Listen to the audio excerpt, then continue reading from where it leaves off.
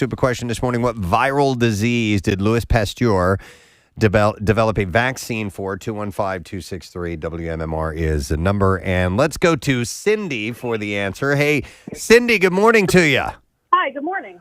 Cindy, so what viral disease did Louis Pasteur develop a vaccine for? Rabies. Rabies, yeah. That is correct, Cindy. Hang on the line. We're going to set you up with a $150 Fogo de Show gift card. When you order at Fogo, you don't order an entree. You order a night of different things to taste and enjoy. Experience carved tableside, and you can get experiences carved tableside, and you can get to Fogo so you can discover what's next. Make a reservation for Center City or King of Prussia at Fogo.com. All right, we'll start with sad news. I have to say I'm not familiar. I'm familiar with this guy's character roles, but not on the Sex and the City. I didn't watch the show, but Willie Garson passed away. He was 57 years old. This really bummed me out. He had a battle with cancer. Was he a beloved character yeah, on and that show? he was one of those guys that showed up in so many things. He was in Something About Mary. He was Woody Harrelson's friend, and not something. I'm sorry, Kingpin, and. No, he was in Something About Mary as well. He's anyway, in both of those. Yeah, he's in both of those. But believe it or not, I actually tweeted at him last year about something completely random, and he replied, and we had a little Twitter conversation. He could not have been a nice guy, and everybody that ever encountered him, actors, directors, producers, said he just was the nicest guy on the planet. The actor's son Nathan shared the news on Instagram, calling his father the toughest and funniest and smartest person he's ever known. He wrote, "I love you so much, Papa. Rest in peace, and I'm so glad you got to share all your adventures with me. And we're able to accomplish so much. I'm so proud of you. I will always love you, but I think it's time for you to go on an adventure of your own." Willie was currently shooting the Sex and the City revival, and just like that, in New York, reprising his role as Stanford Blatch. Tributes from his co-stars poured in on social media. His on-screen husband, Mario Cantone, wrote on Instagram, "I couldn't have had a more brilliant TV partner. I'm devastated and just overwhelmed with sadness. Taken away from us all way too soon. Do you think you were a gift from the gods, sweet Willie?" Do you think that they stacked his shooting early? That's happened before in movie history. There have been actors who were sick, and they've accommodated a schedule to get all their scenes shot. Yeah, maybe, Steve. Yeah. Maybe because he had cancer apparently, so they probably knew, and maybe he wanted to get in this character one more time. Yeah, in the classic Bond movie From Russia with Love, one of the main good guys was dying of cancer, and so he asked, he basically was begging the producers, and they absolutely accommodated him and shot all of his scenes right at the beginning of the movie. Some of his other TV roles included White Collar and Hawaii Five-0, and he was in movies like you said, There's Something About Mary and Kingpin, but also Groundhog Day and Being John Malkovich and Untamed Heart. There's a bunch of movies that he popped up in as a character actor. So only 57, man. It's sad news. Yeah, too soon. Blake Lively and Ryan Reynolds have pledged a grant of up to $1 million to the ACLU and NAACP Legal Defense and Education Fund. The NAACP Legal Defense Fund tweeted on Tuesday, LDF is hugely grateful to Blake Lively and Ryan Reynolds for matching all gifts up to $1 million split between LDF and ACLU through October 8th. Their generosity comes at a critical time for our democracy. I saw this. Ryan tweeted about it yesterday, but really the headline of the tweet was about how Gerard Butler doesn't watch Ryan Reynolds movies. And so it's on he re-grammed People magazine, and the headline says Gerard Butler doesn't watch Ryan Reynolds movies, and so that's what he used as the entree. But the subset of the post was the fact that these guys were donating $1 million. Nice. So did you read the article to find out why Gerard Butler doesn't watch Ryan Reynolds? No, I have no time for people that don't watch Ryan Reynolds. Yeah, right. So the charitable couple also made recent donations to help with relief efforts in Haiti following an earthquake in August as well. Will Smith and Jada Pinkett Smith are doing fine following a fire in their $2 million home in Calabasas, California. Their home is only $2 million. There's no way. That's not their only home. That can't be. That's their Calabasas cabin or something. Yeah, okay, right? Yeah. A source close to the family told Page Six they're all fine, and in the home, fire broke out in the basement, and a fireman was treated, but everyone is fine. So I don't know any real details about what happened. $2 million home in Calabasas? Yeah, right? That's an outhouse. Like Nick was saying, that's going to be a shack. So Angelina Jolie has been accused of trying to cut Brad Pitt out of a deal to sell her shares of the couple's French winery, Chateau Miraval. That's something you do not do to your spouse. Cut them out of your French wineries. Come on, man. Let's have some decency here. You know what they should do? They should go to Goitapalooza and kind of work it out. Court documents. Wait, it was Goutapalooza. No, Goutapalooza. Goutapalooza, and then what did you say, Steve? Goiterstock. No, it was something started with Scurvy stock. Scurvy stock. That was it. We need a court stenographer here. We do. There's just so much entertainment, it's hard to keep track of it. Court documents obtained by the Daily Mail claim the actress is trying to sell her 50% stake in the vineyard held through her company, Nouvelle. This is a beautiful property. We're looking at a picture of it right here. The suit claims that Jolie is trying to circumvent his right for first refusal and profit from the incredible amount of work, time, and money invested by Pitt. Have you and Rochelle worked out, if, God forbid, you were to split, how would you split your French winery? My vineyard? Yeah. I don't know. I just want all the Chardonnay. That's it. The couple reportedly paid $67 million for the French estate. In 2008, it's now valued at $164 million. Well, they're going to make some money on that. Man. Cassandra Peterson, when are we having her on? Oh, geez. A couple of weeks. She's got that new book out, Yeah. Revelations, right? She does. There are revelations. Of course, she was Elvira, Mistress of the Dark. And in her new memoir, she comes out of the closet. Yeah. It's called Yours Cruelly, Elvira. And the hostess reveals in the book that she has been in a relationship with a woman named Teresa Weirson for the last 19 years. Yeah. Peterson writes that the two became friends after meeting at the gym, and the relationship turned romantic after her 25-year marriage to Mark Pearson came to an end. I was reading a bit of this, and she thought this woman was a man, and then found out later that she was a woman, and she said just they like had a spark, and it hit and she said I'm feeling things for this woman, and she was off and running. No very, kidding. very happy. Yeah, we'll have her on Tuesday. Excellent. So a little less than a week away. We'll certainly ask about that. So if she's happy, then we're happy. I'm happy for her. Absolutely. Nicole Richie accidentally set her hair on fire. Is that a hair change? I mean, does that qualify? Yeah. Well, if I you mean, wanna it's play the sound shorter, effect. so Yeah. I mean, It's without question, burnt. Yeah.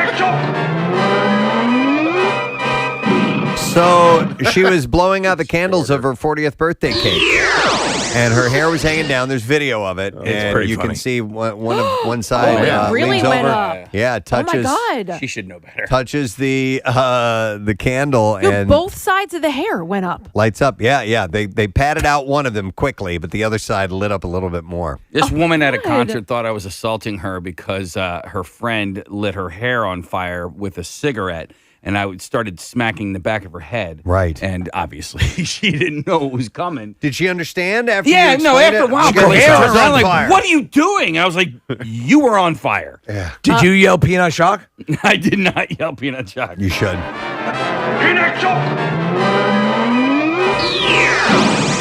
This happened to me years ago at the Manayunk Brew Pub. I was ordering a drink, and they used to have candles on the bar. Dude, it's And always candles. Yeah. Yeah. And I leaned forward, and I remember being like, "Oh, can I get?" I was young. I was probably like my 20s. Hey there. Yeah, like it was totally like that. Like, "Oh, hey, can I order my drink now?" for my friends. And in a And then my hair went up, and I remember like freaking out, patting Yeah. it out.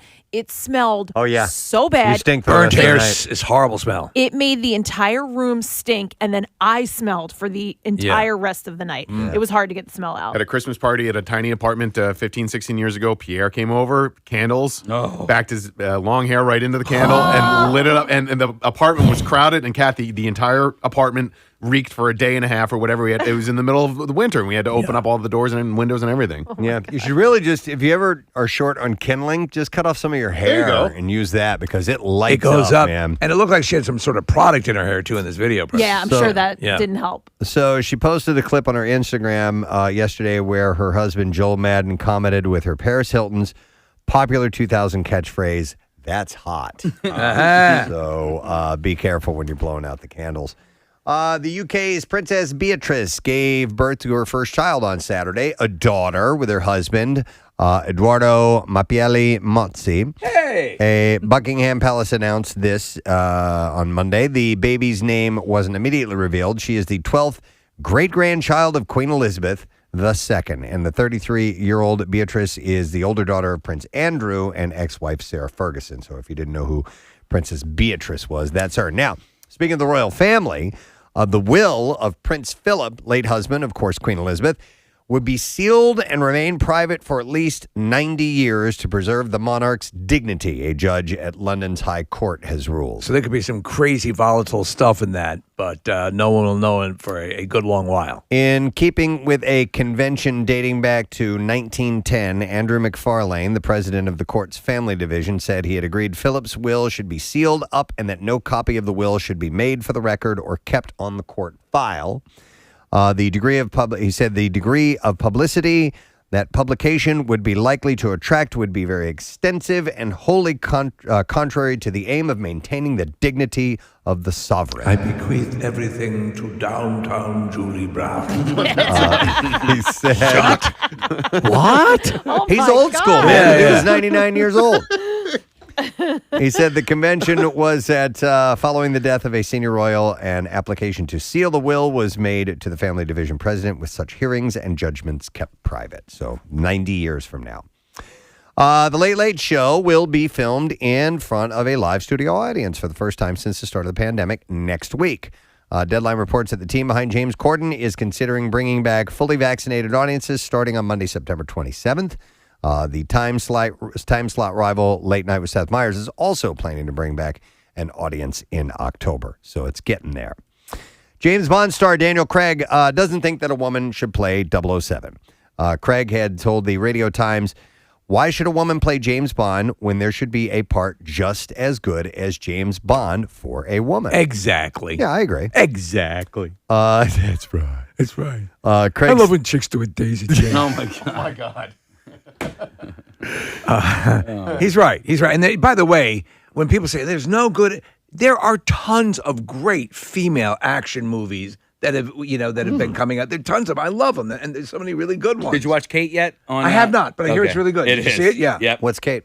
So it's, she's an assassin. She is a, gun for hire. And I'm not giving anything away. Is anybody I know that plays Kate? Mary Elizabeth Winstead or whatever her name is. Oh, yeah. From 10 Cloverfield Lane Yeah, and Scott Pilgrim. Yeah, We so- were talking about it on the show. Love her. Yeah, she is infected with, she's going to die. All right. She's going to die. Yeah. And so she only has like a day to live, and she is going to try, she's out for vengeance, trying to figure out like who poisoned her so she can kill them. And, but it's a Netflix movie. I watched it. It's great. It's brutal. Some of the fight scenes, I was going to say death scenes, but really it is death scenes are pretty good. The fight scenes are good. Is it Bond-like at all? I mean, is there gadgets and, that type of thing? No. Okay.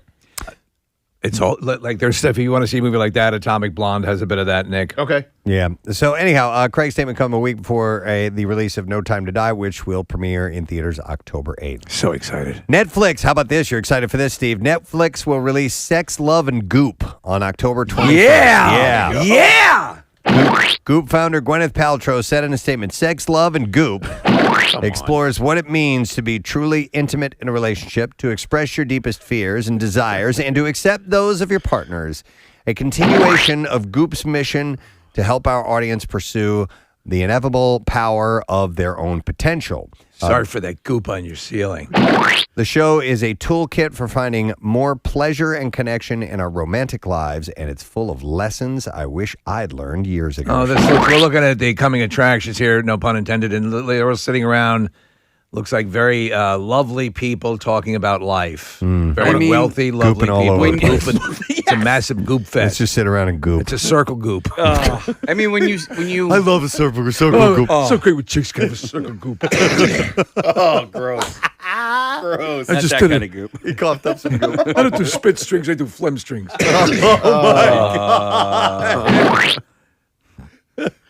I want to watch the show with you, Steve. I want to be in the same room with you watching Sex, Love, and Goop. He loogies on his hand. Oh, God. It's much better than saliva. It has more viscosity.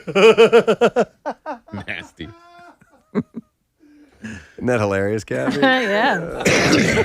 She had another show on Netflix, did she not? Because I remember watching some stuff with, I thought she was either the host or the catalyst for the show. I don't know. Yeah, this is the first thing that comes to mind in my mind. She was on that cooking show with Jon Favreau. I remember that, but that was Okay. just one episode, so I don't know. Oh, so all right. So do you remember the guy that we had on during the Camp Out for Hunger from Royal Blood, who's talking about the cold water stuff that he had been doing? Yes, he'd been swimming. He'd been yes, swimming in cold water, and he was was revitalizing. He said there was a guy, and I forget the guy's name now, but there was a guy that he was studying under, Jan something or other. Yondu. You He was knew one of who the he Guardians. was. Yes, he's the guy who does he runs in the Antarctic with his shirt off and everything. Where are we going with this? I feel like she did something with him Okay, for this show that I saw on Netflix.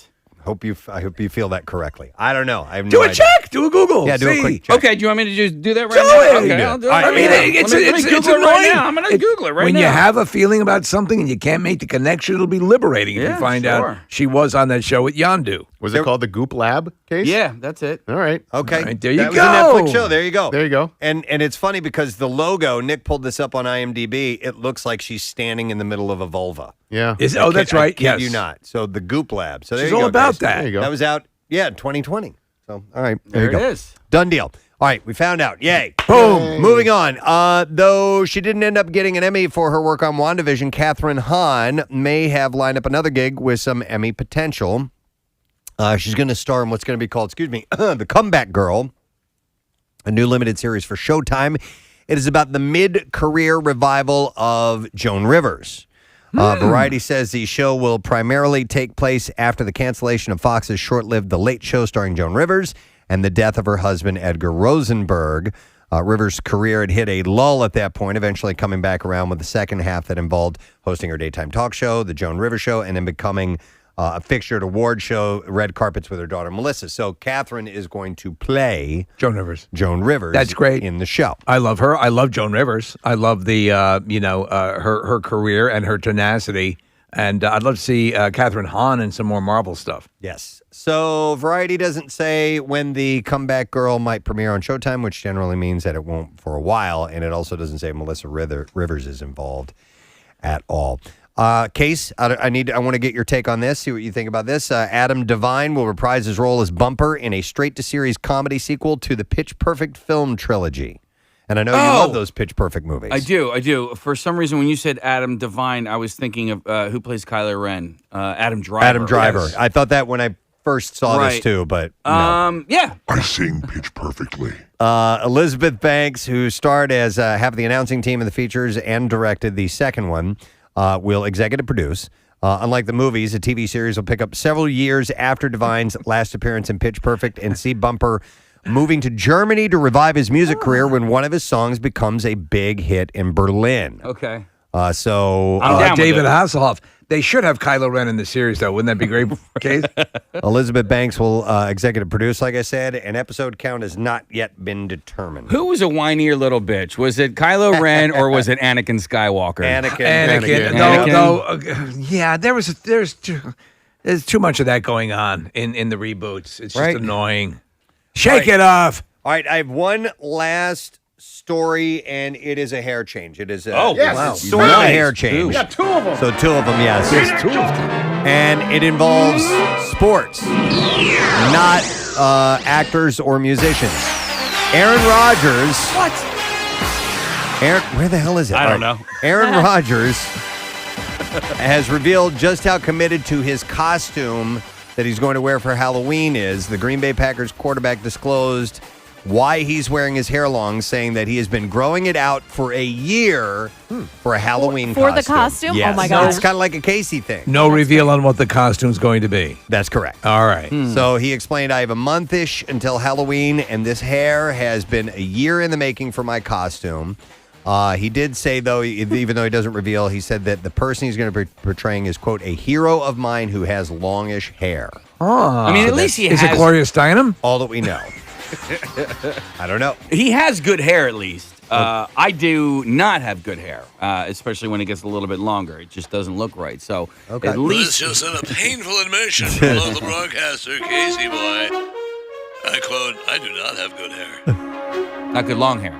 Good short hair. So Aaron Rodgers, that's why his hair is longer now, and it's just he's been growing it out for over a year for Now- a costume. He's piqued our interest, hasn't he? It's kind of hard not to like that guy. And I know he's on the Packers and everything, but I thought he did a great job as a Jeopardy host. I think he's funny. He's my favorite player in the NFL. You guys could be buddies. We could Really? be, Yeah. I did not know that. I mean, he's that's not on the Eagles. Yes, he is my favorite player Right. in the NFL. All right. And then I know it pains people to hear this, but This just a bold admission from local broadcaster Casey Boy, Preston Now, Show. if you're going to hurt people's feelings, be careful, okay? you're right. Oh, I no. should not admit that I like Tom Brady. I was a bad. They boy. likes Tom Brady. Yeah. Wow. Okay. All right. Well, listen, we need to do clips, so we're ready for that. With his vast background in visual effects, Andy Serkis takes a seat in the director's chair for Venom 2, Let There Be Carnage. Here, Serkis talks about moments from his career that influenced his directing style. Here we go. I can't think of it as a moment specifically, just accumulative sort of things over the years where it's made me, look, it's all about, these kinds of movies are all about making the actors, giving actors the right atmosphere to work and creating the right believability for, you know, when you're working with big visual effects characters to make those things live in the minds of the actors. Really? Yeah. Venom 2, Let There Be Carnage premieres in theaters October 1st. Here's the next clip. Jake Gyllenhaal returns to the screen with a gritty crime drama, The Guilty. In this clip, the actor shares some valuable advice that he got along the way. Very smart actor once told me that at a certain point you have to realize that this is your life, you know, if you're lucky enough to do it, that you always say, oh, I'm going to work, I'm going to go do this, I'm going to work. But as we all know, you know, the commitment we make to our work usually takes us from that life, and then it becomes our life in certain ways. It's definitely the case in telling stories. You must be out of your goddamn mind. The Guilty will have a limited release on September 24th before heading to Netflix on October 1st. Have you guys seen the trailer for this? I have. It looks pretty interesting. Yeah. And I don't, the trailer, it's all just Jake Gyllenhaal in this call center. He's a 911 dispatch guy. And apparently all these fires are happening in LA. So I don't know if, you know, in the movie itself, they go beyond the walls of the 911 call center, but it looks pretty cool. They go out into the hall at one point. Do they? Okay, yeah. wow. So they branch out. Get some coffee. I needed that. Yeah, gotta go pee. I'm going to turn my mic off. All right, that is... my pop hit the button down here and I turned it off. This morning on the Preston Steve Show, Dear Preston God. took the show in a bold new direction. No mics. I'm sure some people would like that, to be honest. All right, and that is the entertainment news. Let's take a break, man. We got a lot to get to. It's already 10 minutes after 7 o'clock. We had a ton of guests. We have stuff to give away. I'll tell you about it all when we get back. Stay with us. Preston and Steve on 93.3 WMMR. It's MMR's Money Clips. I just won $500. How about that? Your shot at stuffing $500 in your money clip. You are now $500 richer, John. Woohoo! Thank you. Up to 7 times a day. Why are you doing so well? I just won $500. That's what we like to hear. We'll play an audio clip from one of your favorite Major wardrobe malfunction that may have escaped viewers' notice. Nice beaver. Are we sure that's what it was? The 46-year-old told E.T. I can see a paver. I think it was the 3rd or 4th episode. I walk out, my hand is on my back, and I was holding my dress together. It was not zipped up. And I did not have on any of my jewelry. OMG. Yeah, What is that, a Muppet between your legs? Actually, she does look kind of bare without jewelry. Yeah, you're right, because they usually bling them up on that Yeah. show. Well, she's been a complete success during this whole run with screwing up stuff right and left. And She must have been rushed for whatever reason. Remember my wardrobe malfunction when my knocker fell out? no. Excuse me? Was When it dancing? Salsa Yeah, I dancing. remember.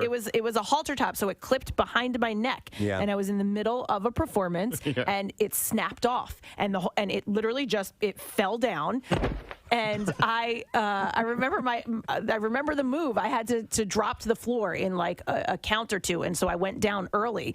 And like I remember my partner looking at me like, "What are you doing?" And I had probably 1 or 2 seconds to put the snap back together, and sure enough, it happened, and I put it together, and I was ready to go right after. I don't know how that happened. Were you at Parks or something like that? No, I was at the dance studio La Luna in Ben Salem, and it was on video, and we did have the video, but I made the guy who had the video kind of blur out my nips.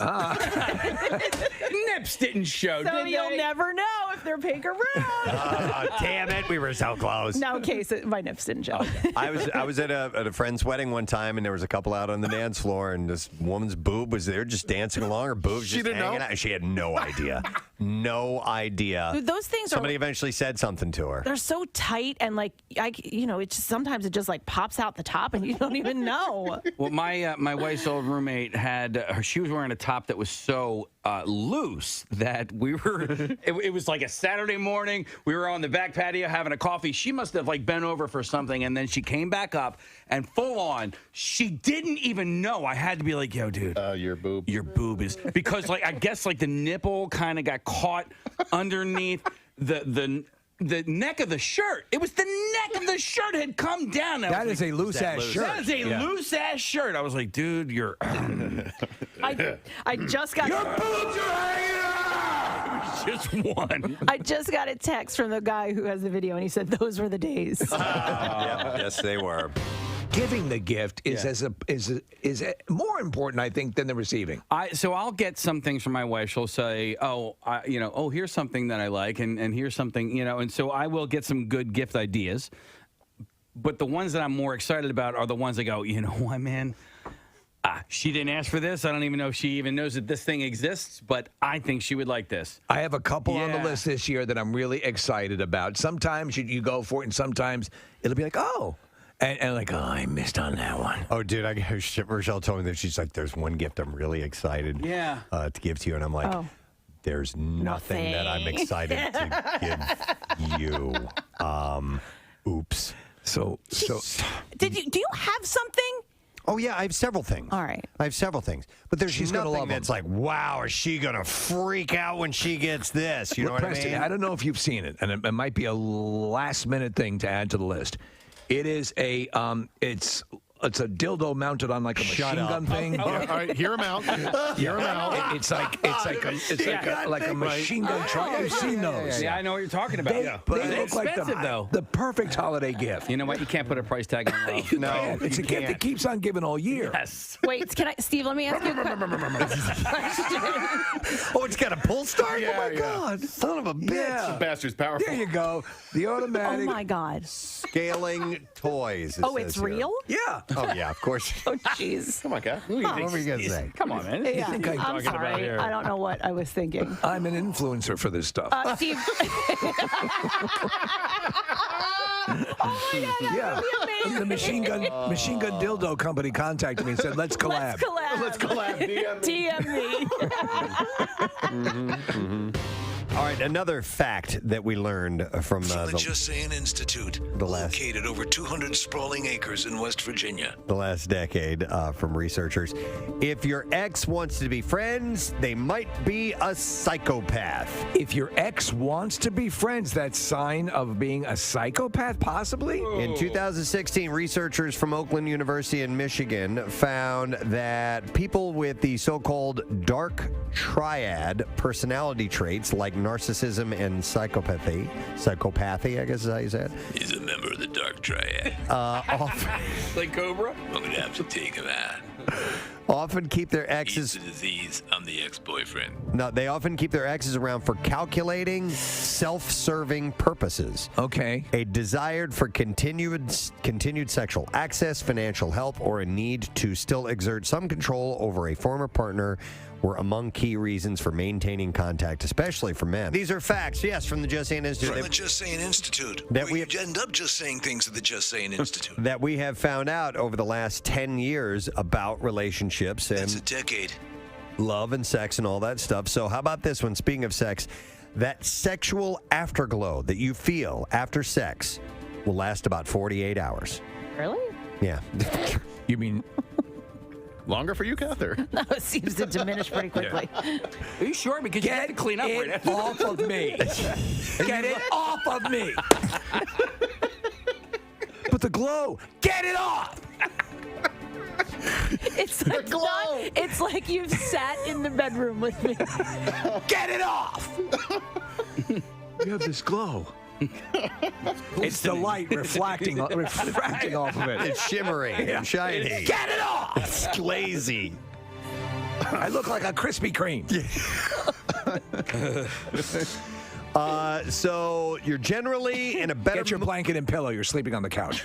You're generally in a better mood after sex thanks to a flood of endorphins and other feel-good hormones released post-climax. The positive effects of getting laid last up to 2 days. And Wow. that the feeling can help couples bond over time. I always let out a big sigh when I close the laptop. Says there might Clear history and there might be. Erase the history. What's on Google News? There might be an evolutionary reason for the 48-hour shelf life. 48 hours is roughly the same amount of time that A, conception is maximized, B, it takes sperm concentrations to be restored to peak levels. Do we have to guess which one? And C, no, these things all happen. All the above. And C, sperm remain maximally viable in the female reproductive tract. So all of that happens over 48 hours, and it's all You're apparently. the semen. I'm the afterglow. Just Why is Rambo here? Just let him be Okay, here. all right. Let him be here. That's not Cobra. Rambo, that's That's Cobra. I apologize. He's a professor at the Dosane Institute. I didn't know. Oh, my God. All right. Just saying, Institute. I'm a professor teaching classes daily. Let's take a look at the NJM Insurance Group traffic. What's going on, Kath? So we have looks like an accident on 95 northbound. So I had to fake like I was having stomach problems a little while ago. What time is it? 7? Yeah, so a little less than an hour ago, I acted like I had some stomach problems so that this time around it would be more believable. So these guys have no clue what's going on. The right lane is blocked with an accident.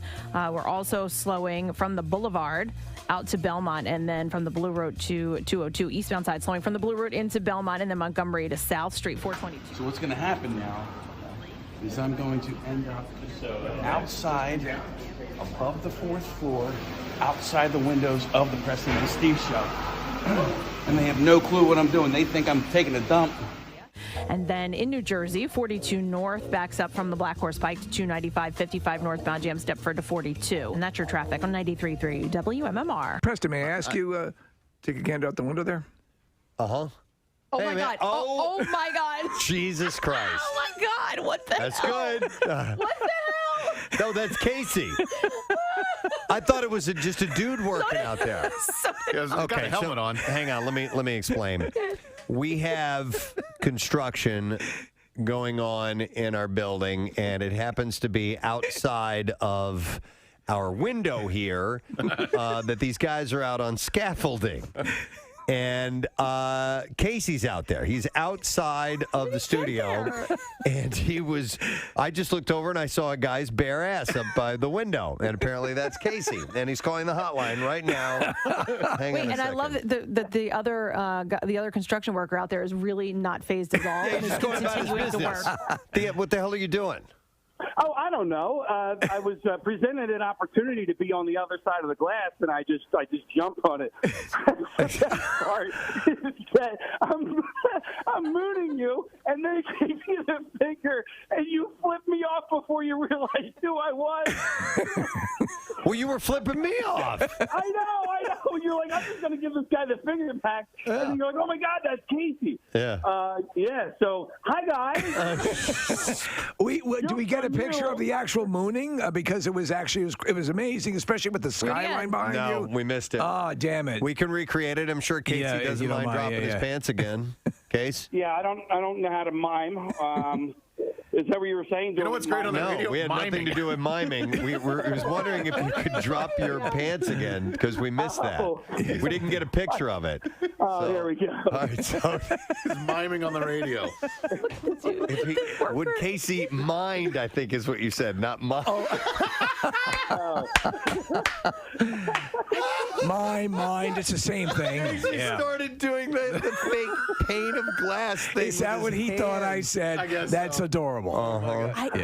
This other worker, I just love it. Casey mooned us again. He looked at him and he didn't crack a smile, nothing. The first time, Kath, when I did it, you were still doing your traffic. He was the only one who saw me, and you just hear him go, "Are you serious?" Yeah. Casey, is it cold out there at all, or is it protected? What's that? Is it cold out there at all, or is it protected by the glass at this point? I'm totally fine. Yeah, no, we're completely enclosed in glass. So the outer glass is it's cut off from the elements outside. Okay. Yeah, so they have this atrium that they're adding to the building here. Ask this construction worker what his name is. Oh, jeez. Oh, man, I don't want to do this. Hey, what's your name, by the way? Robert. That's Robert over here, guys. Hey, Robert. We've been looking at Robert's ass for the better part of the morning, so yeah. Hey, guys, I hate you. I'm trying to do my goddamn job. Seriously. Okay. How did you get out there, by the way? So you got to go down the third floor. Well, first I had to sign a giant waiver, and then I put a hard hat on, and then I went down to the third floor. I walked out. Had to climb up a ladder. Oh, really cool. Yeah, I've been wanting to do this stuff for a while. Hey, let me ask you this: is the fart earlier? Was that you about to go out onto the scaffolding? Okay. Yeah. Oh. So Casey was faking a bathroom emergency, and he came back and said it was fart. And I was like, I thought that was a little odd. No, because if it's Casey, you would have figured he would have crapped his pants. Right. Okay. Yeah, so I thought I was going to be out there earlier, but what I actually had to do was go through all of the legal stuff of signing my life away. But at that point, I thought I was coming outside, but I wasn't. So this kind of stuff, construction. When you see this, you just want. I think it's cool. Like that's why we talked about Diggerland or whatever it is. Anything with the equipment and cranes and stuff like that. Look at you. You make a good construction worker. You look good in your hard hat and everything. The way you moon. Right? I think you look like the foreman. You know, like you look like the guy in charge of everybody out there. Are you sure it looks like a fireman? That's a fat joke, guys. A fat joke? Yeah. All right. All right. Well, get on in here. All right, come on back in. right. All right. Bye-bye. Guys, I thought it was a guy who works here that maybe was a listener and decided to show us his butthole. But no, it was Casey. It's Shirley Bassey's birthday today. Yeah. Love her. Pretty girl, beware of his heart of gold. His heart is cold. He loves only gold. He loves only gold. Only gold. Only gold. He loves gold. He loves gold. It's the only reason I bring the birthday up every year. That and actually, we had mentioned that she was on the Oscars and they had her come out and sing that song, and her voice was outstanding. Hasn't lost a bit. She's 83 years old. She's still a gorgeous woman, too, Yeah. at 83. She also sang the Yes, it's been quadrupled. Since then. Congratulations. Well, Thanks, thank man. you. It's very cool. Yeah. Well, congrats on you. You told us that this was coming, that Irvine's, the liquor brand, was coming through Boardroom Spirits, and now it's starting to spread out. It's available in several states, including Pennsylvania. So congratulations, man. Yeah, really excited. It's not replacing Boardroom. Boardroom will still do its thing, but this is a completely different recipe for the gin and vodka. And really exciting because, all the money goes towards our foundation and helping our men and women that were the Closet Man Nation and first responders. So it's now available in over 100 PA liquor stores right now, but it will be statewide very soon. So it's very cool. It's very exciting. cool. Yeah, I mean, obviously the charity component is a wonderful thing. The fact that it's now I don't drink, but the word is it is stellar, high quality as you would expect from Boardroom anyway. But everything looks. It's got to be with all the stuff you've seen your name on, Robert. It must be kind of cool to see this, right? Well, it's been a lifelong ambition of mine. So, when we partnered with Boardroom 5 years ago, it was always in the works of coming out with Boardroom is a state brand. Irvine's will be a national brand. Okay. So a different recipe, of course. The stuff that I've literally used 13 botanicals in the gin. I created the gin from scratch based on the food that I use, jasmine tea, elderberry, and things like that. So it's kind of neat. Yes, it's a great product. I was at the Fiddler Club last night drinking it. Nice. Wow, Drinking your own club. The Fiddler Club's really nice. So that's that new club, and relatively new in downtown Philly. What'd you think, Robert? Yeah, I loved it. Food was great.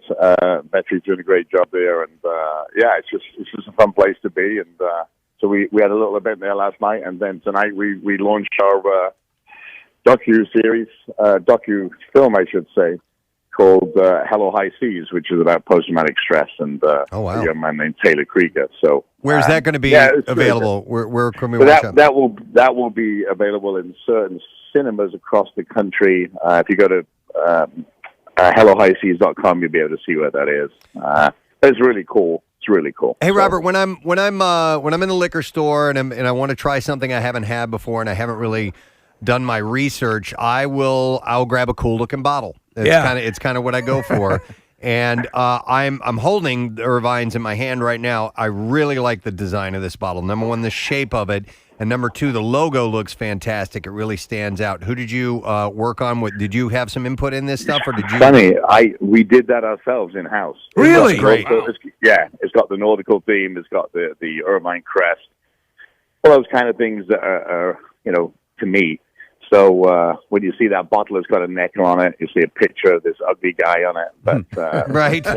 when you pick it up, know that it's helping Preston and Steve, and it's helping Irvine, and it's helping the foundation, and all those kind of things. So nice, great product, and doing good for charity. So really excited. You walk the walk, man. You always make sure that you include that helpful bit in there when you're selling your products. Yeah, that's what it's about. No, absolutely. Now I'm all in all you guys, because I'm standing at Philly Airport heading to the Ryder Cup. I'm going to the Ryder Cup. I'm more impressed with you guys. Well, thanks, See, man. we have that effect on people. I wanted to bring this up, Robert, because people are very excited about this. You got the Beats and Eats event coming up, and this is kind of a thing that you were doing for quite a while pre-pandemic, and it's now obviously picking up a head of steam. It's going to be at the Fillmore November 1st. So will this be, are we the first city, or... you are the only city right now. We were planning to do it in LA, but obviously COVID hit that, and one in DC. But right now we're sticking to Philly. I've got an affinity to Philly and its teams and its people. Yeah. So we're going to stay there November the 1st. It's going to be a great thing. Got great chefs, John George, Jen Carroll, Vetri, and all these other folks that are coming in, and great music from OAR's Mark Roberge.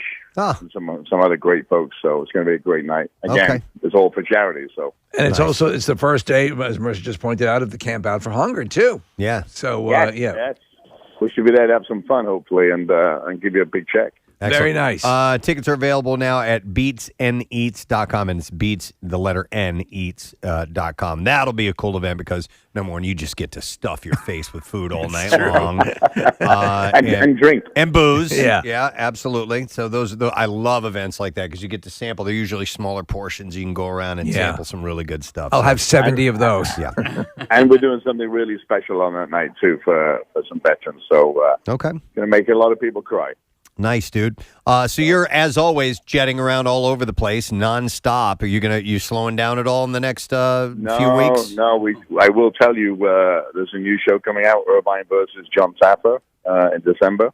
That should be interesting. Discovery Plus, and that's why you stay in such good shape. Because if you don't, you would die from all the traveling around that you do, man.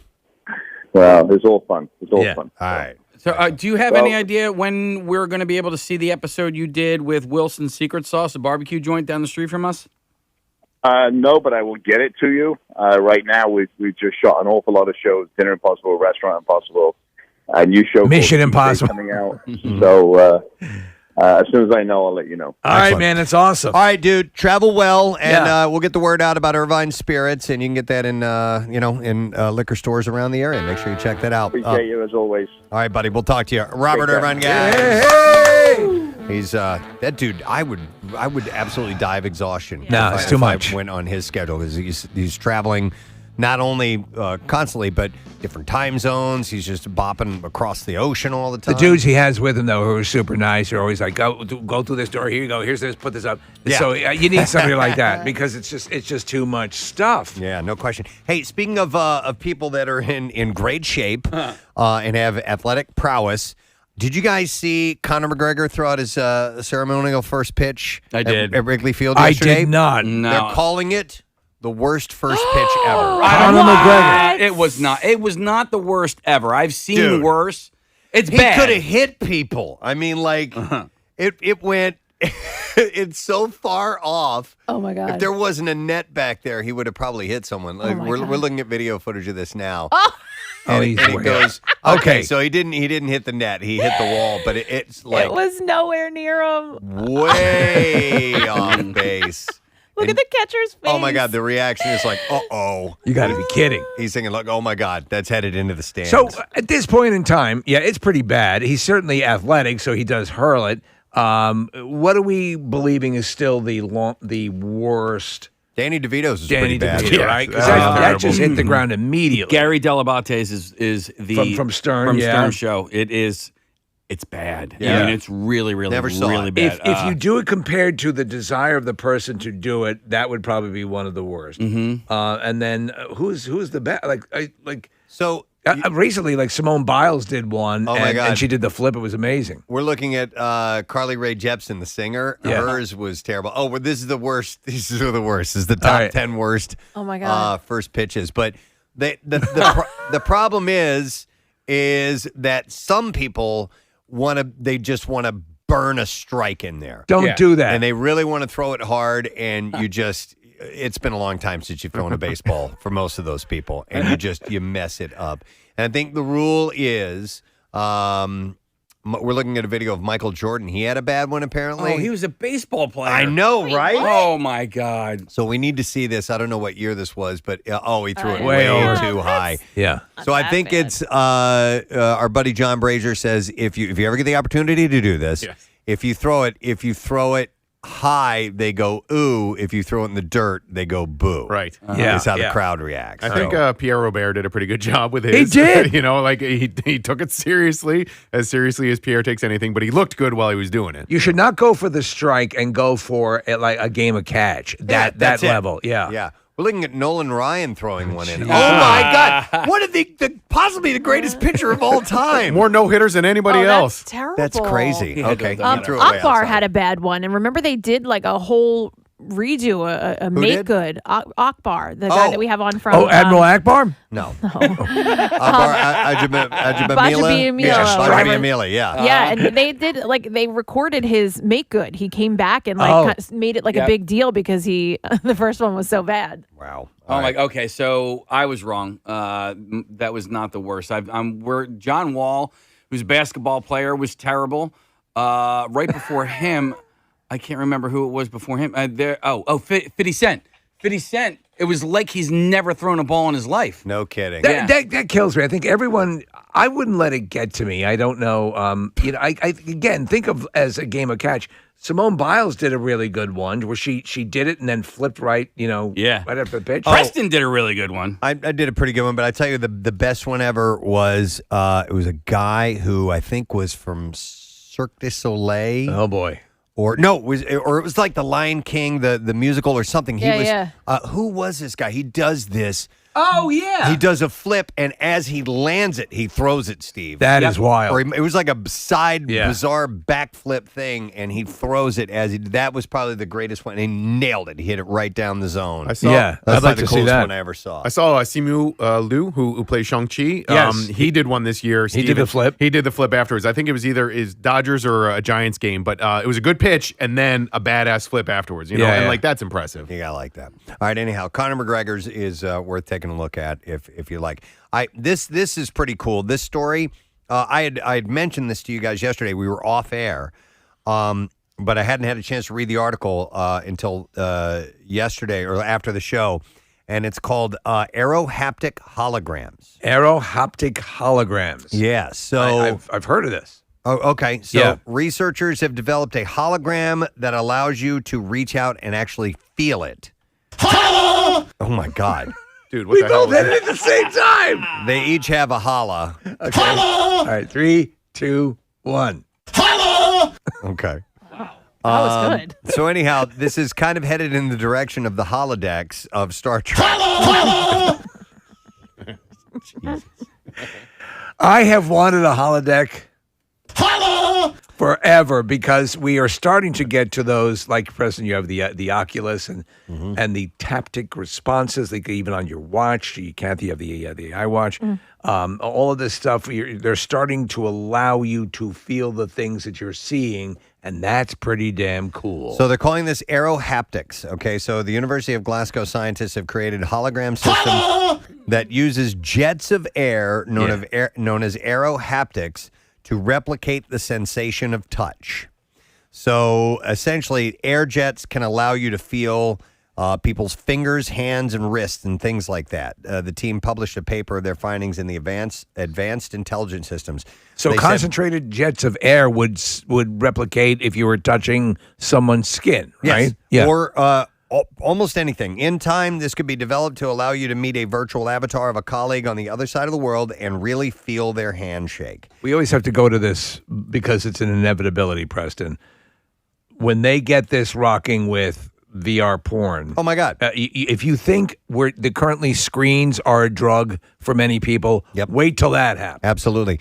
This is like out of Ready Player One. A lot Oh, my of the God, stuff is. yeah. So they said it could even be the first steps towards building something like a holodeck.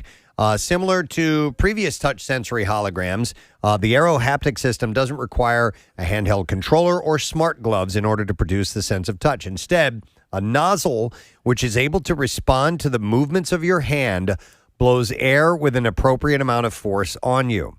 The research team tested this with an interactive projection of a basketball, which they said could be convincingly touched, rolled, and bounced. So Isn't that wild? as your hand is going out, it's firing concentrated air in a way on your hand pattern to replicate what you would sense were you touching a basketball. Correct, with the right amount of pressure. That would blow my mind. If we can get to that point. Also, Preston, as with the holodeck, the ability to convincingly walk, where you're like moving around like a town or whatever, or all of that stuff that feels so real.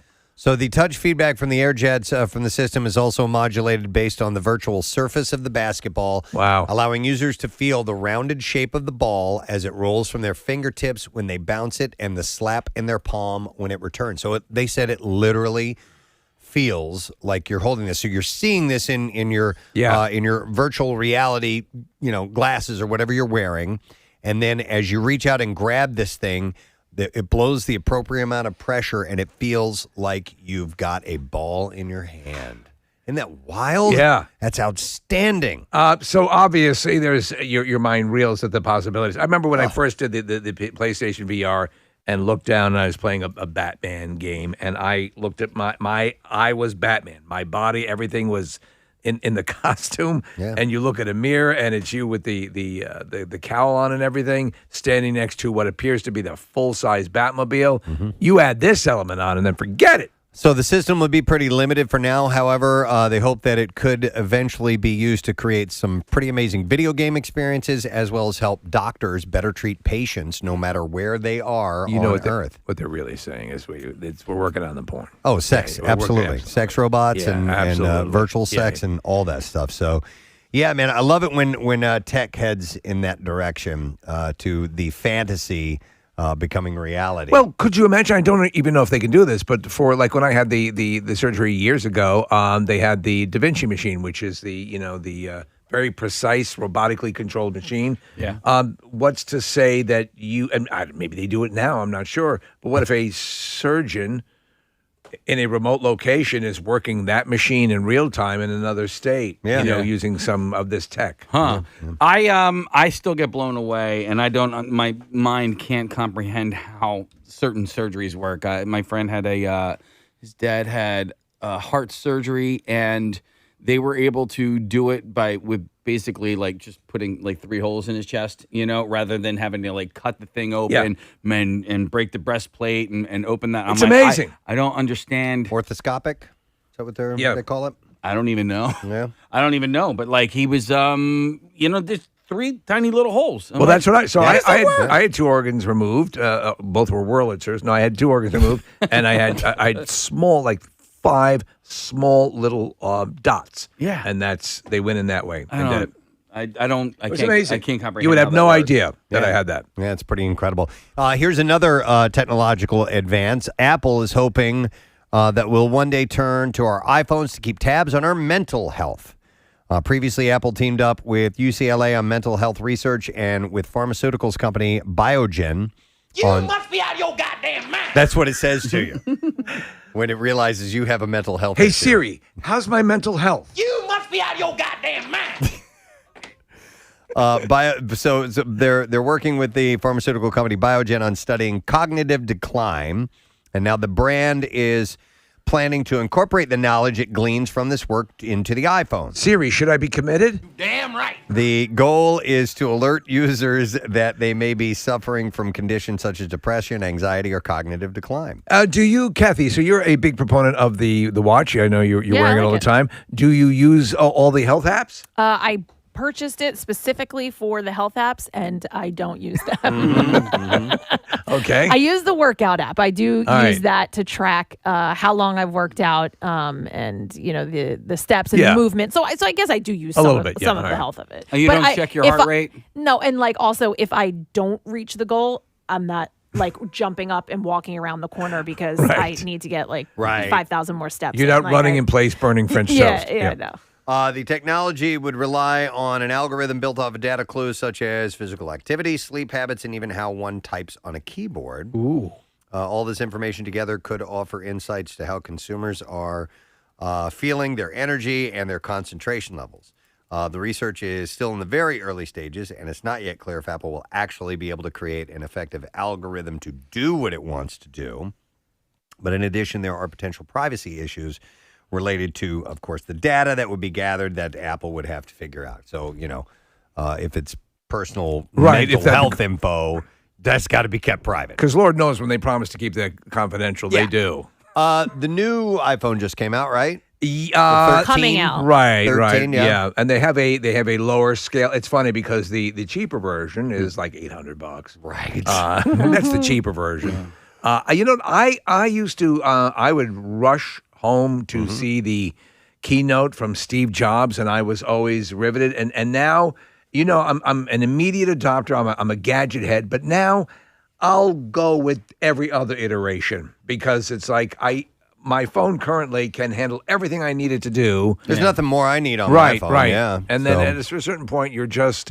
Also, when you have it configured just the way you like it. Yeah. Even if you clone it, you got to enter in some passwords and stuff. Like, do I really want to do this stuff? Like at some point, Steve, how much better can the next one be, right? Like You need something to warrant it. Right. You know? Yeah. There are incremental small increases and they get better over the years. And I know that the cameras have definitely improved, but like that's for sure. How much better is the camera on the 13 versus the 12 or even the 11 or the 10? Really? Well, no, mine was. I specifically got a new phone because my camera was terrible. I had the 10 and I got the 12. I and went from the 6 to the 12. Well, that's a but quantum there's shift. You see the difference. That's how you were dealing with the Civil War box camera. But I got the 11, and then they released or announced the 12 like a week later. I was like, oh, great. And now and Nick, a lot of times when I'm upgrading, it's for battery.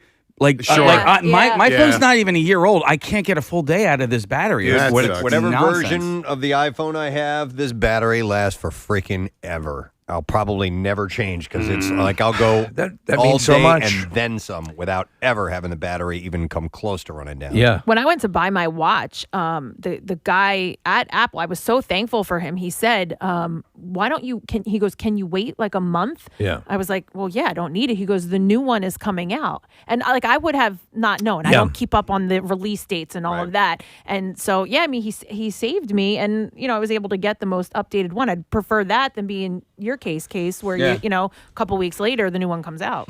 And it's too big for my hand. Like the 12 and the 13 are actually smaller now. I got tiny little elf hands. Yeah. You need a poppet. A poppet? Oh, yeah, to hold it? Yeah. That way you don't need to put your whole tiny hand around it. Yeah, but all right, never mind. Okay. We don't need to get Anyway, they're working on checking your mental health through your phone. Sure. So Thank that you, might be phone. something down the road, right? I want to take a break and stay on time because we got lots of stuff to do. We're going live on Fox Good Day, and we have the MMR Money Clip, our first one of the day. 2 opportunities to win $500 just in our show alone. It goes on all day long. Details WMMR.com. We got guests as well. We'll be back in a moment. Okay. Diamonds are forever. I don't know how it goes. Sparkling round my little finger. Unlike men, the diamonds linger. Wow. Men are mere mortals who are not worth going to your grave for. So she's 83 today. We have that as well. Oh, wow. Diamonds are forever. They are all I need to please me. They can stimulate and tease me. They won't leave in the night. I've no fear that they might desert me. Nice. I could have done those parts. I could have sung those songs. Easily. All right, and then we have Rachel Nichols, who is a... Rachel Nichols, jingling in your pockets. Nichols. And another bass player, Rick Savage of Def Leppard. He turns 60 years old today. And an odd thing, he's got extra appendages. Wow, really? He's got 3 legs. He picked...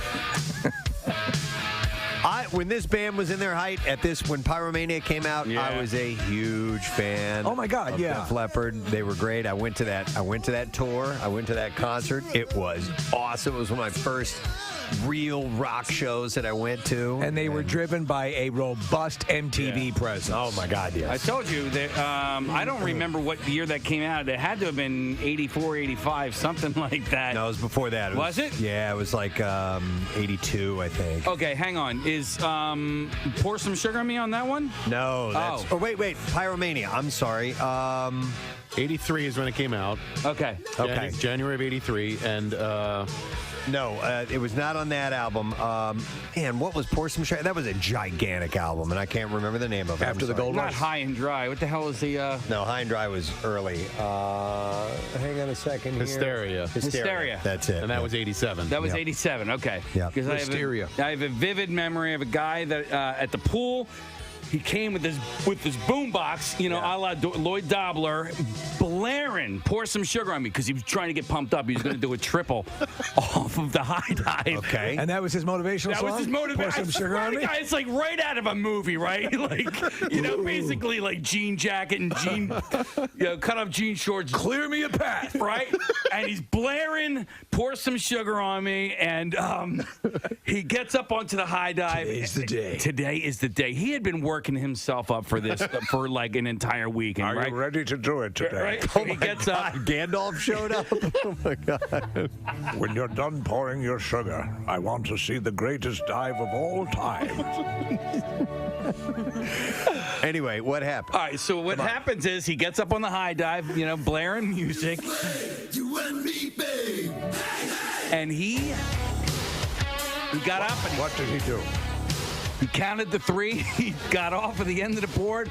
He did 1 flip, 2 flips, 2.5 flips, and then landed flat on his back.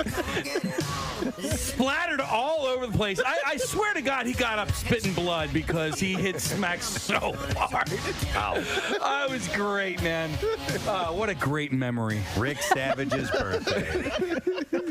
Sometimes he just heads down that path, and you have to let him go. I we need to hear. Sometimes in life, you need to let things happen of their own accord. We need to flush it out. So we learned something about some dude we'll never meet. Yeah, he's all right. Rick Savage is 60.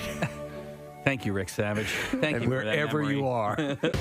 Me TV, they have billboards in the city now, and they're promoting the Flintstones are on at like 6 or 6:30 every night. I know, it's crazy. So, I know, it's so stupid that we're watching recanned show, but Me TV does it well. They do the Flintstones into the Honeymooners. I always hated the Honeymooners, but I loved the Flintstones, and they're the same show. Basically, It's the same show. Yeah. But I didn't like the honeymoon because Ralph Cramden was an a-hole. Yeah, he just Alice, I'm gonna beat you to death with a hammer. Right. That's kind of what the implication. I mean, to the If moon. my dinner isn't on the table at 5:30, I'll punch you in the throat until you die. Yeah.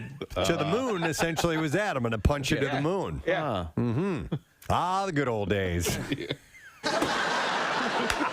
I'm going to throw you down the stairs and beat you with a sack of oranges. To the moon. They love but it. not before I strangle you and rub a hot iron across your face. Then I'm going to cover you in pork chop sauce and put you into a pit with rabid dogs.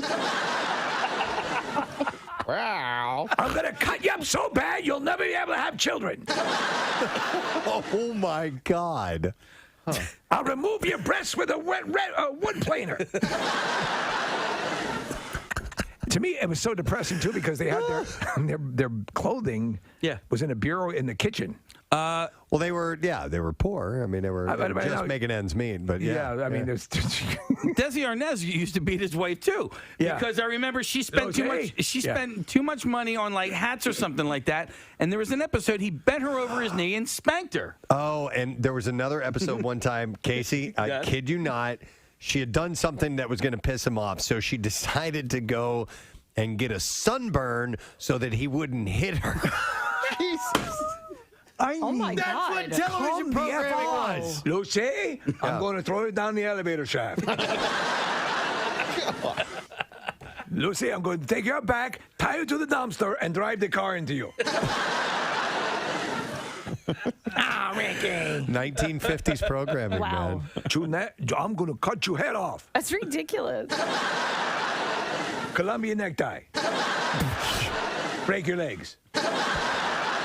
See, but the audience ate it up, though. They loved it. You know? There was an episode of Different Strokes where Arnold got in trouble, and Mr. Drummond, because he wasn't his actual father, put him in a wood chipper? No. They brought his uncle in to beat him with a belt. I'm not lying. That's that was a legit episode. Storyline. Yeah. Here, get the switch over here. Get your uncle. I can't beat you. But fortunately, we found someone who can. Got a Do you blood remember relative. in the Dick Van Dyke Show when Dick Van Dyke slammed Mary Tyler Moore's head in the car door? Oh, yeah. Because the mashed potatoes were lumpy? But the audience loved it. They were lumpy? Yeah. Wow. Yeah. I'm going to make your head lumpy. Something new from Hershey's. I have. You guys like Hershey's Kisses, right? I mean, pretty much. I do. Does. I do. They're especially on the holidays too. You get those cookies with the big single Hershey's Kiss right in the middle of it. Right in the middle, yeah.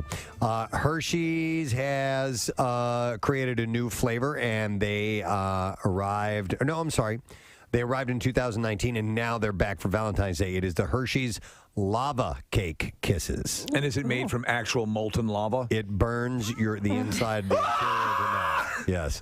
The kisses are dark chocolate with a gooey chocolate center. This seems very It's a Jewish chocolate center. Bill Weston loves Is that a Jewish thing? Is that a Jewish thing? Gooey. This has a very Jewy taste to it. Mazel. They're so moist and Jewy. Mazel, mazel. Of course I would say that. Is that a Jewish thing? Oh, my God. And there goes the second. It's a wonderful cookie with the taste of Israel. The kisses are dark chocolate with a gooey chocolate center. A Jewish thing. Not a Jewy chocolate center. And I just said Jesus under my breath there. Jeez. Well, he was a Jew. That's right. The limited edition holiday flavor is available at Target, Walmart, and other retailers. I like this concept. Do you like the chocolate molten cake? Yeah, I do. Oh my God, I very much do. I bought this for my my wife and I's our last anniversary. Wee's anniversary.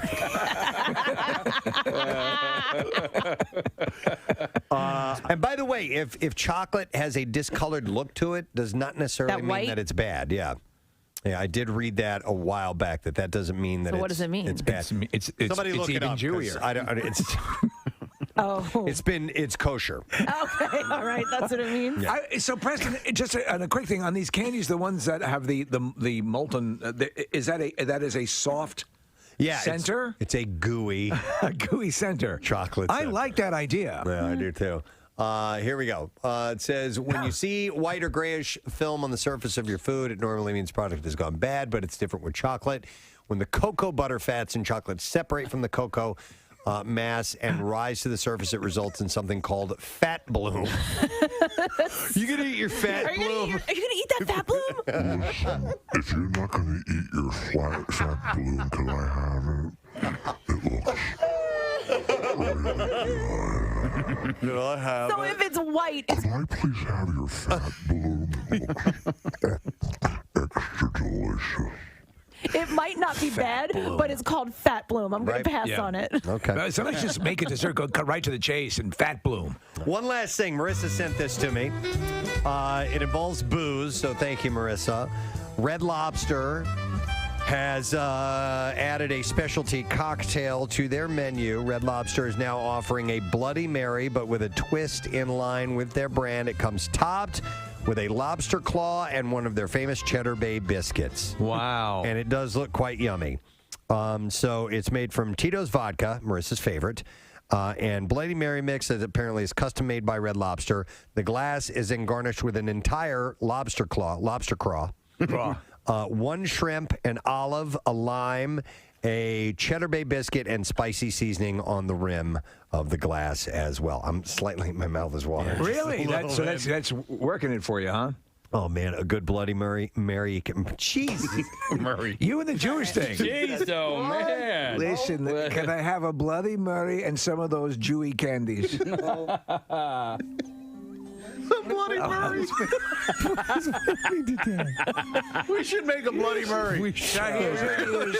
Cream soda, gefilte fish. It's a Bloody Mary. Manischewitz. Yeah. Right?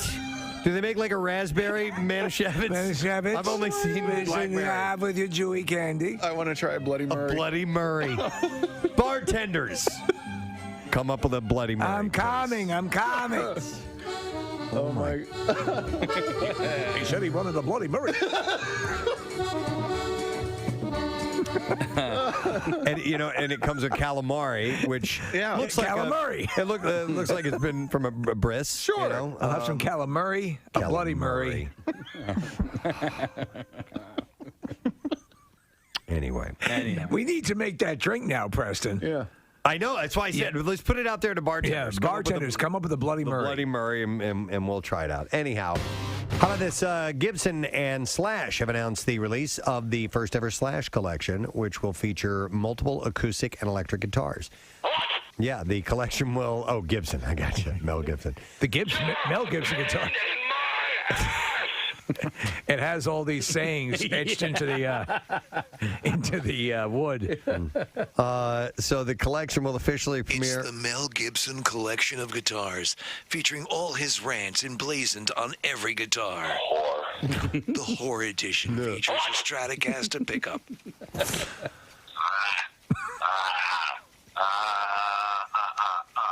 The collection will officially. What the hell was that? That's Braveheart. Why is he doing that? Imagine if that's the speech he delivered when he was on the horse. Hit it again, Case. He was Nick. He was at the end of his rope with her, okay. And then he was just kind of like somebody would go, yeah, like that, and then he did an evil laugh. So Slash and Gibson, luthiers. Luthiers? Yeah, what's a luthier? As in Lex Luthier? Luthier. Is that a guitar maker? I'm not familiar. I've never heard that brand. Worked in close collaboration on the collection at Gibson's headquarters in Nashville, Tennessee. The line features 4 Les Paul standard electric guitars and 2 J45 standard acoustic guitars. It's a music store. Oh. Kind of like a George's. Are you a... Sorry. I'm trying to help, Mel. Are you a Martin guitar guy, or what's your... I own a Martin acoustic guitar. Absolutely. Do you play it anymore, or you're back to the drums, right? I have neglected it because I've been focusing and practicing really, really hard at playing the drums. I've decided I want to be a really good drummer. But when he passes by the guitar, he says, Oh, you're there. Yeah, I do acknowledge the guitar's existence. That's a Mel Gibson guitar. Yeah. So, Oh, you're there. It actually yells at you if you don't take lessons. What? I want to pursue drumming. But Mel Gibson guitar, I really do. I like drumming more. You just showed me what you are. oh. It's the guitar. It'll make you a virtuoso in a weekend. Do you think I'm a decent guitar player? Oh, my God. You have one more chance. Wow. You thought Whiplash was bad. Giving me one last right? chance. Yeah. Forget Whiplash. I just want to be a drummer.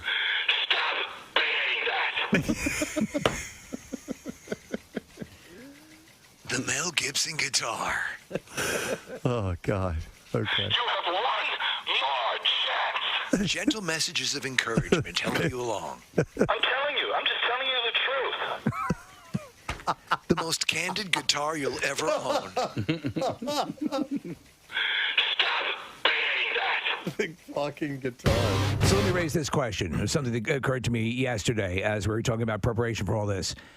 Are all the new things put in place because of COVID? Does that now effectively eliminate, for all intents and purposes, the classic snow day? So here's what's happening. The school districts that are having the snow day, what it looks like is that they had snow days built in.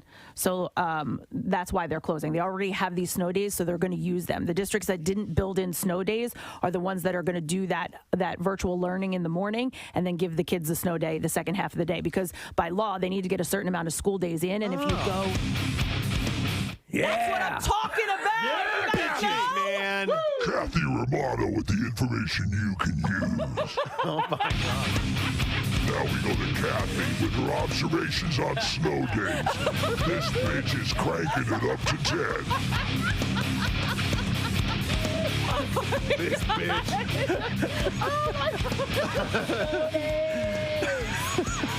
Snow!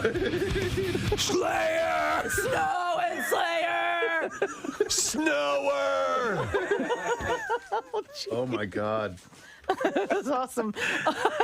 I have a variety of stories, and I would do the connoisseur. I have like 3 food-related things, But there's not enough to fuel it, but right? that's it. And you don't want to be dishonest with the No, listeners. I don't want to do that, and I don't want to, I don't want to just flip things all of a sudden. But I did see this, and I thought it was interesting. Cheetos has given a name to the cheesy residue left on your fingers when you eat the Cheetos. So they have a name for it now. And it is? Cheetle. Cheetle? Like Don Cheadle.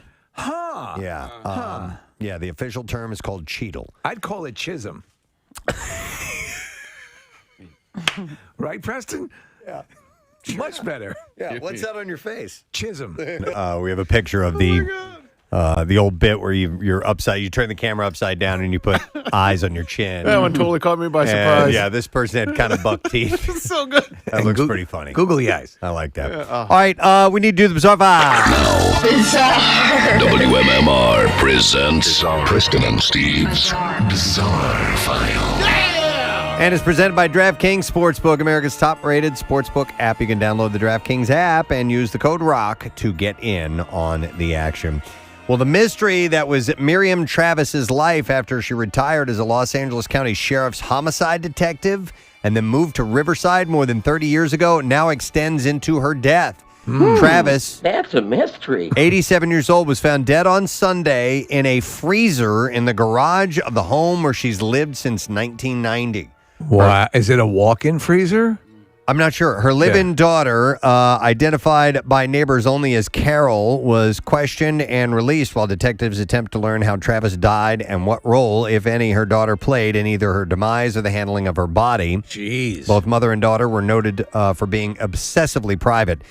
Their neighbor, Randy Hayes, says it's shocking, especially since she's little old sweet Miriam. He had lived next door to them for 27 years. A relative of Travis, Carrie Nickel, identified Travis in an interview on Monday and said Travis was a sergeant at the Homicide Bureau from 1979 until she retired in 1990. A relative had called police Sunday asking officers to check on the woman As according to Officer Javier Cabrera, officers went to the home. They questioned the daughter, whose statements on the whereabouts of Travis were inconsistent. Officers searched the house, which Cabrera described as disheveled, with hoarding-like conditions and trash piled high. There was a foul odor, and officers eventually discovered Travis in a working freezer in the garage. Her body had not decomposed, and an autopsy is planned. Travis, God almighty. Imagine opening up a freezer and seeing a dead body. Where's the beer? Travis's husband died in 1992, and suddenly Travis changed the locks on the house and cut off contact with extended family. According to Nickel, he said it was like, this is my grandmother one day, and then we never heard from her again. He described Travis and the daughter as kind of hermits. A cousin would sometimes mail pictures of relatives on her side of the family to Travis, but there was never any response. There was no discernible path to the front door, which was not visible from the street, and all the windows on the two-story, 2,600-square-foot home were covered. What a freaking nightmare. Hayes would have brief conversations with Travis over the years, ones that became less and less frequent. Travis, if she left the house, would work in the garden out in front and quickly get in the car and leave. Travis appeared to be in failing health.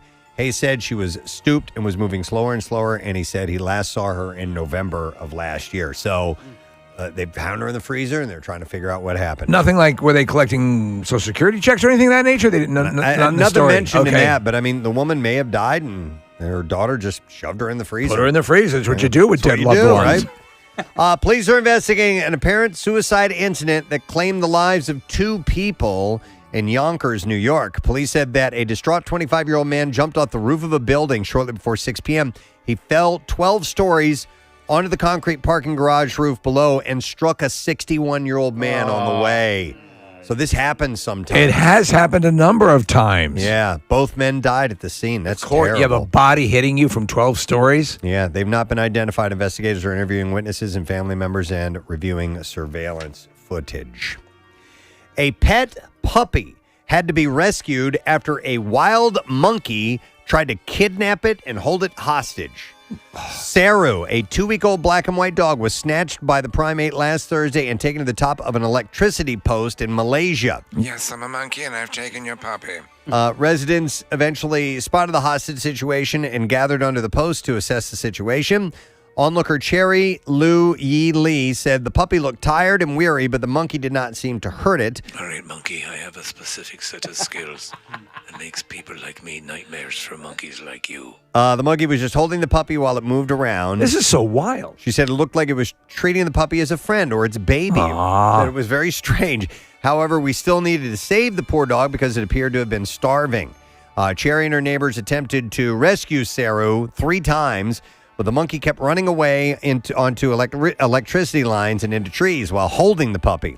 But it kept returning to the top of the electricity pole for food. Eventually, after throwing things at it, the residents managed to scare the animal into dropping Saru into the bushes below, and the monkey ran away into the trees. A local took Saru home to feed her and check her for injuries, but she was found out to be okay. It's thought the puppy was snatched from a litter of a stray dog in the neighborhood, so Saru has now been adopted and is settling well into her new home. The Malaysian government receives an average of 3,800 complaints about monkeys every year. That's too many monkey complaints. A grade school teacher was told to move out after a terrifying discovery inside the walls of his house. Jonathan Lewis picked up the keys to his new home on Friday, but has already been told by his friends to put it back on the market after a sinister warning he found. The 32-year-old knew that there was a space under the stairs in his new home, so he took to the wall with a hammer and peered inside, only to find 2 beady eyes staring back at him. He said, I just bought the house, and I got the keys on Friday. I kind of knew there was this void underneath the stairs that had been plastered, boarded up.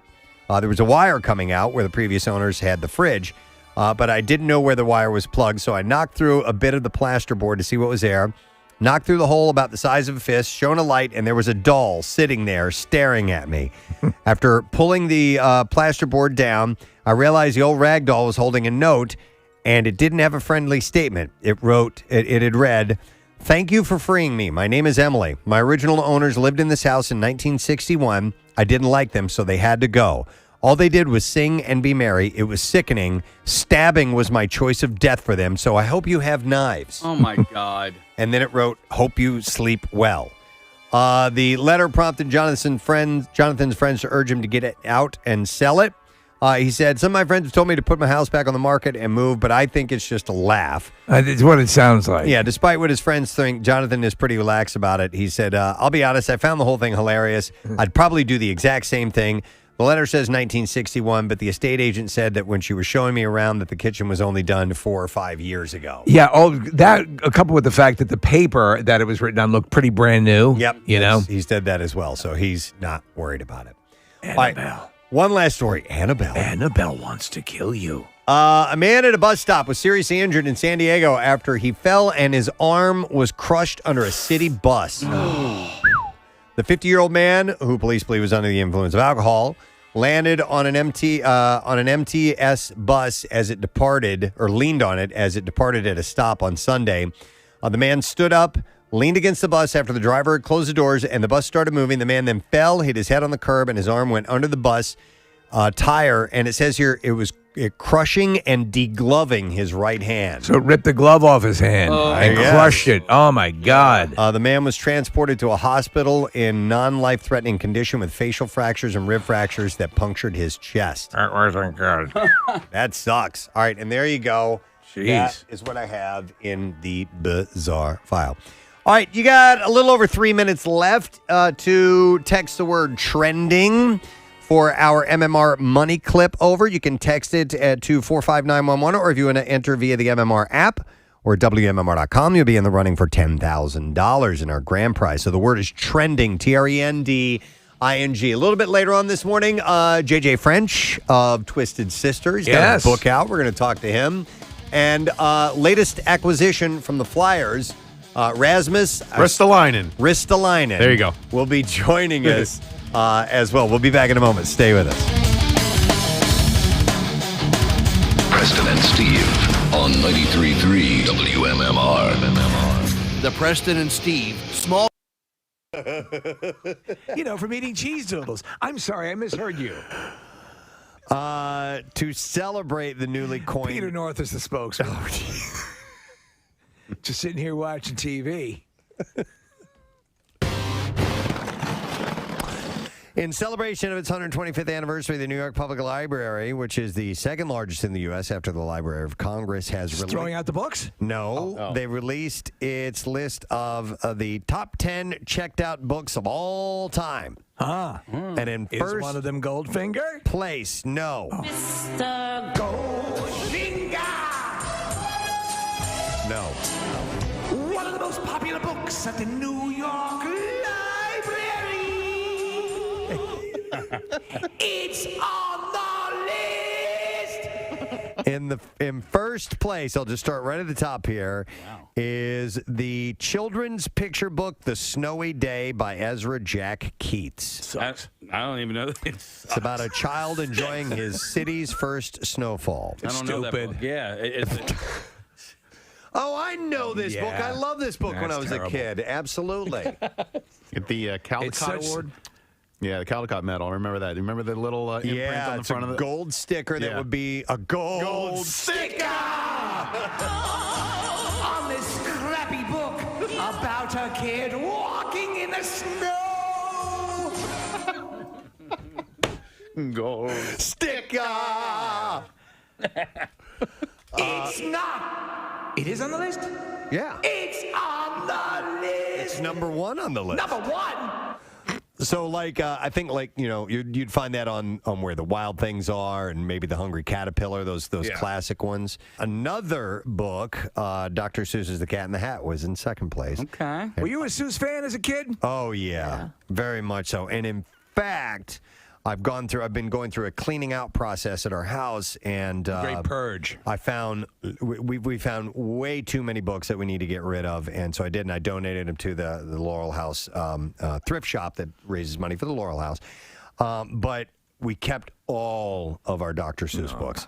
And I had to stop and flip through Go Dog Go, and I had to look through the birthday book, and Two Girls in a Cup. 2 Girls in a Cup. It was the most wonderful cup it was.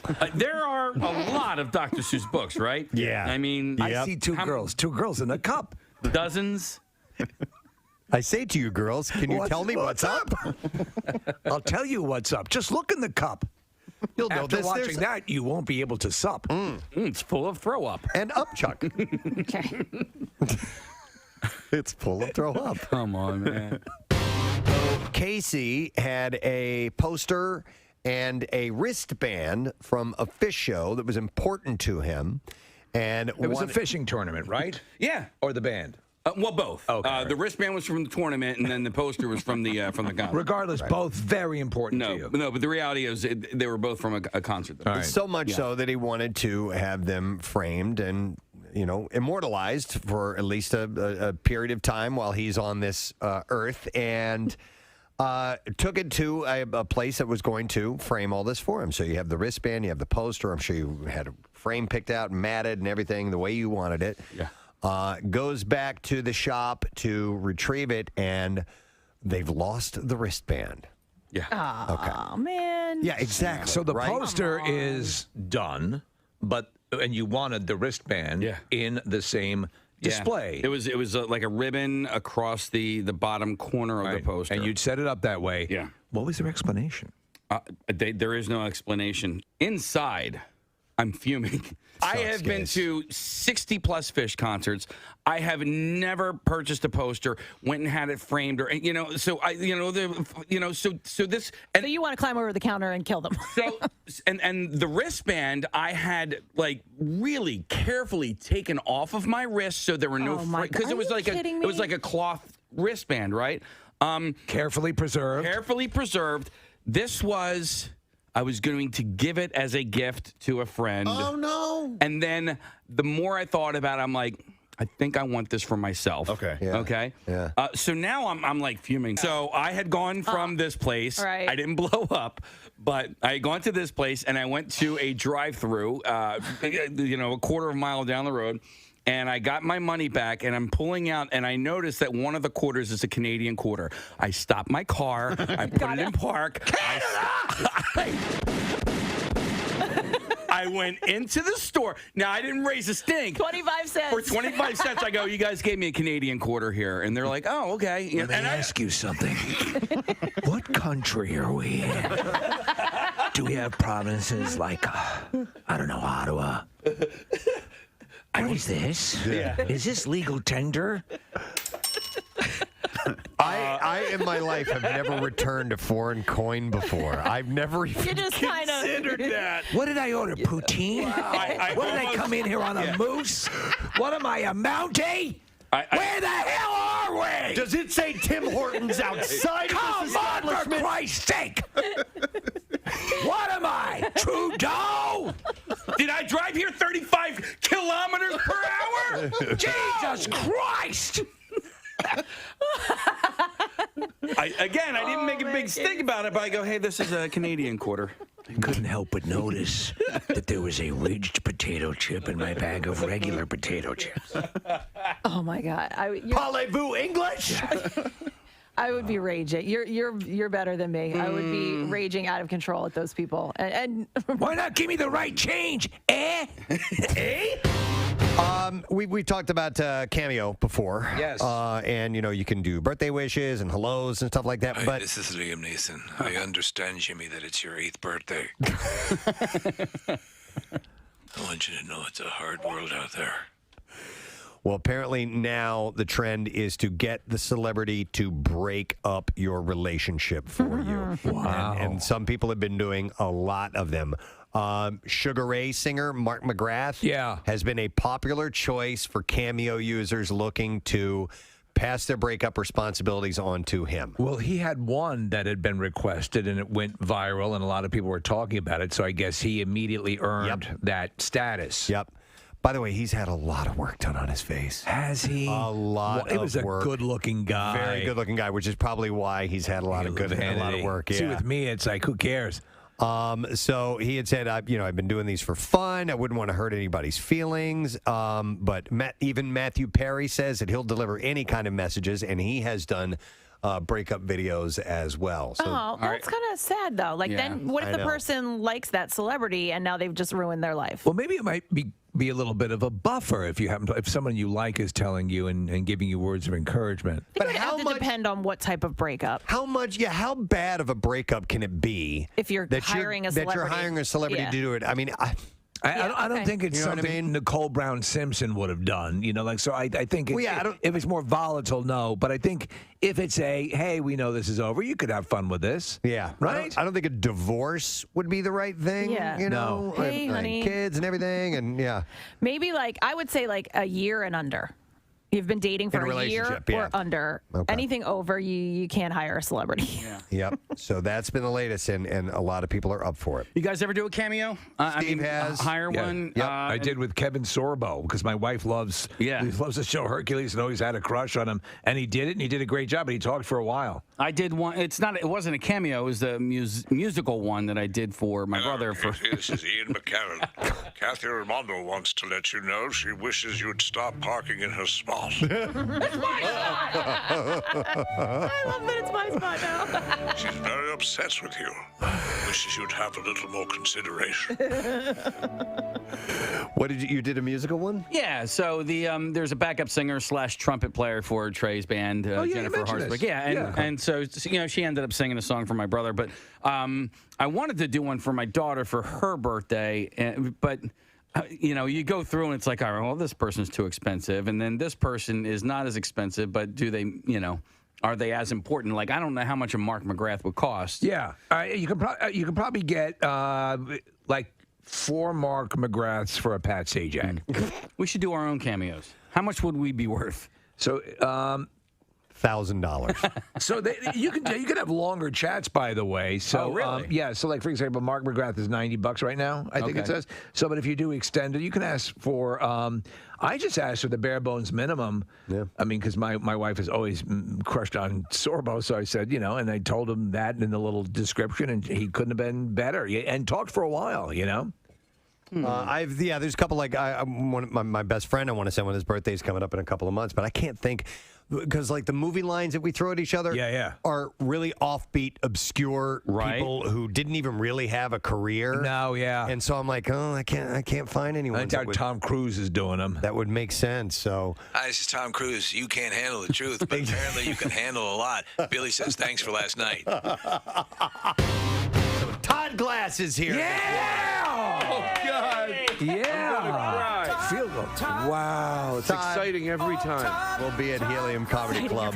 It is. It is incredibly exciting. Tomorrow, Thursday, and Friday. I'm not done speaking yet. Sorry. I'm a different person than I used to be. Are you? Really? Is it because of this treatment that you've had done? I'm just, I listen more, and I'm not as no. I feel crazy right now. Wow. Yeah. But I'm happy to be That's here. what we You need. told me in the green room that you're now a full Hasidic rabbi. It's and he knew because of the things on the Yeah, sides. and I didn't want to. I should have let you announce. That's it. my improv skills. All right, well, let's things on the side. Let's bring everybody in on this, on what we're talking about. So Todd requested that we have a certain treatment done. Casey, did he contact you about it? Yeah. So I don't know. Maybe this is all the rage in Los Angeles these days, but here. Yeah, and here. Well, And here. we talked about it here on our show where I think we initially heard of it as a on-site hangover treatment. Yes. Where if you put one on the night before you weren't feeling all that great, that there's a service that will come to your office or residence or whatever, and they'll administer an IV and that is filled with saline, Gummy bears, B12, and stuff like that. We remember our calendar shoot when we had that little snafu when they showed up. The bachelor party that had all of the equipment. It was like the leftovers of this treatment that they had done. But so many people are doing it now, and apparently it's effective. Well, I'm out of the loop. I'm out of the loop because I'm not familiar. Yeah, I've heard of the hangover thing, but I didn't know that this is all the rage, as you were saying. That's what I hear. There's facilities specifically for this now. Okay. Well, And the facility that we have here is called City Hydration. And Christy is here from City Hydration. Hi, Christy. Hi, how are nice you? to see you. I'm wonderful. But what were you going to say, Todd? No, I was going to say something. I go, I bet that she could probably explain it better than me. So then I was like, well, probably you were right to go her way. But now that I have your attention, yes, I real quick, I have friends that have done it over the years, and even 15 years ago I would hear about it, but it was just to me someone did on the set or that had money. I always thought, and it was for the wealthy. It was only for the wealthy. Only for the wealthy, the 1%ers. And so it's not a new thing. It's just new that you're able to do it. But my friend said at first you do it like maybe you're under the weather, but then you realize how good you feel. You're like, you know what? I just want to feel real good for my wedding or for something you're doing one day that you just want to feel great. You're going to a concert at night. So like in the day, you're just at your best. Yeah, Todd, I saw a special on it. It was a local. It might have been you, City Hydration Services, and they were talking about it's now become a ritual for a lot of people because I just normally associate it with a hangover thing. Okay, but there are apparently just wellness aspects to it. So, what's in your bag, Todd?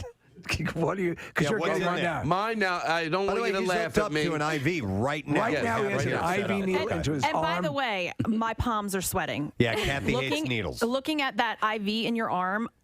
Yeah. Oh my God! Like, Kathy will not be using the service. Some people, yeah, it's same with some people. It doesn't really like for me. It's just like it sounds like this is I'm not doing an ad for it, but it was like a pinch, same, and then now I'm not even thinking. Well, about you're a regular intravenous drug user. So well, I am. Nothing. In all for fairness, mine does have mashed potatoes in it. Wow. So, wow. Just because I felt she said I look low on gravy, and I said, well, then let's top that off. Give me 2 bags of gravy. I would say this. Funny, John. Look how my friend John. You have a friend here, I guess. So what is he? Is he the this is a double-blind experiment? If he passes away, you're good. I start saying oi. I love it. Oi is like the British version of hey. Right. Yeah. Oi. Over here. Oi. I got a call. Yeah. So well. Oh wait. Oh my God. I got a phone call. Oi. Is this Stephanie? It is. How you doing, Stephanie? Oi. I am doing great, actually. Wow, you sound so happy. Why is that? I just won $500.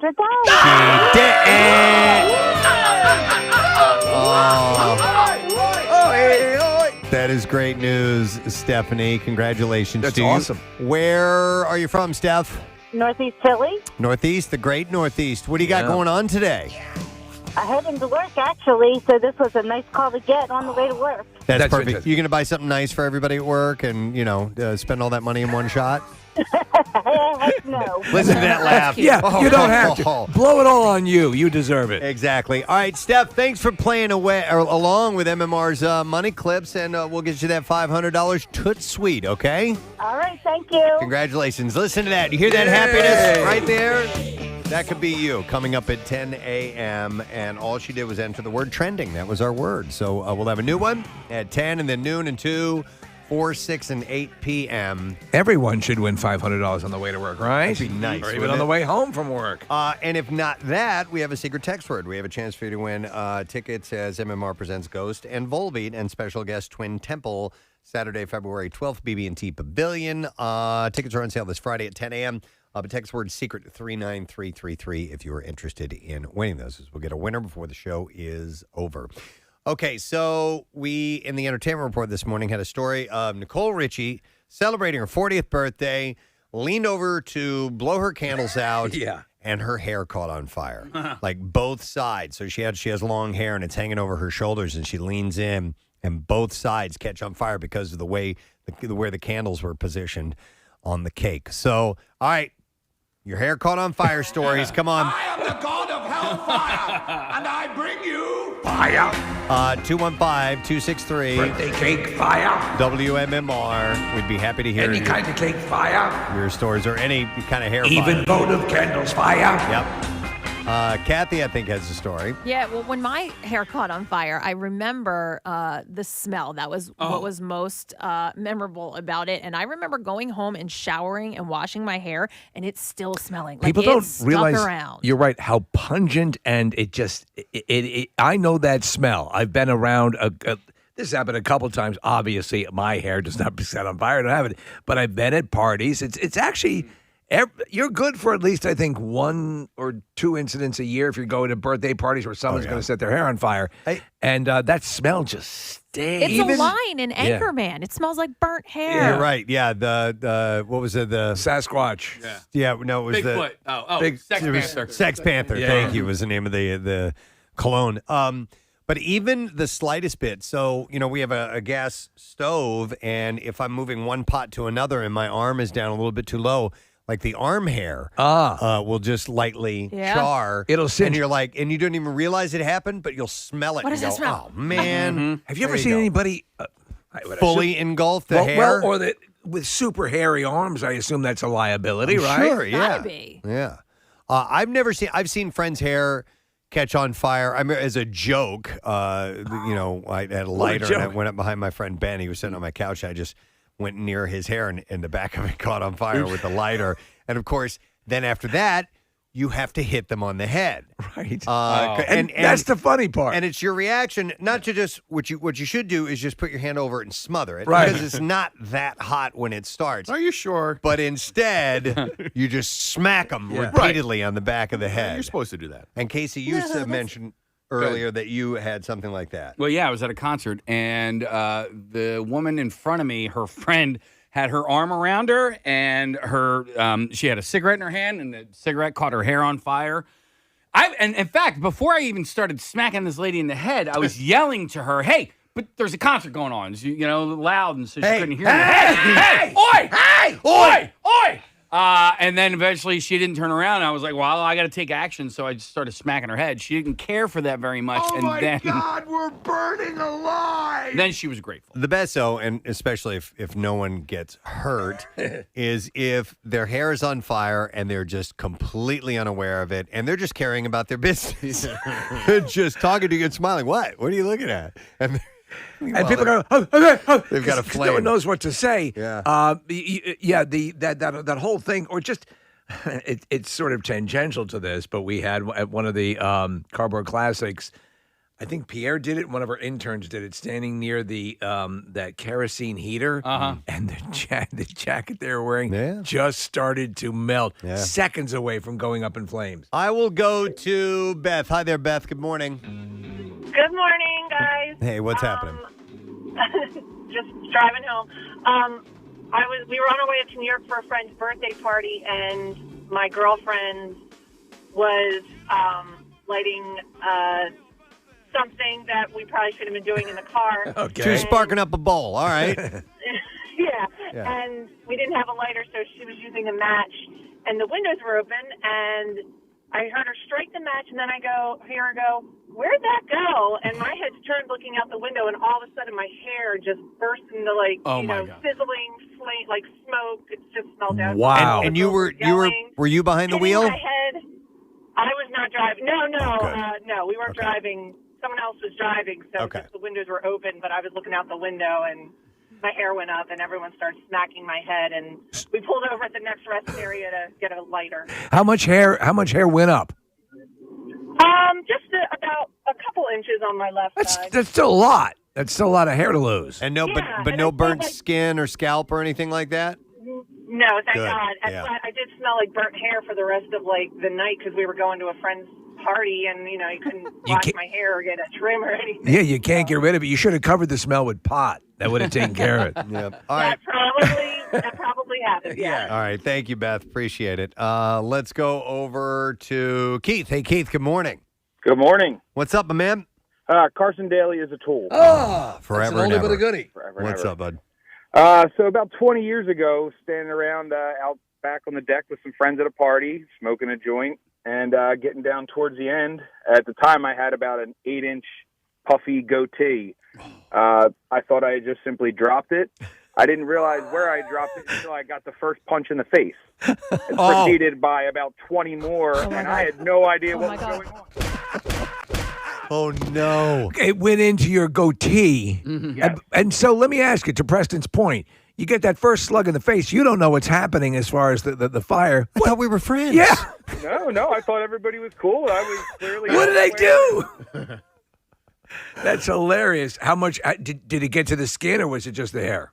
It was just the hair, luckily. I wound up being clean shaven after that, but the smell being right there in my nose stuck with me for a good day or two. Yeah, to Kathy's point, that burned hair smell lingers. And the fact that if it's your goatee, that the flames would be coming up. Yes. On top of your head, some of that, you're going to have a little while before it burns down to your scalp. But it would all be coming up on your face. That's a nightmare. Coming up on your face. Oh, yeah. You're lucky you didn't burn, Keith, or get some nasty blisters. Yep, I got lucked out. And even if I did, I probably wouldn't have felt it at that point. Nice. It was that kind of evening. Thanks, Keith. Well, Preston, the classic Michael Jackson Pepsi commercial. Yeah, and he That's he had whatever it was in his hair. They all had the product. And that was a big flare up. Yes. And that put him in the hospital. Yeah, and I remember it being, I personally downplayed it a little bit when the story first hit. And it wasn't until years later that I saw the video. I'm like, oh yeah. That was a big fire on Absolutely, his head. And I think the stuff you put in your hair, like that plays a huge part in it. Because even in the Nicole Richie video, you can She see has something. Well, she has curly hair, Yeah. so there's definitely some sort of product in there. And when it hits the candle, it goes up. I'm always aware of stuff like that at parties or if people have something and we're standing around candles. It's funny. I with no hair, I'm more concerned about that than someone who does. But all things at parties, and one of the things that goes up, like at a birthday party, that's used quite often, is the silly string. Mm-hmm. Silly string will ignite in a second. Who was it? Metallica that was in concert where one of the and The they pyrotechnics. never stopped playing. Right? Didn't someone just come they out? did. Okay. No. They quit. He was that was Hatfield. He was messed up bad. Okay. Yeah, they stopped the show. How extensive was it? Do you remember, They Preston? came with Oh fire man, extinguishers, they right? had to. He was wearing rings. They had to cut them off of him. Jesus because Christ. his hands had swollen up so bad. And then after that, he was wearing one of those like mesh sleeves, where they do for burn victims. So right. it was now. They ended up having their guitar tech step in, and they continued the tour. But that show ended right then and there. In fact, there was they were opening for Guns N' Roses, and Axl refused to come out after that.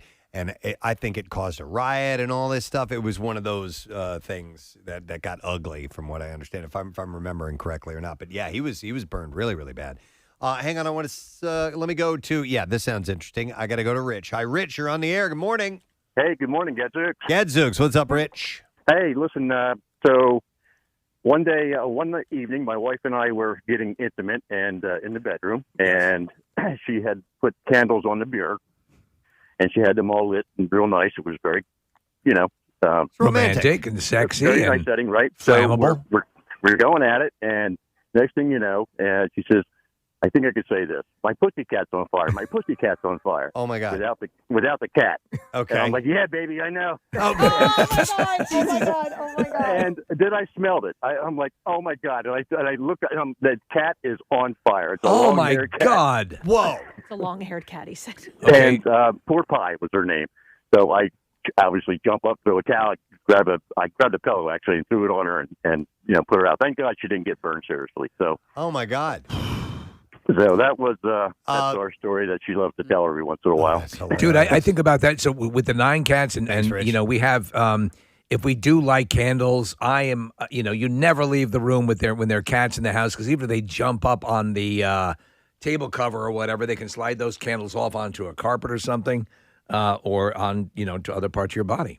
Casey, maybe going back to what you said about James Hetfield, there was another incident. I was actually watching this video recently where I think it was Paul Stanley's hair caught on fire from Kiss, because they use tons of pyrotechnics. Yeah. And he just keeps going and going. And they going. just put it out with a fire extinguisher. And they kept going. Yes. So I think that's what you're That's thinking. If we can find that insane. video, that's the one you're looking. The show you're must looking go for. on. Yeah, totally. Hey, how cool if Paul was to play while he was completely engulfed in flame. Yeah. So he had, and of course, I don't know if all of that's their real hair or some of that's wigs or whatever, Right. but it was fully on fire.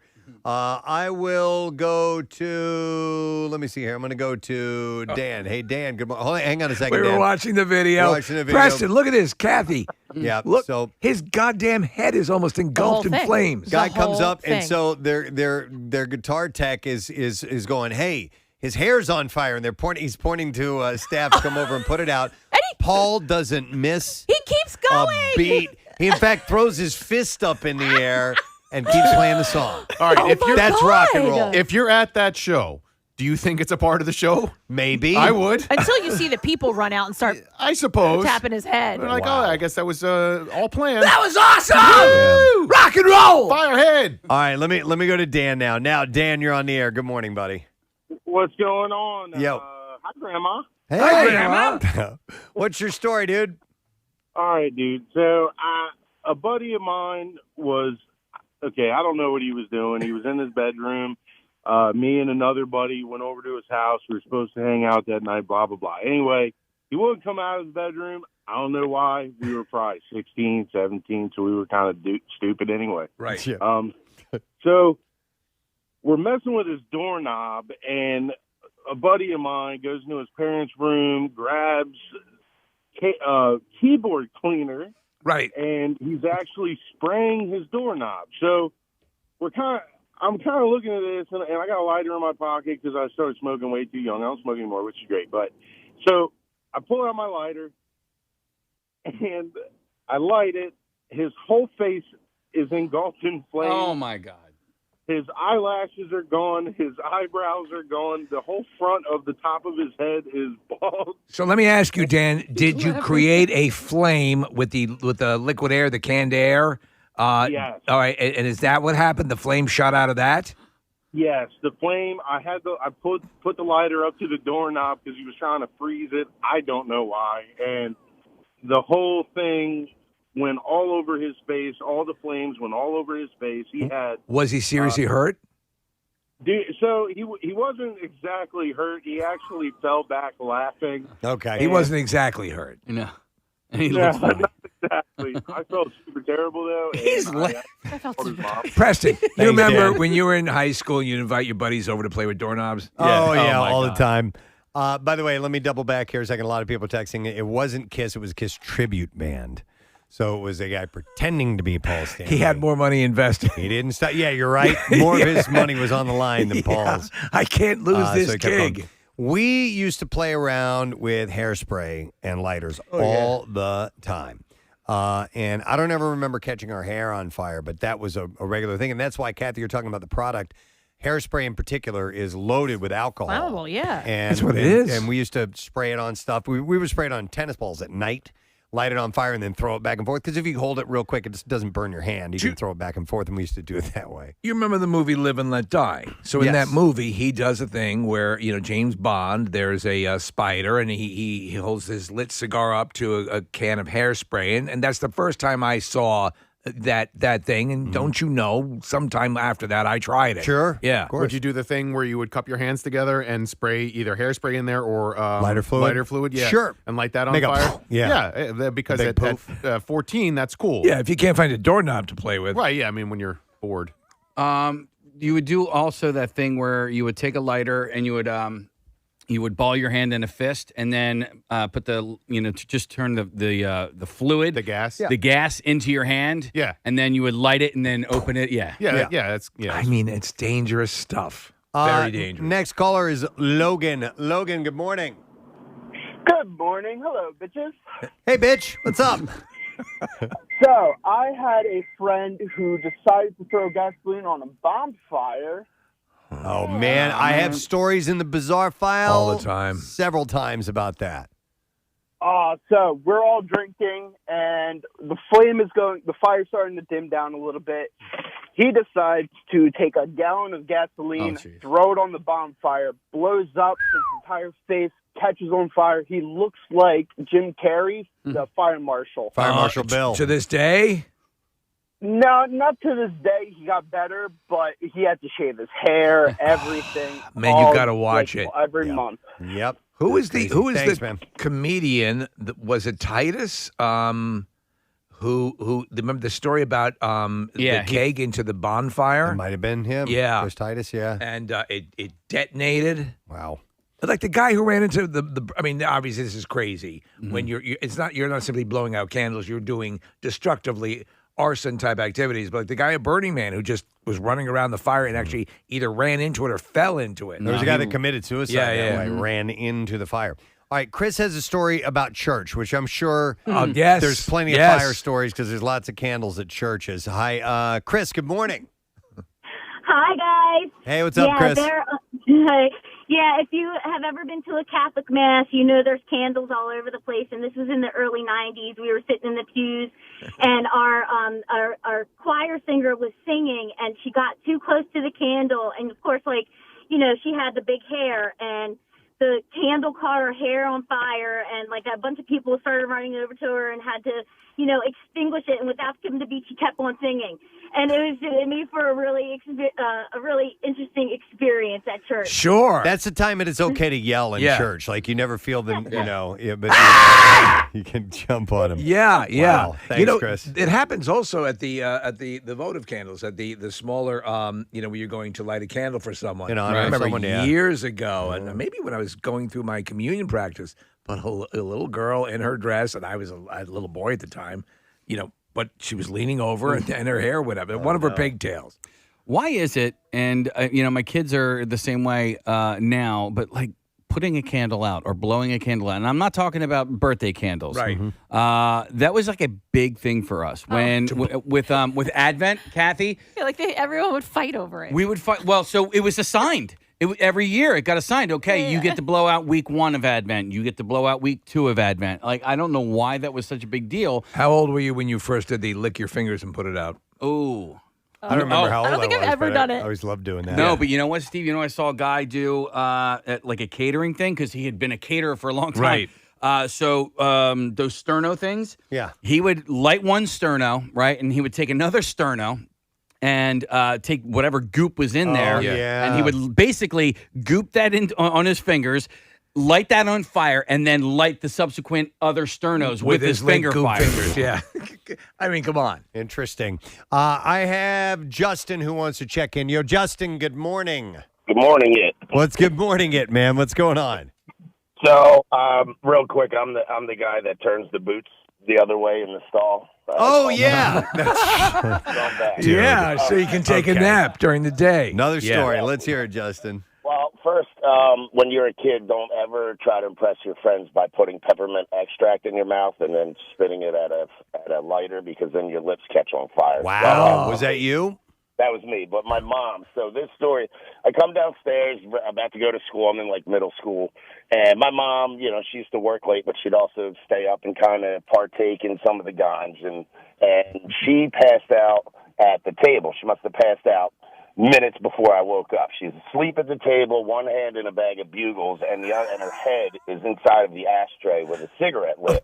So I see smoke coming from, that front of her head and ashtray. So I yell, "Mom," and she wakes up and says, "What?" And the bangs of her hair is on fire. So I tell her, and she slaps herself till it goes out and kind of laughs it off until she pulls at her hair and pulled out every single bang in the front of her head. Oh, man. That is one of the saddest images. A woman passed out, one hand in a bottle and a bag of bugles, her head in an ashtray with the cigarette lit in it. Yeah. Yes.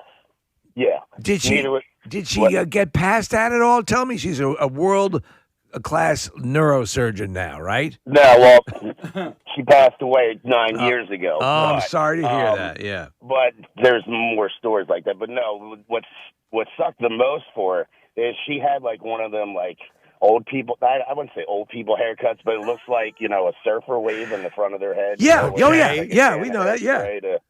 To fold the hair over. So when she burned her bangs off, she ruined her hairdo of 50 years, Oh, man. Wow. So, yeah. Well, that's, interesting. I'm sure you got more stories, Justin. We appreciate the call. Thanks. All right, That's see you crazy, later. man. Wow. I want to go to one more. I know we got to take a break here because we got a guest coming up. Anna, you're on the air. Good morning, Anna. Hi, Gadzooks. Gadzooks, Anna, what's up? So my family, we had a tradition of smacking each other's faces in the cake after singing, happy birthday. Okay. And my sister, she used to come visit us from college. So we were at the airport. This was in the early 90s, so we used to go to the gate. And we went down to the baggage claim, and I surprised her with a cake. And I was only a kid at the time. And we're all singing her happy birthday next to the carousel, and people are all joining along. And as she goes to blow out the candles, I didn't wait until she blew them all out. And I smashed it in her face.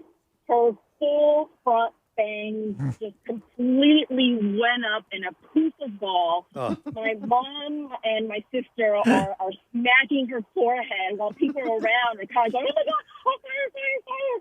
Somebody's trying to run to a fire extinguisher. Meanwhile, I'm just standing there with the cake in my hands like, I don't know what to do. You just set your sister on fire. There she is, tired from her travels. She's got cake all over her face. Her hair's on fire. My pet's heads are falling off. Oh, my God. My pet's dad heads are falling off! My dad was a lot more protective, so he's freaking out, mad at me, and then my mom and I look at each other, and we just start laughing. My sister is crying, screaming. She runs to the bathroom. She comes out about 10 minutes later with her whole forehead just completely wet. Why don't we take a 5-minute break?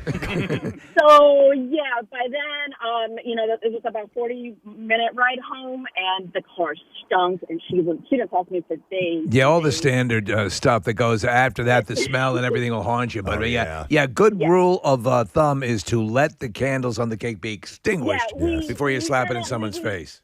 Yeah, we never did that again. Good. But it's been, over 25 years, and whenever we mention it, my mom and I still laugh about it, and she still kind of cringes. So. I love it. All right, Anna, thanks for the call. We appreciate it. All right, well, be careful around exposed flames if you have long hair. It can definitely happen. And thank you for the stories. We're going to take a break. We'll come back in a moment. JJ French from Twisted Sister joining us. We'll be right back.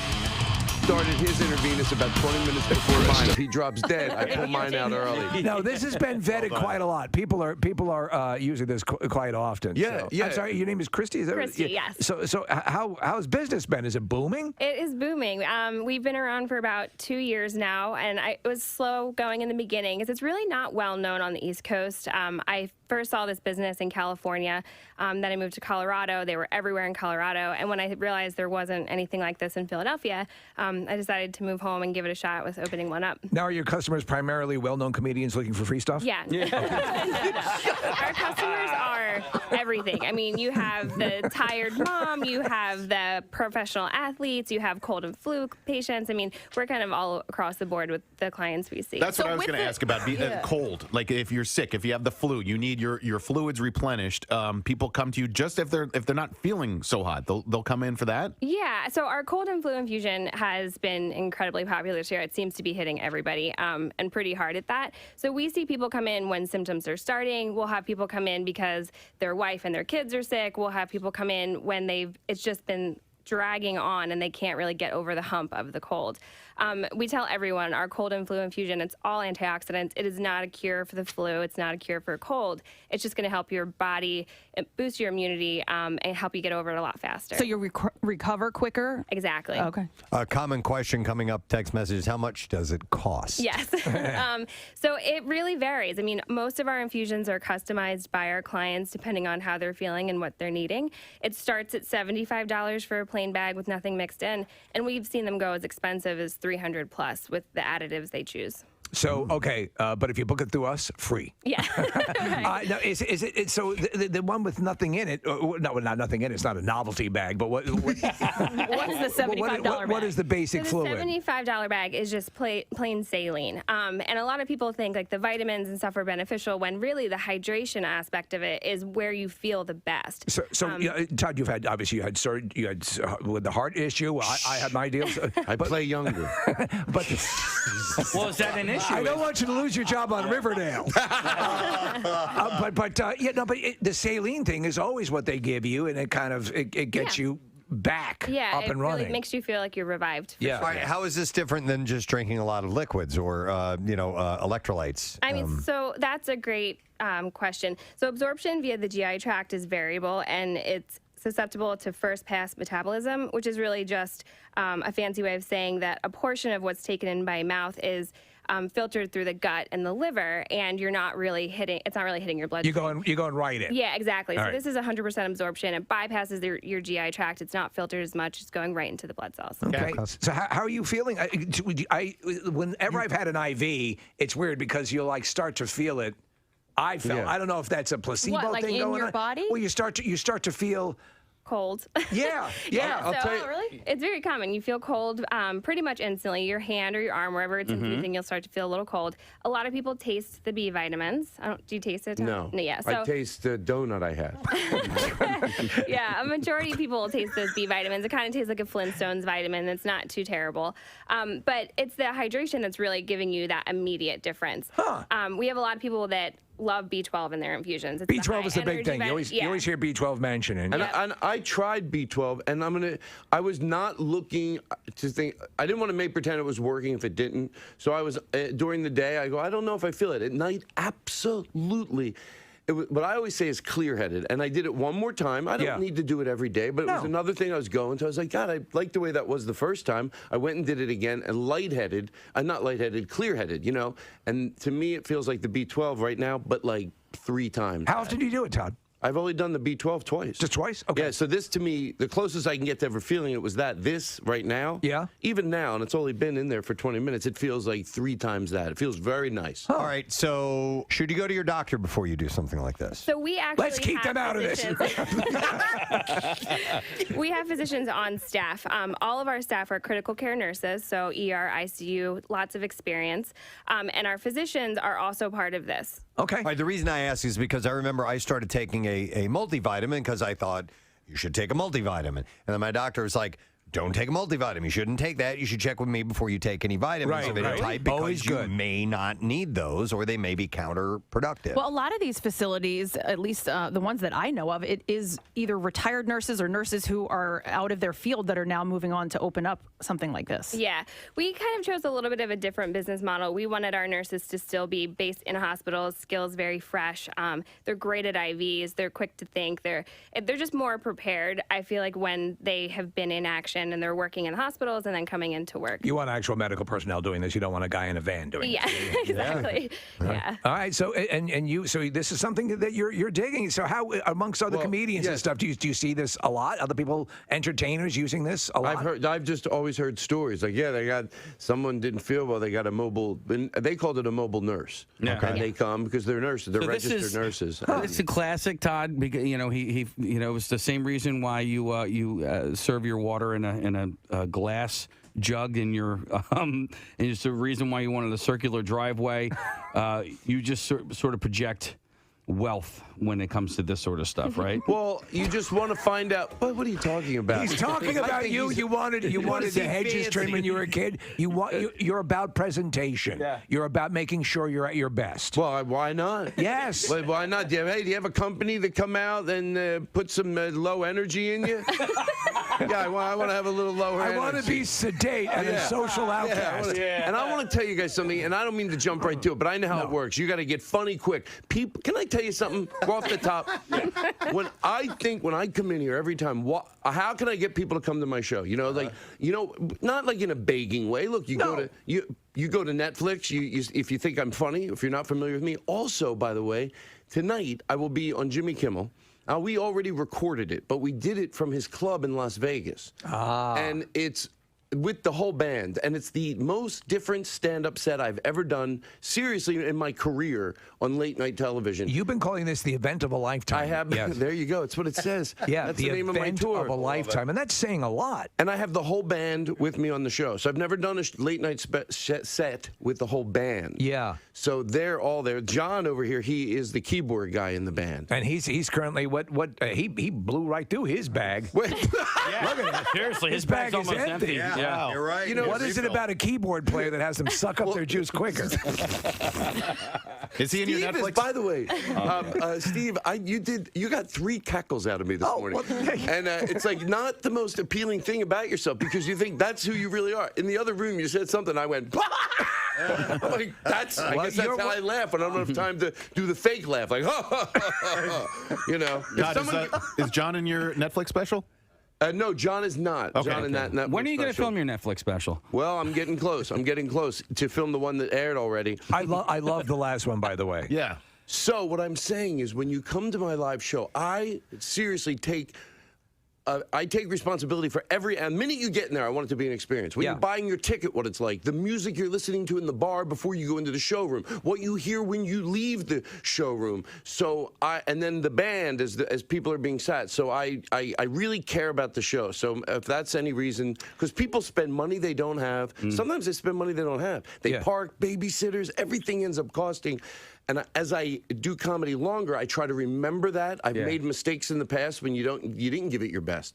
So now, put your hand down so that you drain quicker. Hey, by the way, just reached over to calm Todd down for a moment while he's streaming done.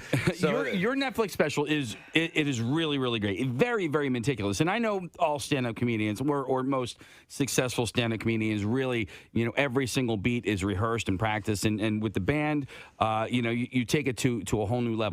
Now, I had also heard when you talk about the experience for the fan, for the people that are spending money to go to your show, that I heard that you, even with the green room, you will go in and you'll spend money and you'll decorate the green room just to sort of make sure that it's it gets sometimes that stuff, and I don't know if it's my own insecurities, it gets exaggerated, but basically what I've done is, you're in a green room, it's really bright, and they don't have a lamp.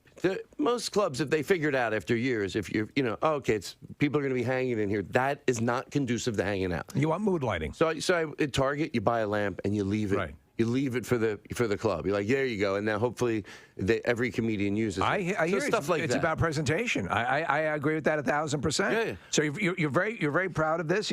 I have to ask you, because on your Twitter page you have all these animations, all these cartoons to promoting the show. Mm-hmm. Is there the chance that we're going to see a Todd Glass animated series, or no? But it's fun. They Josh would take these. They were called mashups. They would take literally you talking about a sketch and turn it into a sketch. It was really a cool way to do it. They're well done. Yeah, because you're just talking it. Sometimes you'll talk a sketch. You'll be like, yeah, what if this? And they would take it to life.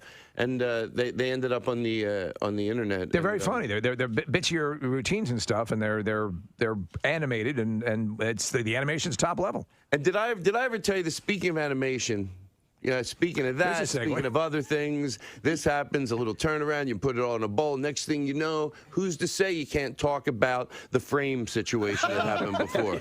So, do you have a personal experience? You never know the way it turns around conversation. Best segue I've ever. Yeah. But seriously, was Dunkirk necessary?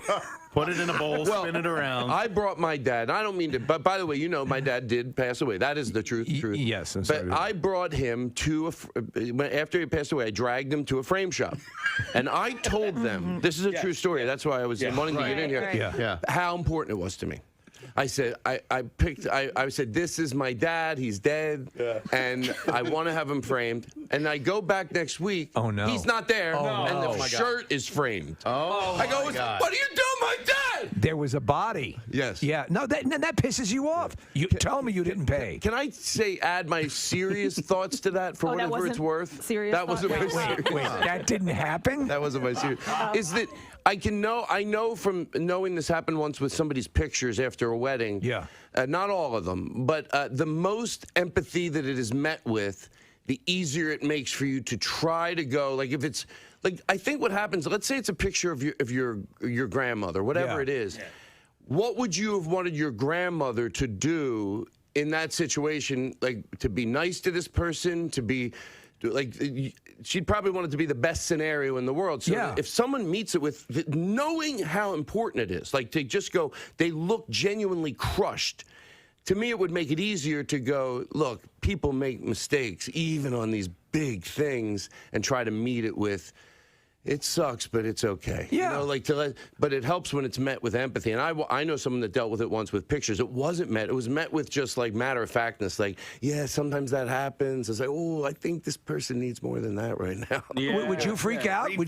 I would try to, I really would hopefully try to go to the best place I could be and go, I could do this. This is that person. I know it sounds a little cheesy. It's basically me. Like, could you say, could have that happened to you? Yeah, I could have done a stupid thing. I mean, they lost a body on you. I mean, that's Oh, no. Yeah. I mean, that's deceased dad. I mean, does the shirt at least still smell like him, or A little bit. Why have we as a society not ever entertained the notion of taxidermy when it comes to loved ones? You know, I heard it's illegal. I asked Is somebody it? once, like 10 years ago, and it's illegal. I've only seen it in foreign countries where they've done stuff like that. No. Yeah, you don't look healthy. Not by the way. taxidermy. They bury a cat. Case, is that your chair that's all squeaky like that? Yeah. Okay, Steve and I have heard it twice this Yeah. morning. We looked at each other. There was going, feedback. What the hell was that noise? It's so high and squeaky. I mean, not only that, but like it's the seat itself, what you sit on, is busted.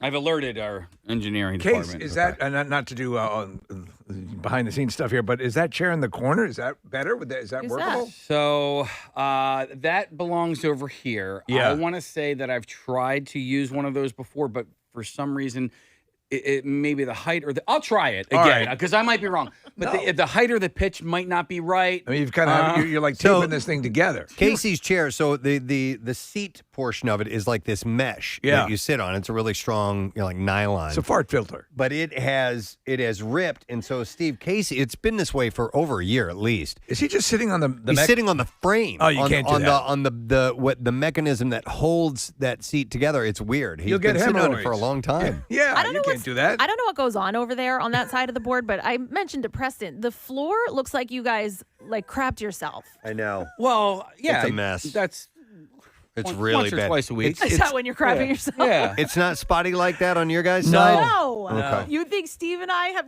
crap over here? Yeah, there's stains all over the place back here. I don't know what it's all from. So. There is a significant amount of pretzel salt over in my area, though. I wonder how that would happen. Yeah.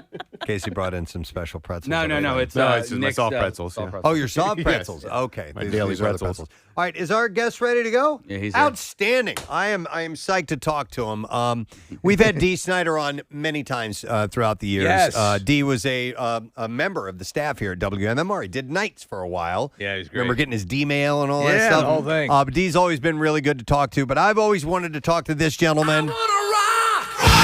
Because believe it or not, he precedes Dee in the band Twisted Sister. He's the mastermind. He's the dude, managed the band, the whole deal. Please welcome the legendary Mr. JJ French to the show this morning. JJ, good morning, man.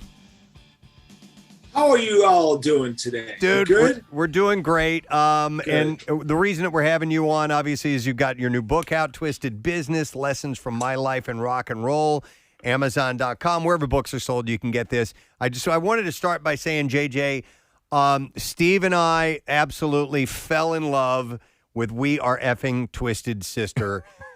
It is one of the best rock and roll documentaries ever made. And even if, and I've told this to people who don't even, who they know, we're not going to take it and I want to rock, and that's pretty much the extent of Twisted Sister to them. But we're like, watch this. Yeah. You will not believe what this band went through to get where they ended up. It was an amazing story. Thank you. And by the way, in the back of my book, I list all the thousands of shows. They're all there. Oh, wow. I list them because we played on average 5 shows a night, 6 days a week, and especially in the early years. So within the first 3 years of the band, before Dee even joined, I had hit about 4,500 shows at that point. So when bands talk to me about coming to see their band, and they go, "Hey man, come see my band." I go, "How long your band been together?" And they go, 2 years. I go, "How many shows have you done?" And they go, 50. And I go, "Well, when you get 500, call me." And they go, "Why 500?" I say, "Because you're going to suck until you hit about 500 shows." And then they go, "That'll never happen." And I go, "Well, there's a good chance I will never come and see your band." The fact is that we learned how to be great by playing all the time. So, and amongst many things in the book, that's the shows are all listed. And that's why I'm definitely excited to get the book, because I love this. I was lived most of my early life on Long Island. I knew. You'd see Twisted Sister banners and bills up on the walls all over the place. The station I was listening to, there was either BAB or NEW, and so Twisted Sister was a big part of that. The band Zebra for a long time, but I remember when I first saw Twisted Sister, it was like, oh my God, what planet did these guys come from? And it was like, I gotta see what this is about. And you relay a funny story because you have your own podcast, and you're very good, a public speaker and a motivational speaker. You talk about how you guys were kind of the antithesis of what you were portraying on stage. Yeah, And we you were a totally straight band, no drugs, alcohol, and what happened was the record label thought that was a horrible thing to be, right? Because that would ruin our reputation. I said, only in my business would that ruin your reputation. I said, if you're a politician and you're stuck in a hotel room with a 16-year-old girl and cocaine, you're out. You're no longer a politician. If you're a sports star and you're stuck with a young girl in a hotel room and you got cocaine, you're out of a job. But in my business, if you're stuck with a hotel room with a young girl and cocaine, they write songs about you and give you a Grammy, you know. So I come from a world of stunted emotional development, and the key to the band's success was, of course, that we were straight, and that's the super secret that I talk about in the book. That we fired endless amounts of guys for alcohol and drug use until I hired a straight band that could work hard. And when you read the book, you'll understand how much work was involved. As you saw the documentary, you know about that. Well, what is fascinating is that so you start off you're a young man. You're coming up with all different ways to make money. You were selling, I guess, like fireworks and stuff like that. Got into selling, drugs, pot, but you were kind of the quintessential rock fanboy. I mean, you saw some killer shows early on. I was born in 52. I was 17 when the Fillmore East opened. What does that mean? That means that on any weekend night for 3 years, you saw Led Zeppelin, you saw the Grateful Dead, you saw the Jefferson Airplane, you saw Rod Stewart, you saw Jeff Beck, you saw the Allman Brothers, you saw Jimi Hendrix, and it was $3 a ticket. That's what that meant. And you saw it every single weekend without fail. And if you couldn't afford the $3, those same artists played in Central Park at the Wallman Rink for $1.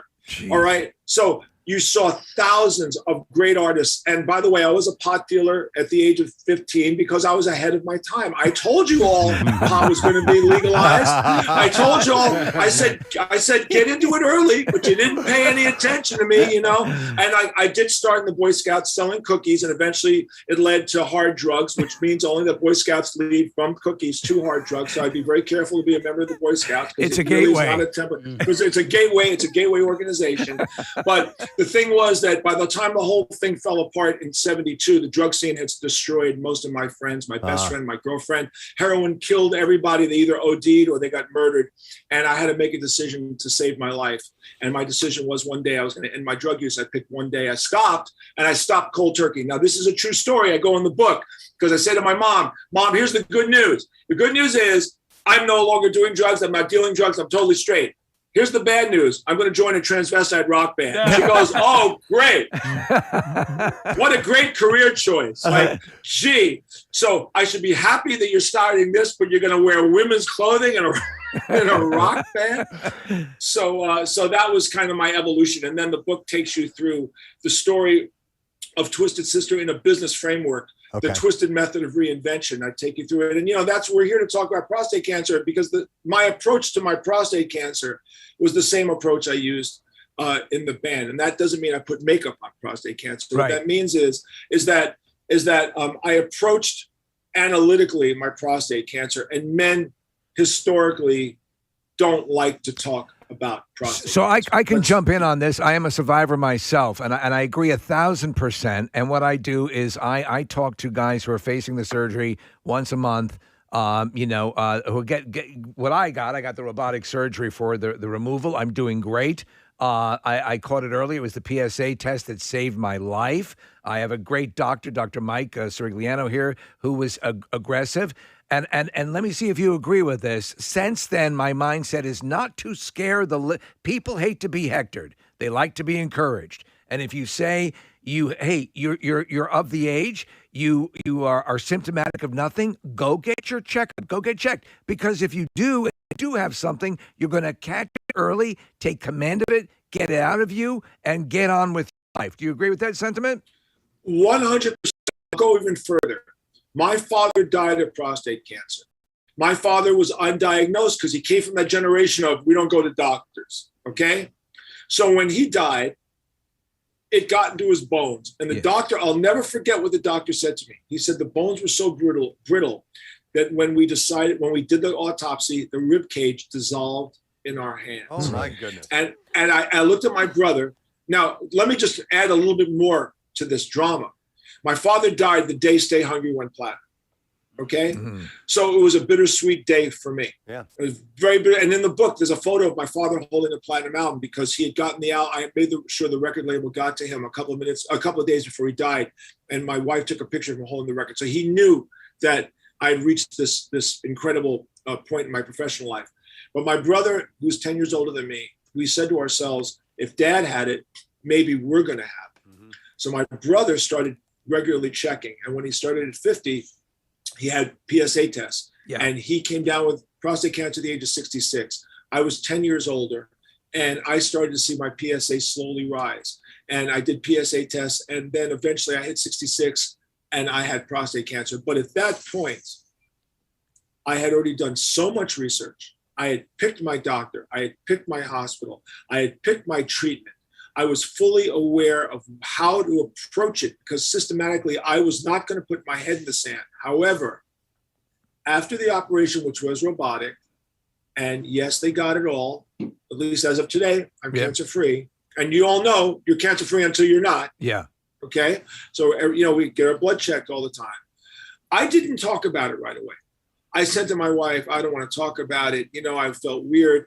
And then about a year into it, I said, this is stupid. This is really stupid. Men don't talk about prostate cancer. They don't talk to their friends. Women who have breast cancer talk to women about breast cancer way more than men talk about prostate cancer to other men. Don't you find that to be It's true. So after I kind of took the other route, I talked about it quickly. We had it. I came, on the air. I had Dr. Mike and I had Dr. Lee, who was the robotic surgeon who did the procedure, because again, I know how I felt when you would hear, the commercial would present it and they had this this ominous tone and they're, yes, it's something serious, but the good news is, and I wanted to portray that as quickly as possible, I got on it. I took this warning sign. I felt great. I exercise all the time, found it, and now look it. I'm back on air. I feel good. That's the encouragement that I felt was missing, and my wonderful doctors helped me get that word out. And since then, the amount of people who've been proactive, and maybe they don't find that, but they find something else that they can get corrected, because it's all about getting on it as soon as possible, is what you did. Yeah, well, I teamed up with Zero and Bayer this year in the We're Not Going to Take It campaign. And I want to thank my band and my record label and my publishing company for letting us use the We're Not Going to Take It campaign. Because, We're Not Going to Take It's one of the most famous songs of all time. It's one of the most licensed songs of all time. And there's a statement in that song. Yeah. And that's why it resonates so much. And so I'm here to advocate for men, especially over 50, to start advocating for their health, get regular screening, understand what a PSA test is about, understand what it can mean to you, really start to research it and to become aware of being advocates for your own health. I can't stress that enough. We can repeat this over and over again. If you want a website to go to, zerocancer.org is a website that you can go to and you can read all about it or talk to your doctor. Regular checkups are so important. You know as well as I do, if we can, this is a cliched statement I'm about to make, but I think you'll agree with me. If we can save one life today, we've done our job. Don't you agree? Well, and here's how I take it. And I know you always have the fear of being a broken record is that, and I find people respond to this. Guys at least respond to this. Okay, I know we're really tough and we can just soldier on, but think about the person you're going to have to tell you have it. Think about the people who are going to miss you at that Thanksgiving table. Think about all that and do it for them. And again, the good news is, there's good news. We're living in shy of a pill that gets it out of your body. Right now, we're living in the best of times for this, especially if you're proactive. There's no reason, as Dr. Mike says, to die of prostate cancer. 100%. Catch it early and live a long life. Yes. So let me ask you brought up the marketing and about the, and saying how with this, the catalog of Twisted Sister, your business acumen. When did that kick in early, and your command of how to market a band and market separate things? Was that something that was just always bubbling under the surface? Or did you learn that selling weed? Well, selling weed, that enabled me to learn. Like, listen, I was so stoned out. The fact that I was dealing in Europe and multitasking, converting multiple currencies shows you that I could multitask under a variety of psychedelics. So I really showed it a propensity to be able to handle this stuff at an early age. The book kind of details the whole thing. I'm a New York kid. My father was a salesman. If you grow up in New York City and the vibe of New York doesn't mean, it doesn't scare you, like, hey, it's New York. My father was working on 47th Street. The guitar store is on 48th Street. You're on Times Square. Everything's a Damon Runyon shtick. Everyone's like, hey, kid, what do you got in your pocket? If that life is the kind of life that you're comfortable with, I guarantee you, like I told my daughter who grew up in Manhattan, I said, sweetheart, here's the difference of growing up in Manhattan. People in Dubuque, Iowa, want to be in Manhattan. You don't get up in the morning and want to be in Dubuque. I mean, the point is, it's like everybody wants to be in New York, or they want to be in Hollywood, or they want to be. So it's an epicenter of unbelievable energy and hustle. And you have to hustle in New York City. Right. So I think that natural hustle is part of me. The business acumen was part of my dad. My dad was a salesman. I kind of got into the idea of surviving in business. But I have to tell you, when I joined the band, I was just the guitar player. I wasn't the manager. I was the guitar player. I was the last guy picked to join this band called Silver Star that became Twisted Sister. I didn't get into it to become a manager. What happened was a lot of dumb idiots in my life screwed up my life. The drug addicts, alcoholics, and bad managers. And eventually I said, I got to get rid of all of them. I got to get rid of the bad apples. I got to get rid of the drug addicts. I got to get rid of the alcoholics. I got to get rid of the bad managers. I'm going to take over. And over time, I developed the tools to be able to become a good manager. And that is all outlined in the book, The Twisted Method of Reinvention, TWISTED. People think we succeed because of some magic alchemy of sex, drugs, rock and roll, and a pact with the devil. That's what kind of somehow people think, man, oh, wow, man, they just must have got high and got signed. They must have sold their souls. No, we worked really freaking hard to be the best band we could be. And the book outlines it in the TWISTED, which is tenacity, wisdom, inspiration, stability, trust, excellence, and discipline. And while that may sound like some Jehovah's Witness line or something, the fact is it's actual practical applications of certain business techniques that got the band to survive. And Dee Snider, for example, when he joined the band, and I said to him, I'm really not into drugs and alcohol. And he goes, I hate drugs and alcohol. I went, you are my man. Okay. Yeah. And then I get Mark the Animal Mendoza, 275-pound biker with Harley Davidsons. And I said, by the way, I hate drugs and alcohol. He goes, I hate drugs and alcohol. I went, whoa, you're my man. And that's how the band survived, because these guys were like, this is what we want to do. And nothing is going to get in our way from success. And you know how hard the entertainment business is. We live in the ultimate business of what have you done for me lately? Yes. This is the business that we're in. People say to me, how hard is the music business? I said, this is how hard the business is. I have a #1 album. And the first question they go is, I got JJ French from Twisted Sister, Stay Hungry, so really good. Oh, so what's your next project, JJ? I go, what's my next project? I just enjoy this for 5 freaking minutes? I mean, we live in a world of reinvention because we're in the entertainment world, so nobody has to reinvent more than we do. And I think you will appreciate this observation. COVID has caused millions of people to reinvent their lives. You better believe it. You better believe it. Especially in the entertainment industry, too. 100%. So my book really speaks to the art of reinvention, and that's what I really do. So while you all sit there and go, wow, can he really be that that perceptive? The answer is absolutely. Yes, I am that perceptive. And I'm telling you that we have overcome challenges, crises, catastrophes. We've made all the adjustments you have to make. We were turned down more times than a bed sheet, come back more times than Freddy Krueger and Jason Voorhees, which I explain in the book. Yeah. And that is a template for survival. And it's a template for surviving prostate cancer, which is really important because you know what? It all goes back to your health. At this point in our lives, that is the single most important thing. Absolutely. And you made a really good point about don't do it to yourself. If you don't do it for yourself, do it for your family. Yeah. My daughter said to me, why do you take such good care of yourself? And I said, because I want to be here as long as I can to annoy you for as long as I possibly can. You're not getting out of it that easily. You're not getting out of it that easy. I want to be here to make your life as miserable as I can for as long as I possibly can. That is my goal in life. Hey, speaking of family, and it's unrelated to the book. Hey, but, guys, sorry to interrupt. Damn it. Producer. We actually have to move on to the next interview. Sorry. I promised my son I'd ask a question. All right, he asked one sorry, question. All right.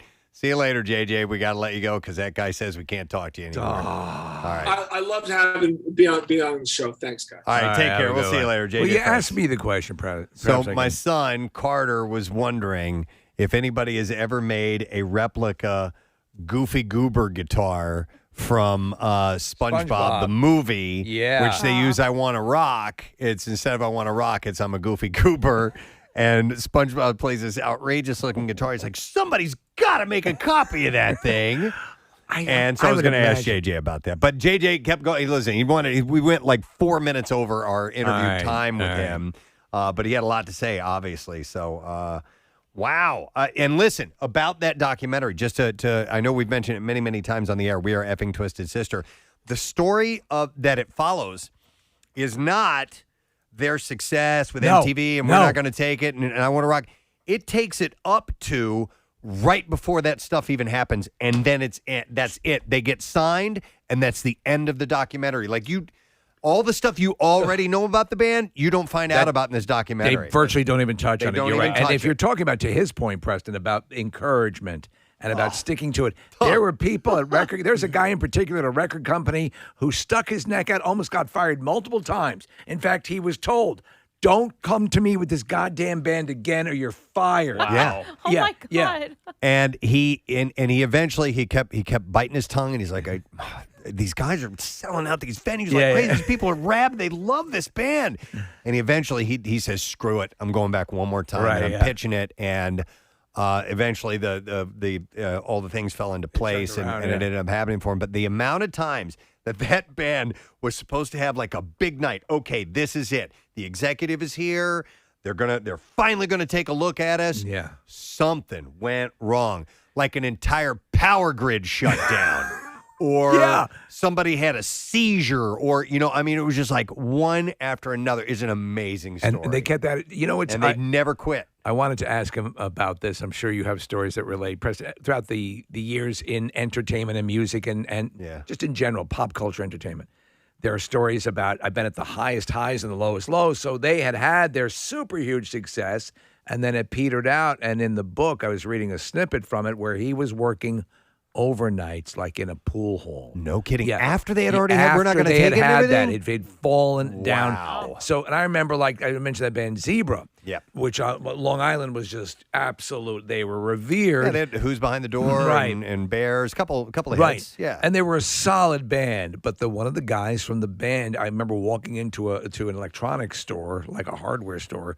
And he was working there, and I'm like, wow. oh my God, and it's like, you got it, you have to do what you have to do, but he came back, you stay at it. I always feel bad for, and we got a couple minutes here before Rasmus is going to be on, so we'll keep going, right, Kay? Yeah. So I always feel bad for bands that try really hard, don't make it, right? And I almost feel worse for the fans that really supported them along the way. Yeah. Because it just never came together. And we're like, man, we really believed in this group. And they weren't doing it. A lot of fans, they're not doing it out of motivation that someday when they're big, I will have been there and I will have known them. They just like them because they like them. The purest reason. Yeah. Well, some bands will, they are putting out the type of music that they're putting out at the right time. I think of a band. Exactly. I Sometimes think it's the wrong time. Yeah, so I think of a band like Mumford & Sons, right? They just for some reason, that sound at that time made sense. It spoke to people. And it spoke to people and record labels or whatever got behind them. They were a good band. But then I think like locally, there was a band called K-Floor. We've had them in our studio. Yes. Yeah. They were awesome. Their sound was a little bit different than what alternative radio was playing at the time. It was more of a bluesy sound, and they were super talented. The songs were great. Yeah. They were selling out the Grape Street, all the time. They had what seemed to be, okay, here's the success. By the way, correct me if I'm wrong, and Nick, maybe you know this. Isn't Mumford, the lead Mumford? Yeah. Marcus? Ted Lasso. He picks the music for Ted Lasso. Well, he's the lead singer. He also does a lot of the background music for it as well, too. Yeah, and the music on that show is really underrated. Yeah. Oh, man. They, sorry. Never mind. By the way, just real quick, Casey, a programming note. I'm just going to finally tell Kathy how much I love No. Listen. I know that I go off the Bailed rails quick. from time to time, and I was about to go off the rails for a second about a song that was played on the show that I've loved for years. But anyway, Okay. Rasmus is going to sign in early to the Zoom. I'm already signed okay, on. Gotcha. Sorry. Yeah. Sorry to do that on air, but just want to let you know. All right. Well, now I'm intrigued by what song you really. What's just the name of it, real quick? You don't have to go in the whole history about it or why you love it, but what song is it? The song is called "Lovin' Is Easy" by an artist named Rex Orange County. Was it in last episode? It was. No, it was. I think 2 episodes ago. It wasn't in the Beard episode. Okay. I believe it was 2 episodes ago. It was when that song came out. Was it 2018, 19? That was my favorite song of the year. Oh, and it showed up on the show? Mhm. Well, that's cool. Yeah. In fact, when I had gone into a giant Rex Orange County dive when we were in London, I had been listening to, because I took the tube all over the town, and that was what was playing in my headphones. Virtually Music makes me think of Kathy. Somebody from the back go, oi, Oi! oi, Oi! enough. Listen to. Hey, Coach Beard doesn't have a first name, right? Like it's kind of like Kramer. I think it's just Coach Coach Beard. Beard, Okay. Yeah. Yeah. I wonder if they'll reveal that at any point. I know you They have didn't to. love the episode. I every episode to me is awesome in its own right, but I loved the Coach Beard episode that just Yes, aired. I did too. Yeah. And I think that's really cool. A cool thing about Ted Lasso is that they find ways to divert a little bit and find these side stories, and that's what keeps shows going. It doesn't have to focus on Ted Lasso every time or the club. They can go out on these different characters and just keep the forward momentum on the entire series. Yep. And I love Coach Beard. He's one Yeah. of my favorite characters. This one just seemed a little bit of a detachment. I wanted more of the story of the team and all that stuff to kind of Gotcha. continue a little bit. But whatever, man. I mean, I didn't hate it. No. But if you're going to sit there and rank the shows, it wasn't one of my favorite ones. Well, there But- were 2 episodes this season that were. I didn't like the Christmas episode. I loved it. Yeah, I know I you didn't care did. for it either. For me, I just I didn't hate it, but it was just I like, thought it was good. I thought Yeah. it was a little weird where Yeah. it sat in the middle of July. You Yeah. know, but still, it was good. Listen, what this always happens, and you know, as JJ French was talking about, you know, okay, that is great. More. What are you going to do now? Oh, yeah. the, Right, I know. the show has been I know. consistently one of the best feel-good shows. And again, if you haven't checked it out, I know you're probably sick of hearing people talk about it, but it will make you feel good. It will enhance your it'll make you smile. The fact that we're coming up to the final episodes, Yeah. I'm like, I now I know. feel a little selfish about it because I'm Right. like, come on. What are you doing? And by the way, Kathy's not watched it yet. No. She's the only one of us that hasn't watched it, and she would love it, don't you think? think? Yes, think you would, Kathy. yeah. It Yeah. is. It transcends. It's not a lot of people. Oh, it's just Major League with you know soccer. No. And it's not all about sports. No, it's not. And Way there deeper are than that. great female storylines that transcend it's wonderful. Yeah, I'll have to get into that once, like I have a bunch of dramas that I'm watching. Right. So once Your those stories. You like yeah. the the soft porn stuff like Bridgerton. Wait, I and, just started watching one yeah, last Boner night. City. No, what was the other one? Sex Life. Wait, Sex Life, yeah. and last night was. It came up on Netflix, Sex Education. The first scene is a completely naked girl on top of a guy. I'm like, well, here we go again. Yeah. Okay, time to take my pants off. There are 3 shows on right now that are on streaming networks that are spaced out weekly. That I love the fact that I don't get to binge them all at once. Ted Lasso's one. How to Get Away with Only Murders in the Building. Right. On Amazon Steve Prime. Wilkos? Not Steve Wilkos. No, that's not on streaming. And the Morning Show, which I haven't started season 2 yet. Good stuff. All right. Anyway, there's lots out there to watch. I would love to if Kathy got on board. Are we still waiting on Erasmus? Still waiting on Rasmus Ristolainen. All right. He's probably spelling his own name. That's what's taking so long. He's typing it Yeah. in. Now joining the Zoom call, Rasmus. Anyway, hey, I do want to remind you, we obviously have the MMRBQ coming up on Saturday. Unbelievable. But Perfect weather. the weather's going to be spectacular, 75 degrees and sunshine, and it's just going to be right in the heart of what we want for the MMRBQ. If you want to know the set times, we have that list now up at WMMR.com. So make your plans now and take a look at any information you may need to know. I know the doors open at noon. If you'd like to get there and catch the whole thing, be there from the beginning, there you go. We would love to see you there for that. And also, while you're on the website, just a reminder, Camp Out for Hunger. I know we've mentioned this several times, but the dates have changed this year. It's going to be November 1st instead of right before Thanksgiving. And some scheduling things are the reason we chose to do that. And we're going to need your help more than ever. So I want you to be a part of that and be aware of what's going on. Yeah, and plans are being made right now for that week. I was just talking with somebody yesterday about the car show that always happens the weekend before. Right. They're working on that stuff right now. We've done stuff with Acme in the past. You can expect an announcement with that coming very, very soon. The Flyers are playing at home at some point during that week. They've always helped us out during the week with, sending players or whatever. The Sixers have 2 home games that week, and I'm working on getting Ben Simmons out to the game that week. That'd be great. He doesn't have anything going on. Yeah, the request is out right now. He's not really busy. He So won't be playing. This is so much fun. I think I want to be back on the team. Yeah.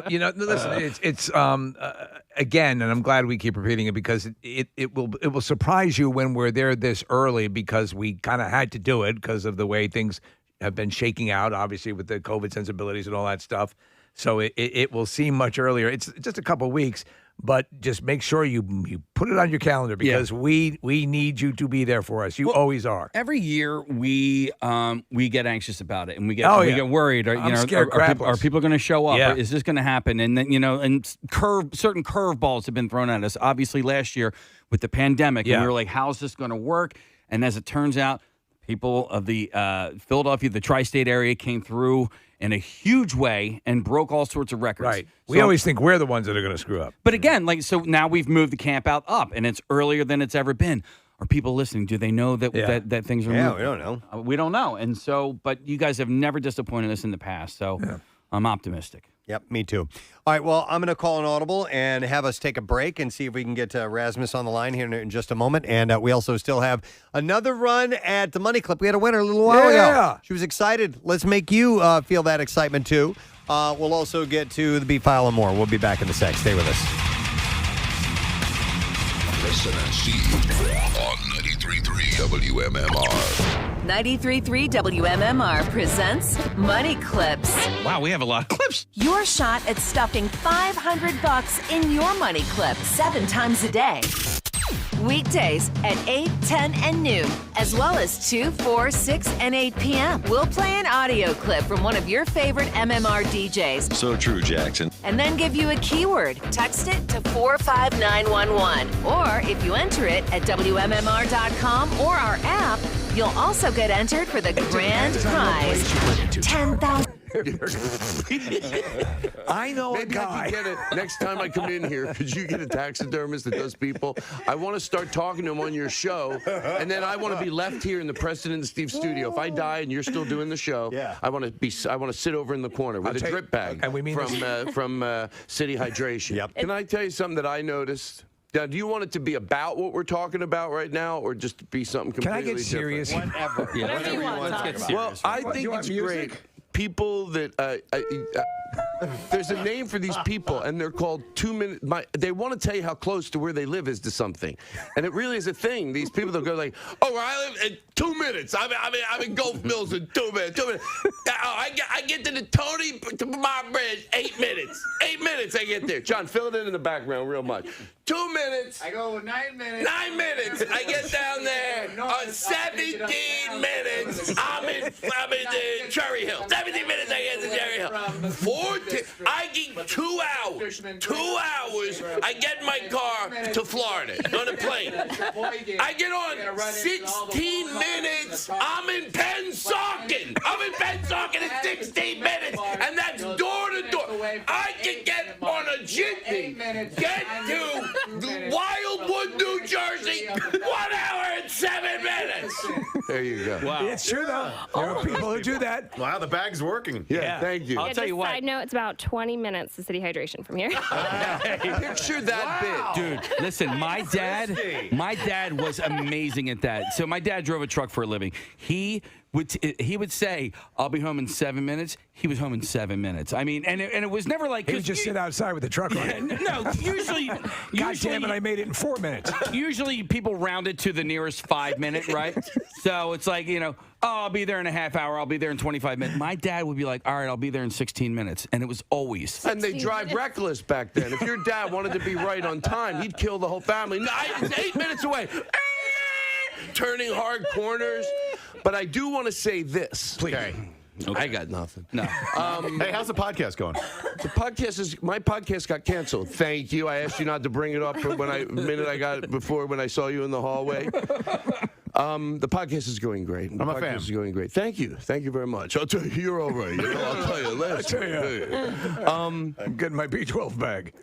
See the bit you just 2 minutes, 4 minutes, just John filling in. Imagine that, but with 5 band members doing that. It's overwhelming. You have a 5-piece band? I'll have 3 instruments and sometimes 2 fillers, like just bongos and a tambourine, because for the bits. Like he has 3 guys, but some of the guys have 2 instruments, Preston. Thank you, bro. Who lives the closest to you? How many minutes away? What are you talking about? Well, I don't know. He's doing a recall.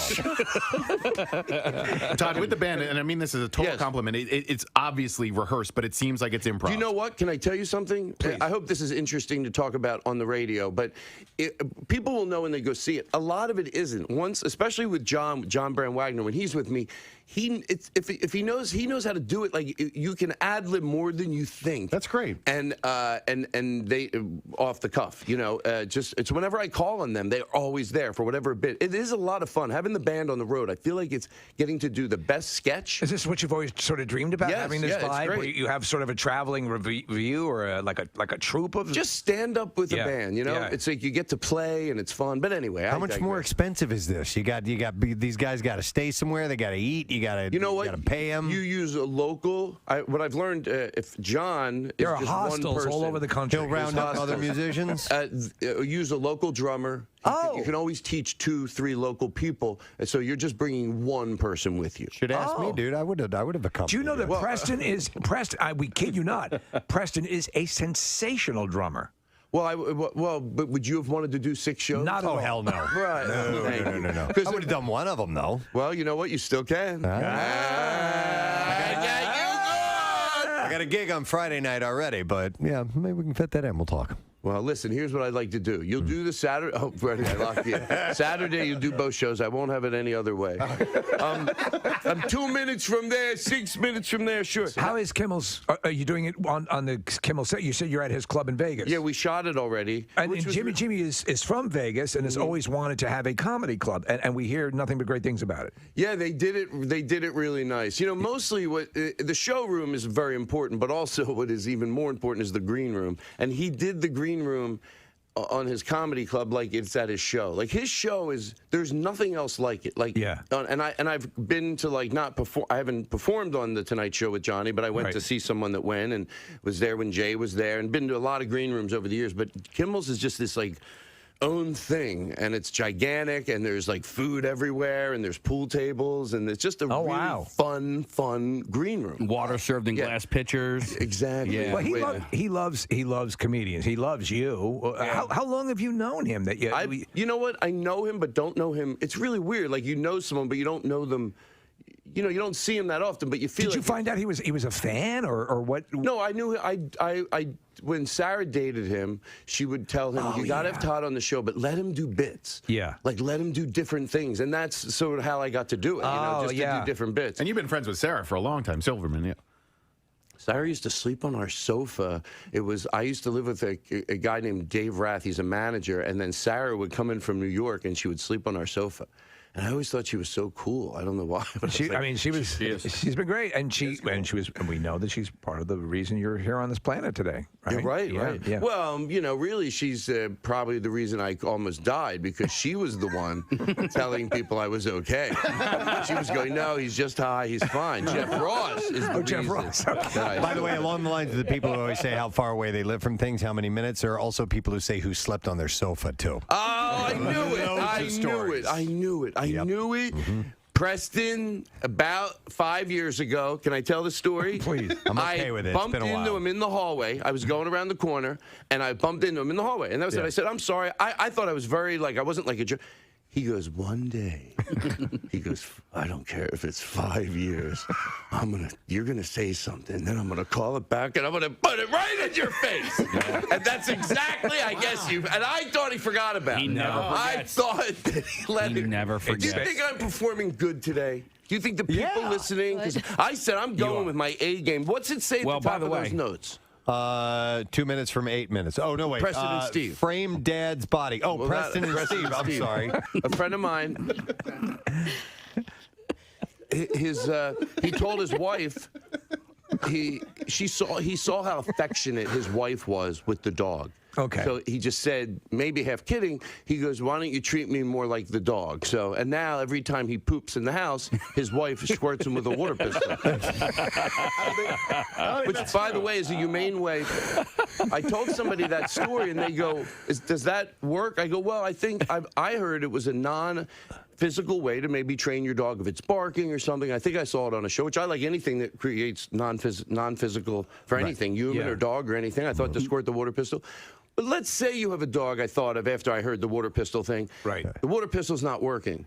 I mean, okay, you got to stop at one point. You can't have, like, if he's really a bad dog, you get, like, a fire hose. You're, like, just right over to the neighbor's yard. Sure. Oh, you act like you're trying to go, no, let me just squirt him a little bit. You open up that hose. The dog, right over to the neighbor's yard. You go, oh, I tried to just use the water to teach him, but he was a bad dog. I think he's somewhere. I can't see him. He's on a farm. We used to get rid of, not so many, but once in a while we'd have a dog growing up. You know, when you try to fix a story as you're telling it? Yeah. But We get rid of so many pets. I don't want to make it look like out of proportion, but over the years, it probably 3 stories. And me and my brothers didn't honestly figure it out till we were older. I didn't even know it was a thing. We had a dog, and it would always go to a farm. Oh, yeah. Oh, But everybody, the farm is put to sleep. Yep. The dog, they put the dog down. They didn't want to break it to the kids. No, there's a farm out there that's got a ton of dead dogs. Yeah. I think it's a. they kill it. I think a lot of times it's not always a parent that was doing anything wrong. The dog, they could have realized the dog was aggressive and not Or a able dog, to be. or for a kid, or the dog it just gets sick and it's in pain or whatever, it has to be put down. It's easier to lie to your child. Right. Yeah. He's, because when I first saw these 2 dogs in the park, I remember. I just realized I can't tell this joke. You did? And you're. Well, I'll tell you what it is. Try it. When we get to the part that is the part I can't do, you're gonna go, why would you? Erasmus, you've been in the NHL since 2013. You've been at it for a while, but you were brought in. You're one of those guys at 18 years old that got thrown right into the big leagues. What was that like, man? I mean, because you go from like around 16, 17 years old. Are you mentally kind of prepping yourself for, I'm going to be playing with these men? You know what I mean? Was it weird for you? Yeah, I mean, it was weird. I was living with my parents when I was back home, so I was a little boy. Didn't know much about what's happening in life or off the ice, and obviously the NHL. Maybe I wasn't that ready for it, and I got sent down to AHL, and that really helped my game. And then I got back up end of the season and was doing better.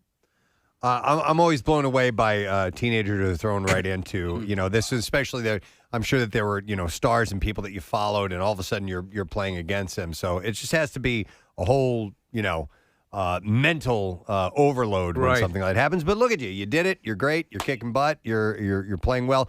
What do you think? What have you thought about Philadelphia over the years? Because you've played for a few teams. Yeah, I mean, obviously they have a lot of history here in Philly, and tough place to play, and always a good team. And I don't think we got too many points here with the Sabres. So super happy to be here, being in Philly for 3 weeks now, and really enjoyed my time so far.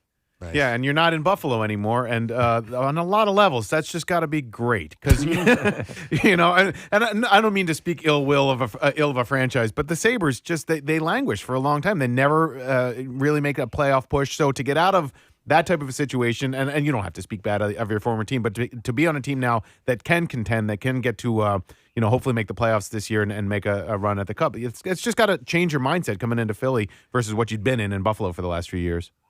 Yeah, I mean, I have nothing bad to say about Buffalo. Actually, I actually enjoyed the city and the people. But yeah, I mean, I needed a change of scenery and a new fresh start. And so, I mean, feels great, and can't wait to get started.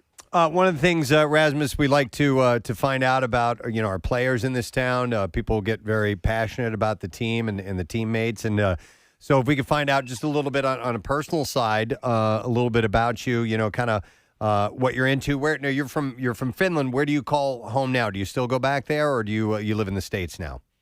No, I spend my summers back home in Finland, a city called Turku. I can't even say that. I can't even repeat that. Turku. Turku, Turku. Turku. That's and a cool then- name. So, what are you into? What type of music and entertainment and things like that? What's fun for you to do?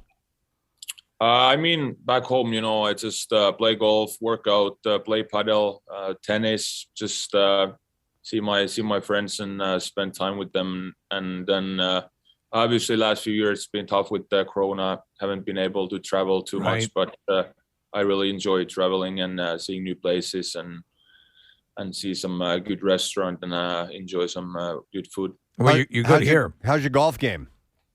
It's so. I mean, I'm kind of, I would call myself a wild card. I shoot anything between 80 and 100. So okay. How far do you drive the ball? Yeah. Far, but it's never it's never straight. Yeah. Well, it might be time for a Happy Gilmore remake, right? Maybe. I had a question because I wasn't sure if maybe I just misheard you. Did you say you play puddle? Paddle. It's like Paddle. a paddle tennis. I'm not sure Okay. if you guys have it here, but yeah. It sounds like maybe Like pickleball? Yeah. It's called pickle. Yeah. It's close to pickleball, but it's different. It's like a mini tennis court. You have the cage around the road, and Yeah, I know what you're talking about. Can you hit it off of the walls if you want to? Is that part of it? yeah. Okay. Yeah.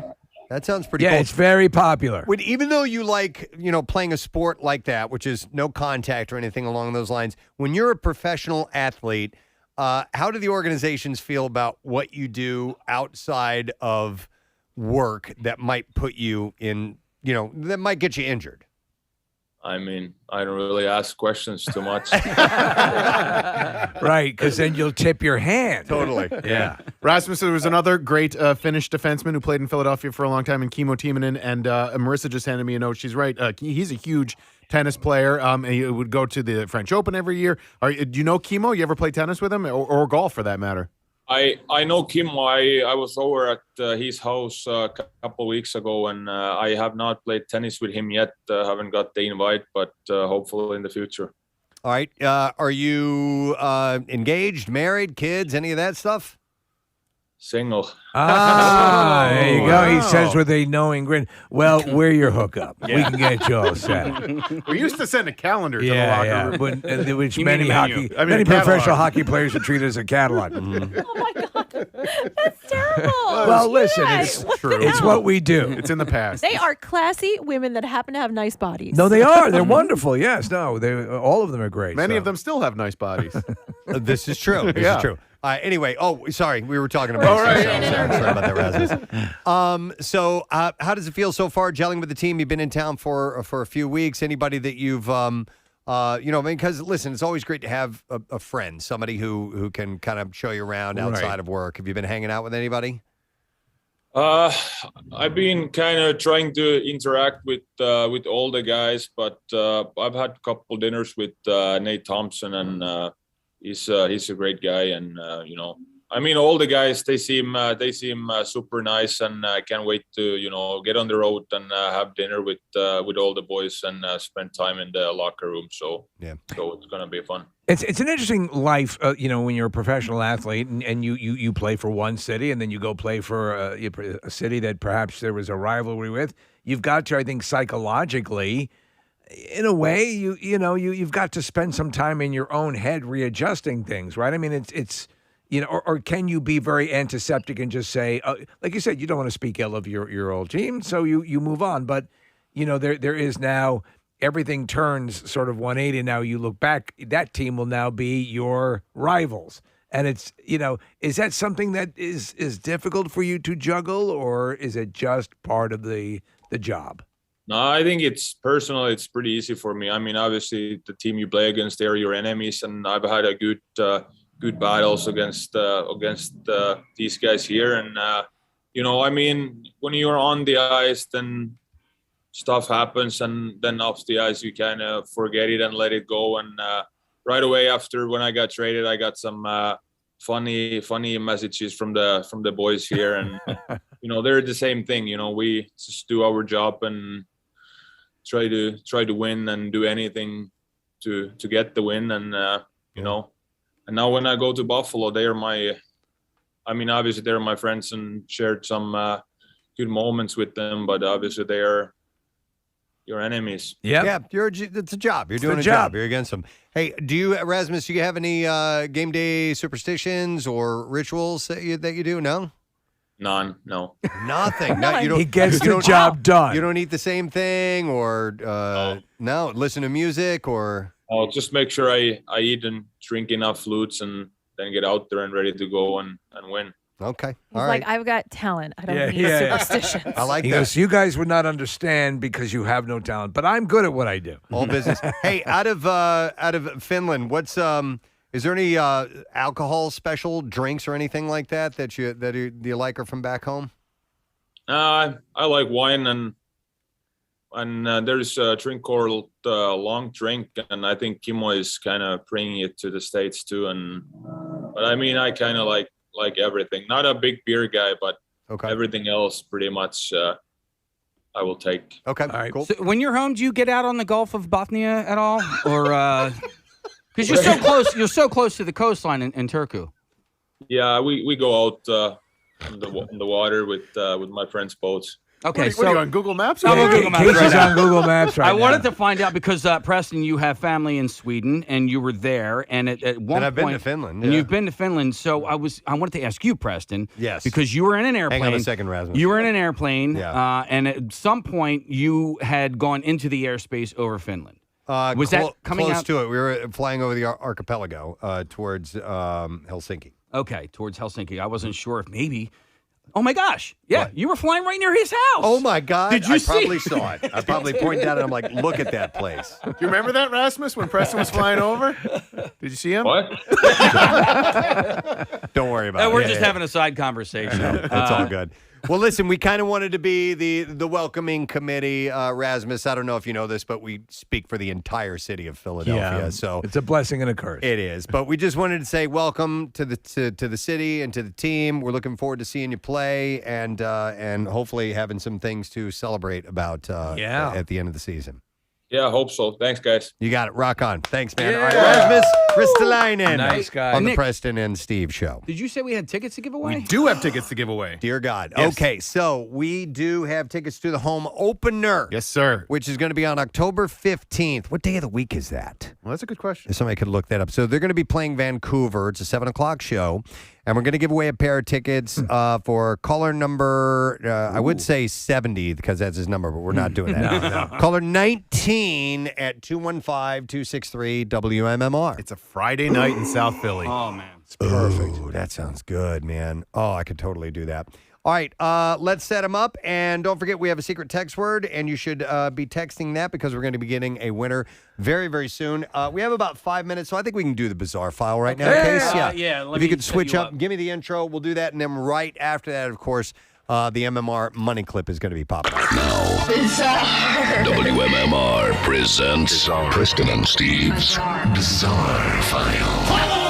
Brought to you this morning by Revivalist Spirits, voted USA Today's top craft gin distillery. Offers online ordering and offers online ordering delivery of gin, vodka, bourbon. Why don't you tell me what you want to see? Pre-made cocktails to all Pennsylvania residents. You can use the promo code Preston for 10% off your purchase. Revivalistspirits.com. All right, I love this story. It reminds me of the movie Bolt, which I think is an underrated animated movie. It's a cute movie. This is out of Logan, Utah. A guinea pig was rescued from its guinea pig ball. It was just rolling down the road. Oh, that's terrible. I know, right? The little guy was found at about 5 a.m. on a Friday morning, just trucking down the road in his little ball.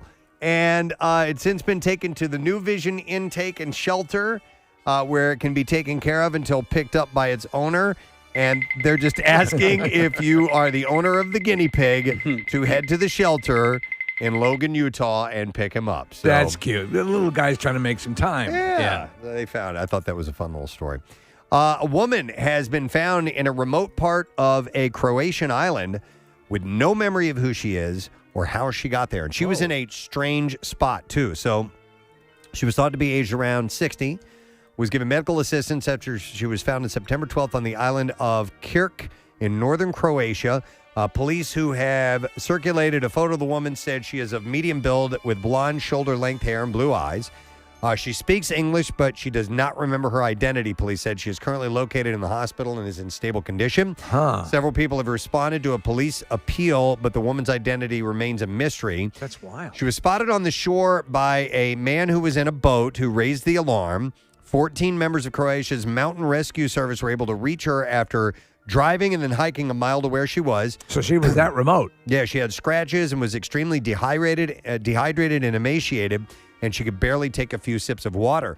The woman did not know where she came from or how she came to be on the island.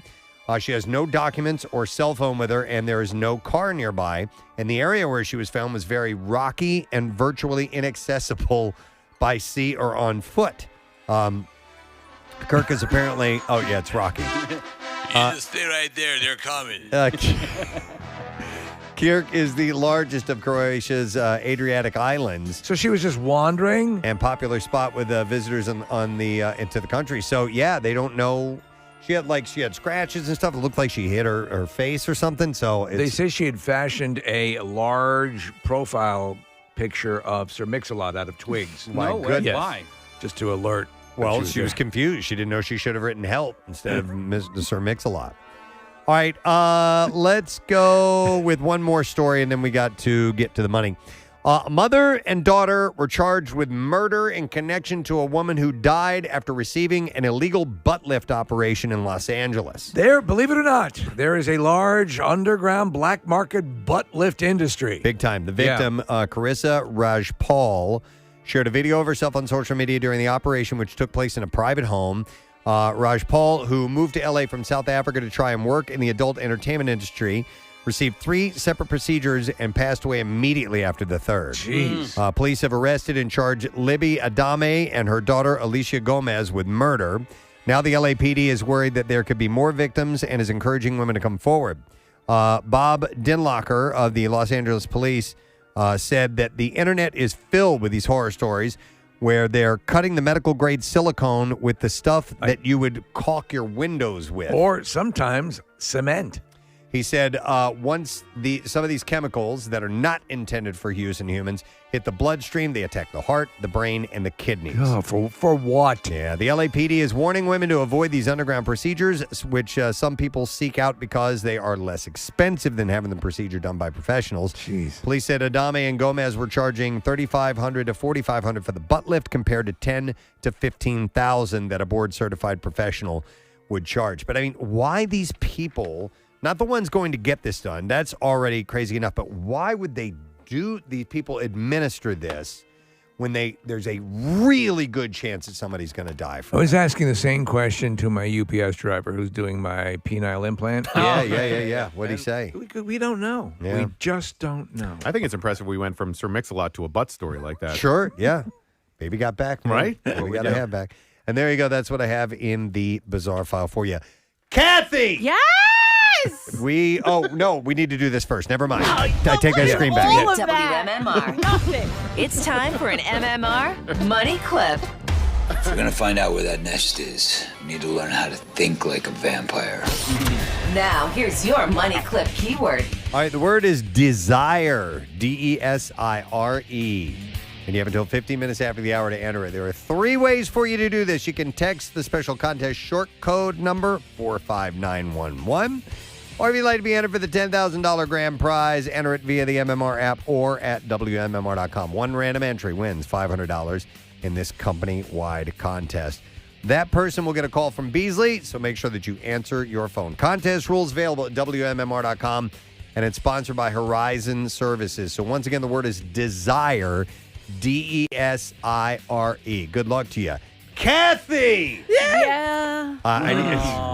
Man, it was so much better the first time. I need a number caller for a secret text word. We'll go with caller number 12. All right, 12th caller. You heard her, 215-263-WMMR. You got to know the secret text word, and we'll have your chance to win those tickets to Ghost and Volbeat. I know we're doing 2 contests at the same time. You can do that. You can multitask. You can do it. You can make this happen. We'll be back in just a moment. Stay with us. So we'll take the blame for it. Thank you. Go ahead. That when I saw these, well, this is a true story. It's a true story. Why would I make it up? True story. When I was younger, I saw 2 dogs in the park, and they were going at it, bumping each other. Yeah, right. And I asked my dad what they were doing, and he said, because he didn't know how to deal with stuff, and he just said, he goes, I remember, he said, they're playing a game. Yeah. So I was like, I just asked him, I go, I took a beat, like a little kid will, and I go, what's the game, And he said, it's effing. It's called. He said it. Yeah. Did you watch the Golden Globes by any chance? No, I did not. Oh, because Ricky Gervais, he did a little bit of a monologue, and he had gotten to a joke where, we'll get you a water. And he had gotten to a joke where just top off his bag. That's so weird that you need water, but you've got the saline going through your body. There. Did you hear what they said from No, City I wasn't paying Hydration? attention. So cleanly and brilliantly, she explained the difference between water that would make you thirsty and the hydration that would make you feel like I do right now. I feel like, can I tell you right now? I could bend steel. And I'm not thinking just, I'm not just thinking maybe I, thank you very much. All right, thank you, Marissa. Have you ever been on stage and you thought better of a joke that you were about to tell and had to hang a 180 away from it? Yes, yeah. Okay. You know what, sometimes, you know what it will be? I'll be doing an old joke that I didn't realize, just don't. I have a different relationship with what I say that comes out of my mouth. So I'll be like, I'll think of an old joke, but then halfway through I go, oh, that's not nice. Right. And I just want to stop. I'll just go, you know what? I don't need that joke anymore. I had a series called, if you see a sign that says don't do it, it means somebody did it. Yes. Okay. It's true. Because, they don't just put, if it says, I don't have to repeat the bit, but I will do one example from the old pile of part of this joke. For instance, if you see a sign that says no diving in the jacuzzi. Yeah, somebody dove into a jacuzzi, which think about that. That's crazy. Yeah. A moron. Yeah. A moron. And I don't like to call people morons because if I'm so smart, why shouldn't I be so smart to just talk about people kinder? But I don't know the word for it. And by the way, I hope this guy probably had a dad. You have children. You have people that love you. Yeah. Who are you to go, I'm going to go dive into that jacuzzi? Yeah. So maybe you're better off. Did you work at Dairy Queen? And I was did it work Plymouth at Dairy Meeting? Queen, not to brag. But so when you talk about signs that, if there's a sign, I'm going to make full circle. Everyone's going to be proud of me. It's okay to get a loss, but you got to deliver. No. So here's the point. Yeah. Right. So the ice cream place, it says 3 sample limit. It doesn't say 4. It says 3 sample limit. And I thought about something. That tells a story. That tells 3 sample limit. You know what that story tells me? Look, lunatics come in different forms. Yeah. So when I use the word lunatic, people might go, lunatic? Yeah, that means a lunatic. Anybody that would go get 3 samples is a lunatic. Look, you certainly have problem with boundaries. If you're going to go, can I taste one? Can I get another? Can I get a third? Is there any stopping you? So that's what I think. That 4 is enough. 3 sample limit. I think 3's too much. I agree. Matter of fact, if I'm with people, 1, I'm okay with. You have to realize that not everyone's like you. People have a right to go get a sample of ice cream, Todd, even if it's something you're insecure about it. I say no sample. None. Do you None. ever sample deli meat? I've seen people do that. Can I have a slice of that? Oh, yeah. I've done that. I've tried cheese. Right. So you can do stuff that like that. occasionally, same thing. Yeah. You don't do 4 or 5 different types of. I trust the relationship where I'm getting it, but in the right situation, definitely. In that situation, I could lie and go, no, I don't do it there either because I seem like a hypocrite. There's something different about the ice cream. But they have the little spoons. That's Yeah, what it's but for. you're One of those, aren't you? What about? You're trying to gain the system, and so my kids are big. They love to do the free samples. I'll give them 1, and that is it. And it's only because they haven't been on the planet that long, so they haven't tried. If you're a 40-year-old man and you don't know what rum raisin tastes like you've Can I tell you something? Yes. And if it's at the yogurt place where you do it yourself in a little cup, all right, you're not. That's fine. Go over in the corner, have a ball. But where they have to scoop it for you.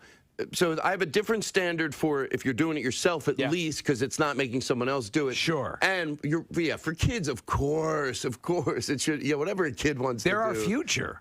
Yeah.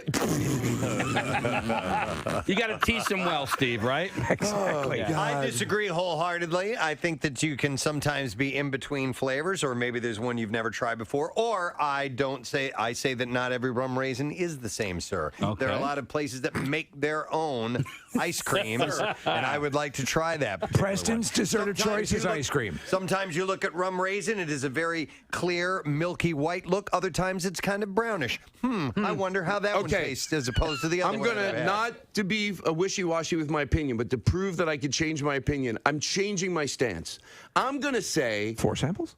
A lot of it's just with the demeanor, and you're matter of fact about it. Yes. Hey, could I try talk to the person? You have to go, you don't have to make. I hate to be an imposition. Yeah. I'm a little wishy-washy here. Yeah. I just had an IV bag. You're right. Not all are the same. So I guess really, it's a case-by-case situation. So Casey was wrong, and what you said to especially Preston was disrespectful. I apologize. And I'm, as a fan of the show and honored to be here, I'm not trying to kiss anybody's tuchus. I thought you were way out of line. I was way out of line. What are your thoughts on free samples? Because you see it at the fudge kitchen, the mall. Costco, you can go around and spend an hour trying the samples. Costco, I got in trouble at Costco. That's when I realized the world people are crazy. Yeah. I had a World War II wasn't an indicator. Well, that's like, and by the way, this does make sense. Please remind me to get back to what I did at Costco. Okay, but it does have to do with you said World War II? Nazis? Yeah, what did you do at Costco? Okay. World War II. World War II. Hitler. Ice cream samples. Someone told me that Hitler, this is a true story, they told me this, whether it's true or not, it's true, I don't know. Okay. But they said Hitler ate a piece of cake every day. Isn't that crazy? I told my friend, I don't think it's the craziest thing about him. Brought to you by Patient First Cold and flu season is here. I've got a Claude. You do have a Claude. Patient First is here to help. Hey, Harry. I can't. You were traveling all day. I was. What's Harry, though? I was going to say they handle everything. Harry or Claude? And I put handle and every and made it Harry. At these times, you need someone who cares about your Claude and harries it correctly.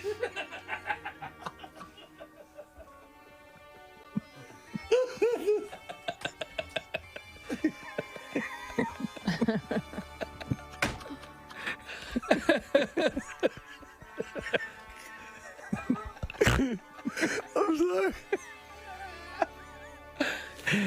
And I snorted too. So we were chatting last night, and Kath shared a story with us about a friend who had a doctor's appointment, I think it was, Kathy? Yeah, it's like a televisit, a telemedicine visit. Yeah, we were just talking about, Zoom conferencing and all that stuff, and maybe speaking to relatives and so on. And framing a shot. Yeah, framing a shot. So that you're seen. My mom she's always laying down when I talk to her, and she holds, I guess, we have a thing called the gram pad, which is like an iPad, and she holds it down low. And so I always get this shot going up. It looks like a looming, intimidating camera angle, but she only frames in part of her chin, and that's all that I see. So we're all coping with different. Yeah, you love them, and obviously the grandpad has been a godsend. But you would like to see the full face of the woman who gave birth to you. But listen to this. So Kathy's friend had a doctor's appointment. Yeah, she had a doctor's appointment, and it was, over the computer. And so she just assumed they would be like chatting and talking about, I guess, whatever it is the checkup was for. What kind of doctor is this? So the doctor was with her gynecologist. Oh, okay. And so she was trying to explain something to her. And finally, at one point, the gynecologist said, you know what, you're going to have to show me. Oh, my God. And so she took her pants off and straddled the computer. Oh, my Preston, though, she was at work. I was like, what? Wait, back up. I was like, what? You had to show her? And she was like, yeah. She's like, listen, I've been going to her for years. Like, so it was okay. It was fine.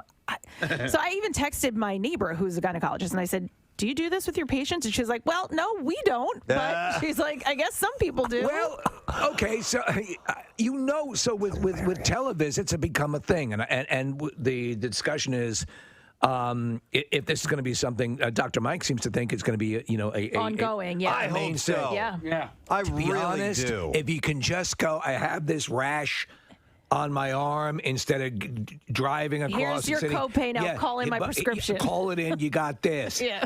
And by the way, if you can clear waiting rooms and stuff for people with more serious things, that's a positive. Listen, there was it was more in the thick of COVID when things were a little bit more touchy, and not that it's gotten any better, but our fear of it was a little bit stronger a little while back, and so I had a teleconference with a specialist whom I would regularly go into the waiting room and wait minimum hour and a half past my appointment schedule, and this one. Right on time, done deal, in and out. It was so easy to do. If you can do it now I had to show him my butthole. But other than that, it was okay. No, hold it up there. Yeah. But I would say this then, right? If you're going to call your gyno, and this is the one who is. Maybe call on your phone for ease of use. So you can hold it down there, right, Preston? Right. It's harder to put your iMac up to your cooter, right? Oh, my God. I mean, to me. I think it was just jumped over it. And I'm not going to ask what was the issue, but did it get it done? Was it, oh, yeah, I see it right there. Yeah, it looks like Idaho. Oh, right. I don't know. I didn't go further into the conversation. I was just shocked that. How did that get in there? She actually had to do that. Steve, like anything else that we've seen in COVID times, we've seen some industries have had a boom because there's now demand, maybe like at-home stirrups and stuff like that. Why not? Yeah, absolutely. Could end up being an industry. Time for my appointment. Absolutely. You know what you do? Just take the Casey, you're a cyclist. Just get on your bike and put them up on the handlebars. You could do that. Hang on a second. I want to go to Carl. Carl, you're on the air. Good morning. Hey, what up, oranges? Oh, wait, no, you're triangles. Wait a minute. What was that from? What is that from? It was me. When Casey was talking about that dumb Cracker Barrel game. Oh, that's the game. What's up, February? And we want to give away tickets to this for the secret text word, and we are looking for caller number 12, and that's Jeff. Hey, Jeff. Hey, how's it going? Wonderful, Jeff. We need the secret text word, and if you get it right, we got a prize for you. It's going to be goblin. Goblin, yes. You got it, Jeff. I want you to hang on the line because we're going to give you tickets to see this band, Ghost, and also Volbeat with special guest Twin Temple. Saturday, February 12th at the BB&T Pavilion. Tickets.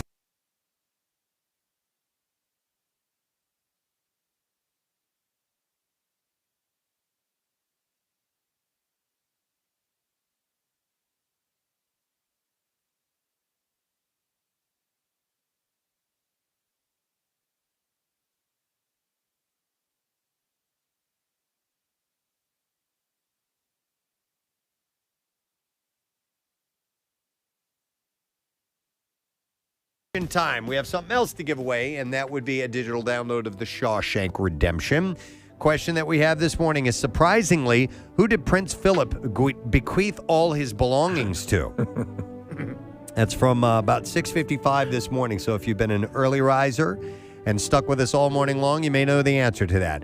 Surprisingly, who did Prince Philip bequeath all of his belongings to? 215-263-WMMR. While you call in, we do this. The trash business is a gold mine. 93.3 WMMR with Preston and Steve's Hollywood Trash. Brought to you this morning by Jersey Mike's. Order through the Jersey Mike's app for free delivery on Saturdays. Jersey Mike's, a sub above. What's going on this morning, Steve? Well, Mama June Shannon's estranged boyfriend, Gino Doak, has checked himself into a strict rehab facility in South Carolina. Doak says he is tired of being a loser with a crippling drug problem and wants the chance to be just a loser. After recently revealing she is pregnant, Kylie Jenner announcing the creation of a new company called Kylie Baby. From what we understand, Kylie's unborn baby is signed a non-compete contract, forbidding it from working in another uterus. Oh. So she's very strict about that. And finally, Candace Cameron Bure was asked on the 25th anniversary of The View if she would ever consider returning to the show as a co-host. Bure says there are a few things she would like to do first, including removing her labia with a belt sander. Wow. That's your Hollywood. All right, let's see if we can get the answer to the question. Surprisingly, who did Prince Philip bequeath all his belongings to? We will go to Bill to see if he knows the answer. Hey there, Bill. Hey, guys. How you doing? Wonderful, Bill. All right, so who, surprisingly, did Prince Philip bequeath all his belongings to? To downtown Julie Brown. Yes! Wubba wubba. No one saw it coming. Bill, you got it. We're going to set you up with a digital download of the Shawshank Redemption. You can relive extraordinary performances by Morgan Freeman and Tim Robbins and experience the iconic film about the triumph of the human spirit again. It's available now for the first time on 4K Ultra HD. Now, Preston and Steve's Music News on 93.3 WMMR. Brought to you this morning by Jersey Mike's. You can order through the Jersey Mike's app for free delivery on Saturdays. Jersey Mike's, a sub above. We'll begin with this. The feud between Machine Gun Kelly and Slipknot's Corey Taylor has escalated. I don't understand this feud. On Twitter, Corey Taylor recorded a verse for a song on his Tickets to My Downfall album and says that he didn't use it because he was so effing terrible. Okay. I guess so. So Taylor recorded a verse for Machine Gun Kelly's album? Yeah, that's what I'm trying to figure out. Tickets to My Downfall. Nick, can you see if that's the name of Machine? It is? No, I'm going to look. Because I'm a little, I haven't been following this particular feud. No, I know that he was having an issue with Conor McGregor at the behind the scenes at the MTV Video Awards. Yeah, so Corey did it for Machine Gun Kelly's album. And then he says he didn't use it because it was so effing terrible. Well, you can't say that. Yeah. Taylor tweeted back at him and said he didn't like people airing private S like a child. He also included screenshots of their text exchanges. Their feud began some time ago, but over the weekend, while both artists were performing on separate stages in Chicago, Machine Gun Kelly started slamming Taylor again. He told the audience, you all want to know what I'm happy that I'm not doing? Being 50 years old, wearing an effing weird mask on the effing stage. Okay. So... what's that about? I don't know. I don't think... Okay. I'm sorry, Machine Gun Kelly. You? Yeah, exactly. Suck my and shut the up, huh? So, anyway. You don't know. That goes on. Dave Grohl admitted that over 25 years since the death of his Nirvana bandmate Kurt Cobain, he's still working through his suicide. The singer-songwriter and guitarist shot himself to death, obviously, in 1994 in a room above the garage of his Seattle home. But LouderSound.com reported that Dave spoke candidly about Cobain in the new BBC documentary called When Nirvana Came to Britain, revealing, I'm still processing Kurt's death because I have to explain it to my kids who love Nirvana. Yeah. Because for the longest time, I would try to process it and talk about it with friends and family and things like that, and they would help me. But now I feel like I have to help my kids go through it. And he said it's a lifetime of healing. He went on to say, when I first joined the band, it was so much fun. I lived on the couch in Kurt's living room. We rehearsed in a barn. We set up our gear. We played those songs, and people bounced around and got hot and sweaty. I really loved the connection and the appreciation that Nirvana's audience had with the band. He also recently told Classic Rock Magazine, I still have dreams that we're in Nirvana, that we're still a band. I still dream there's an empty arena waiting for us to play. But I don't sit down at home and run through Smells Like Teen Spirit by myself. It's just a reminder that the person who is responsible for those beautiful songs is no longer with us. He said it's bittersweet. So that's something he has to deal with. I saw this yesterday and was very delighted. Geddy Lee announced that he will publish his autobiography in the fall of next year. Is he going to go on tour in support of that? You know what he did with his big, beautiful book of bass? Yeah. And I would imagine it depends on COVID restrictions because he still hasn't left Toronto in like a year and a half. And in his Instagram post yesterday, he talks about, this is the first time I've hung around here this long since we were a band, teenagers in a band. Well, listen, we can even zoom his ass up if we need to. Yeah, you're right. So the Rush bassist wrote the still untitled memoir while in lockdown in Toronto and revealed on social media how he spent the pandemic, posting in part, there were some shiny silver linings to be found at home, teaching my grandson the finer points of baseball and bird watching, tending to my pups, one of whom was quite ill, and spending the evenings with my lovely better half, glass of Armagnac in hand. He's a big wine aficionado. Oh, big time. Yeah. As we watched every European mystery show ever produced. Oh, and another thing. I began to write words, that is. He went on to explain that the long shadow of drummer Neil Peart's 2020 death played a part in inspiring the upcoming tome. He said, my friend and collaborator on the Big Beautiful Book of Bass, Daniel Richter, saw how I was struggling in the aftermath of Neil's passing and tried coaxing me out of my blues with some funny tales from his youth, daring me to share my own in return. So I did, reluctantly at first, but then remembering, oh yeah, it's like wrestling, but with words. And he went on to write and write and write and continue to write, so he's decided he's going to make it official. And I'll have a book out next fall, which should be pretty cool. This is an interesting story. The Mongolian group, The Who. Yes. They played a sold-out show at Irving Plaza in New York City on Saturday as part of their North American headlining tour. The audience included Whoopi Goldberg. Really? Wow. Who even went backstage to hang out with the band. She a big fan? Don't know. Have no idea. Funny. These guys are Mongolian, by the way. So I have no idea why, but maybe she likes them. Who knows? I would never have figured that. They were founded in 2016 in Ulaanbaatar, Mongolia. And apparently the Who's name, which is spelled H-U, translates to the Mongolian root for the word human being. Perhaps Whoopi's Mongolian. You never know. Yeah. You never know. All right, in the last bit of information we have this morning, the Rolling Stones played their first show without the late Charlie Watts since January 1963 on Sunday night. The band performed. Listen to this. Did you know this was a private gig? I didn't know this. No, it seemed like a small stage when I was watching the video. An exclusive private gig at St. Louis's Dome at America Center for New England Patriots owner Robert Kraft. What? They're, believe it or hired not, the Stones. The biggest bands in the world Right. sometimes play private shows. Who was I just seeing that just did a gig? They were speculating it was probably a 7-figure deal to play this party. Yeah. So behind the kit was longtime Stones associate and Keith Richards solo collaborator Steve Jordan, who will be sitting in for Watts during the upcoming dates. We have a clip of Mick on stage. Let's play that. He addresses Charlie. You ready? Yep. All right. It's a bit of a poignant night for us because it's our first tour in 59 years that we've done without our lovely Charlie Watts. And we all miss Charlie so much.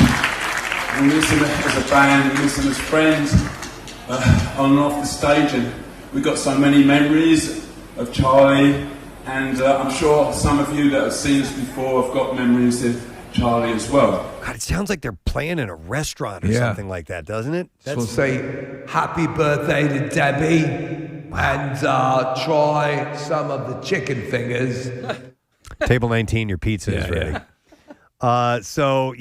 They played private gig, Robert Kraft. I'm curious what that cost. My God, you're looking crazy money. That guy goes to a strip mall for a rub and tug. I know, and then he hires the Rolling Stones. Come on, man. Where are your It's priorities? about priorities. Yeah. Wow. Wonder if he ever paid any one of his tug queens 7 figures. Yeah. Right? You have to tip her handsomely. That was good. Yeah. I'm going to throw in an extra $1. Yeah. So anyhow, that's the first show that they have played without Charlie. All right, and there you go. That's what we have in the entertainment news, or in the music news, I should say, this morning. Let's take a break. When we come back, we're wrapping up the show. Letter of the day, word of the week prize. And is today the triumphant return? Yeah. I think it is. Mr. Pierre Robert. So he will be he'll be taking care of you as always. And he supposedly is coming in debuting his buzz cut today, Preston. Oh my goodness, I can't wait. We'll be back in just a moment. Stay with us. Take a belly button selfie. I work in a machine shop. So I'm standing there with my new phone, like with the camera facing me, holding my shirt up with my chin, trying to take a picture in the middle of this welding machine shop. And my boss comes over. He goes, am I disturbing anything? I said, no. I said, I'm just trying to take a picture of my belly button, which was an even dumber response because I should have just said, hey, I think I have a hernia. Mm-hmm. So, I got the right angle. I didn't have to straddle the phone, thank God, but they did wind up sending me to the hospital, and I did have an umbilical hernia. Wow. So it worked. It ended up being the thing that needed to be done. Okay. You should just told your boss it was for your OnlyFans page. Yeah, I know, right? Yeah, belly buttons only. I had to have emergency surgery. It was like Wow. my belly button, so it saved my life. No, so there you go. So and that saved you the time. They could diagnose it right over there and get you in for something more serious. But still, I guarantee you, there are people who, inopportune moments, the door opens up and you have the iPhone up your ass. Right. What is this, Doc? Here's a text that says, I almost broke my penis having sex. We've heard of that before. And had to do a Zoom call and show the doctor. It was awkward at first, but she's seen many penises, he says. But it was his dentist. No, but that's rather common. And if something like that could be taken care of, you know what? Would you feel? Let me ask you. You're in the privacy of your own home. Would you feel even more comfortable in the confines of your own home? You're not in a doctor's office. I think that the fact that they might be, what might be in the back of someone's mind is this being recorded? Totally. Yeah. And can somebody else get their hands on this type of thing? Of course it's being recorded. So, listen, I've gotten used to dropping trow and letting whatever doctors need to do whatever they need to do. And I never look forward to it, obviously, but it doesn't bother me now, but it may have it at another age. I think for me, it represents a whole new possibility, as you said, Preston. If you go and you show and you're sitting in the office for an hour and a half and you have a time and you've got things to do during your day and so what could be done in 10 minutes takes 2.5, 3 hours. To me, that's a win. I'm wondering to what extent it'll be because when you go in for almost anything, a couple of things they almost always do are weigh you, check your temperature, just to get a basic vibe on your overall well-being. So I wonder if they're able to, when we return to normal, if they would be able to overlook those couple of things. You know what I mean? Well, there are things now, by the way, and this is part of where the industry is going, and I saw an article on this, where you would actually have, whether it be through your Apple Watch or your phone, or you'd take your temperature. It would send the data to the doctor in real time, and your vitals, your blood pressure, however, even like a remotely controlled cuff or something. Be cool. That'd be able to do it. So yeah.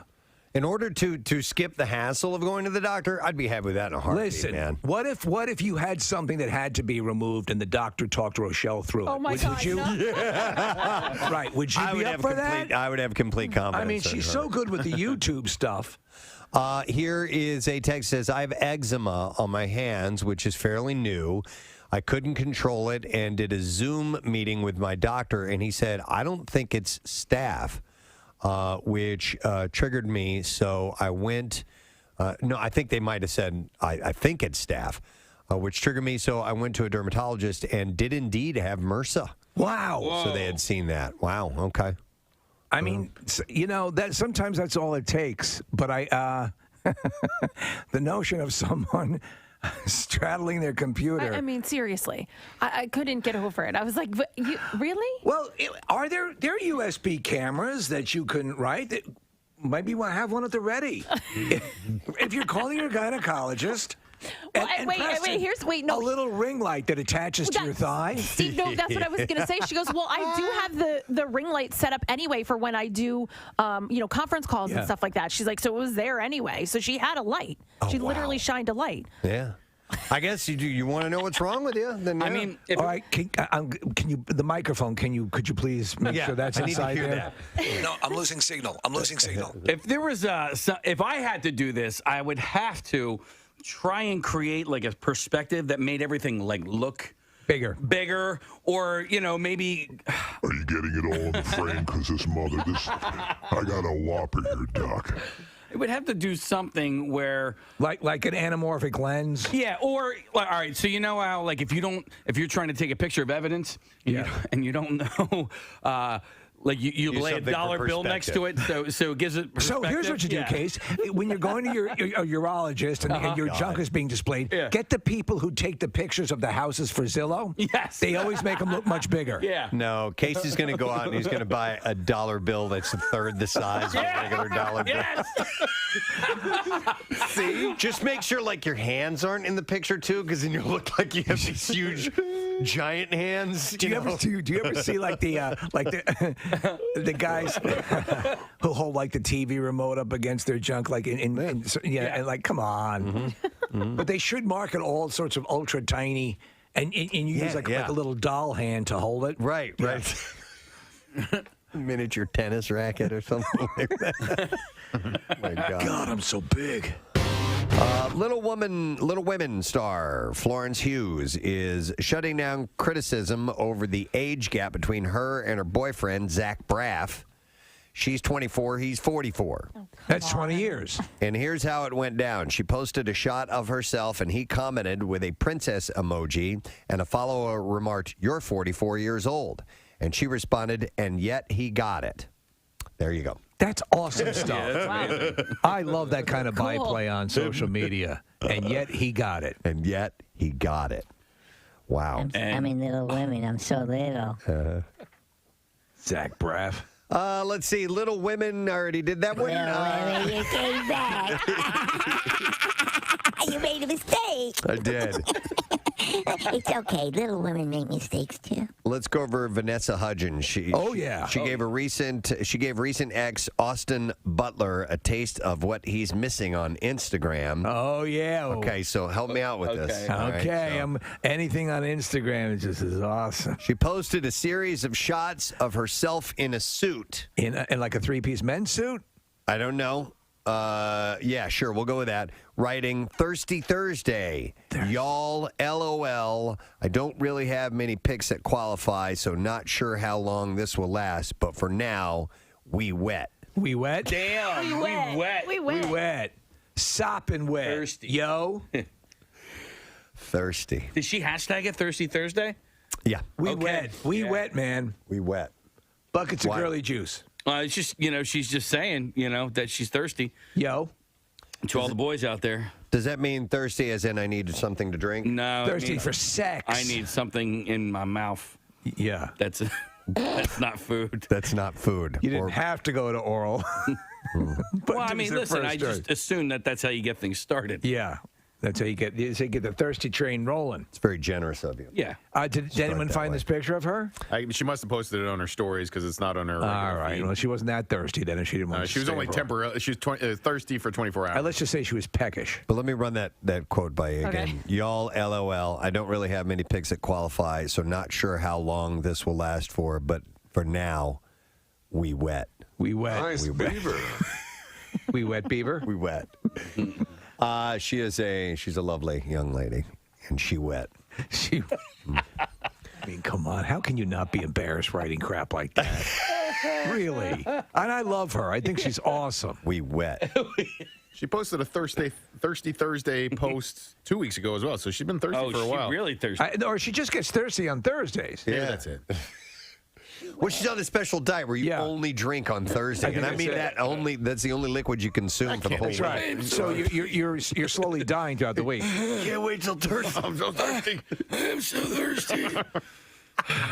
What day is it? This is only Tuesday. God damn. Oh, I'm never gonna make it. I can't wait for 4 almonds Friday. You just eat 4 almonds on Friday? On Friday. Yeah, I'm an actress. We wet. Not anymore. Not anymore. I queefed and dust came out. It looks like when you're blowing one of those candy cigarettes. The powdered sugar. We dry. We dry. So, Dancing with the Stars host Tyra Banks had a major wardrobe malfunction that may have escaped viewers' notice. Nice beaver. Are we sure that's what it was? The 46-year-old told E.T. I can see a beaver. I think it was the 3rd or 4th episode. I walk out, my hand is on my back, and I was holding my dress together. It was not zipped up. And I did not have on any of my jewelry. OMG. Yeah, What is that, a Muppet between your legs? Actually, she does look kind of bare without jewelry. Yeah, you're right, because they usually bling them up on that show. Well, she's been a complete success during this whole run with screwing up stuff right and left. And She must have been rushed for whatever reason. Remember my wardrobe malfunction when my knocker fell out? No. Excuse me? Was But it dancing? Salsa Yeah, I dancing. remember. It was a halter top, so it clipped behind my neck, Yeah. and I was in the middle of a performance, and it snapped off, and it literally just fell down. And I remember the move. I had to drop to the floor in like a count or two, and so I went down early. And like I remember my partner looking at me like, "What are you doing?" And I had probably 1 or 2 seconds to put the snap back together. And sure enough, it happened, and I put it together, and I was ready to go right after. I don't know how that happened. Were you at Parks or something like that? No, I was at the dance studio La Luna in Ben Salem, and it was on video, and we did have the video, but I made the guy who had the video kind of blur out my nips. Nips didn't show, So you'll never know if they're pink or brown. Damn it, we were so close. No case, my nips didn't show. I was at a friend's wedding one time, and there was a couple out on the dance floor, and this woman's boob was there just dancing along. Her boob's just hanging out. She had no idea. No idea. Dude, those things Somebody eventually said something to her. They're so tight, and like sometimes it just like pops out the top, and you don't even know. Well, my wife's old roommate had she was wearing a top that was so loose that we were.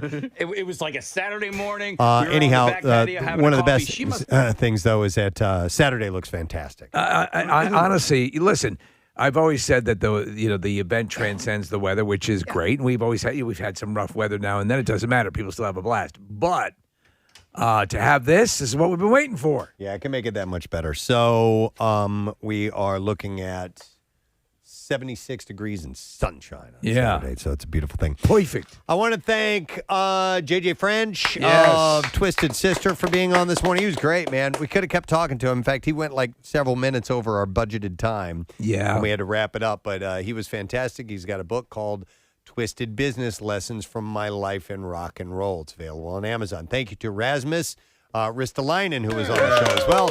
New Flyers defenseman from Finland. Definitely sounded like a Finn.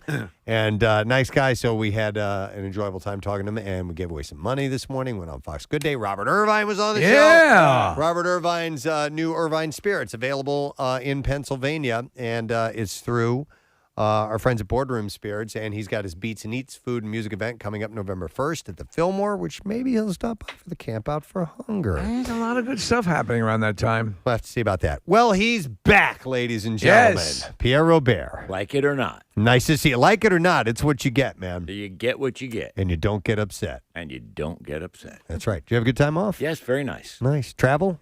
Yeah, went out to California. The fires, out in Lake Tahoe were off and on. In terms of the smoke, they basically got the one near Tahoe contained, but it was smoky at various times. So not.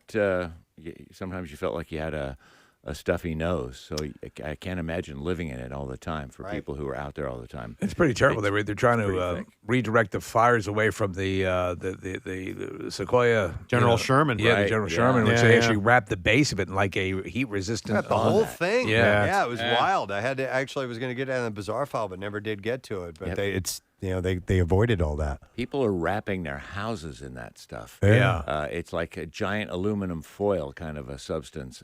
Anything you need to do, right? Yeah. It's been a god-awful year for firefighters, and we're still, October is considered fire season. Yeah, right. The winds kick up, too. And the winds kick up, in various parts, Santa Ana winds and such. So, anyway, but we wish them Godspeed. Yeah, cool. All right, we would like to get our letter, if you're good. I would like to give it to you. Here we go. Preston and Steve on 93.3 WMMR. Now, the Daily Letter. The Preston and Steve Show is brought to you today by the letter E as in early bird. Yeah, and we got a 4-pack of front row tickets just behind the pit and VIP access, including food and drinks, as Live Casino and Hotel Philadelphia presents WMMR's MMRBQ 2021 this Saturday. The weather's going to be beautiful. BB&T Pavilion. Jane's Addiction, The Offspring, Cheap Trick, Dirty Honey, Dorothy, Mammoth, Wolfgang Van Halen, Aaron Jones, Foxtrot, and The Get Down. Tickets to Party on the Lawn, and you know you want to, start at just $25. You can visit WMMR.com. There you go for complete details. So, first day back, what's coming up?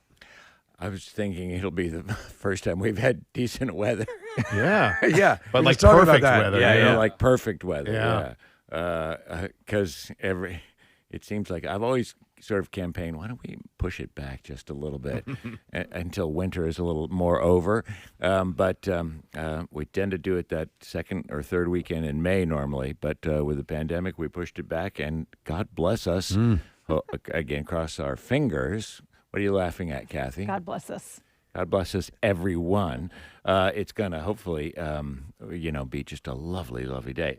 So on the program today, we've got Joan Jett's birthday to celebrate. We will get to that. Also, the Killers are playing the Electric Factory tonight. That's great. So I thought it was amazing. Frankfurt Music Hall, isn't it? Or It's is that the same thing? Electric Sorry. Factory. Yeah, I get confused. Well, no, it's technically called the Frankfurt Yeah, Music yeah. Hall or Franktown or whatever the hell they're Right. calling it, but it's the Electric Factory. Is it sold out, I assume? I don't know. I have seen them I there, have to- and it was one of my favorite shows of all time. Wow. Yeah. I saw Brandon Flowers do a solo show there, and it was amazing. I still just really like that room. Yeah. I think it's a cool room. It's not perfect sound wise, but it's just got a cool vibe to it. I don't know. I love the factory. So the Killers are going to be there. We'll do a block of the Killers and probably do Emma barbecue blocks every day up to the big show. So we'll get to one of those. Nice. I want to thank our sponsors. Preston and Steve Show is brought to you today by Acme, fresh foods, local flavors. Also by Dunkin', the official coffee of the Preston and Steve Show. And by Frolics Farm Festival, which is kicking off Saturday, October 2nd, with a special appearances from Nick McElwain. Info at frolicsfarm.com. Tomorrow on our program, we're going to talk to Miami Steve Van Zandt, or Little Van Zandt, or whatever you want to call him. Little Steven will be joining us, and M. Night Shyamalan will be on the show as well. So it should be a good one. That's it. We're done.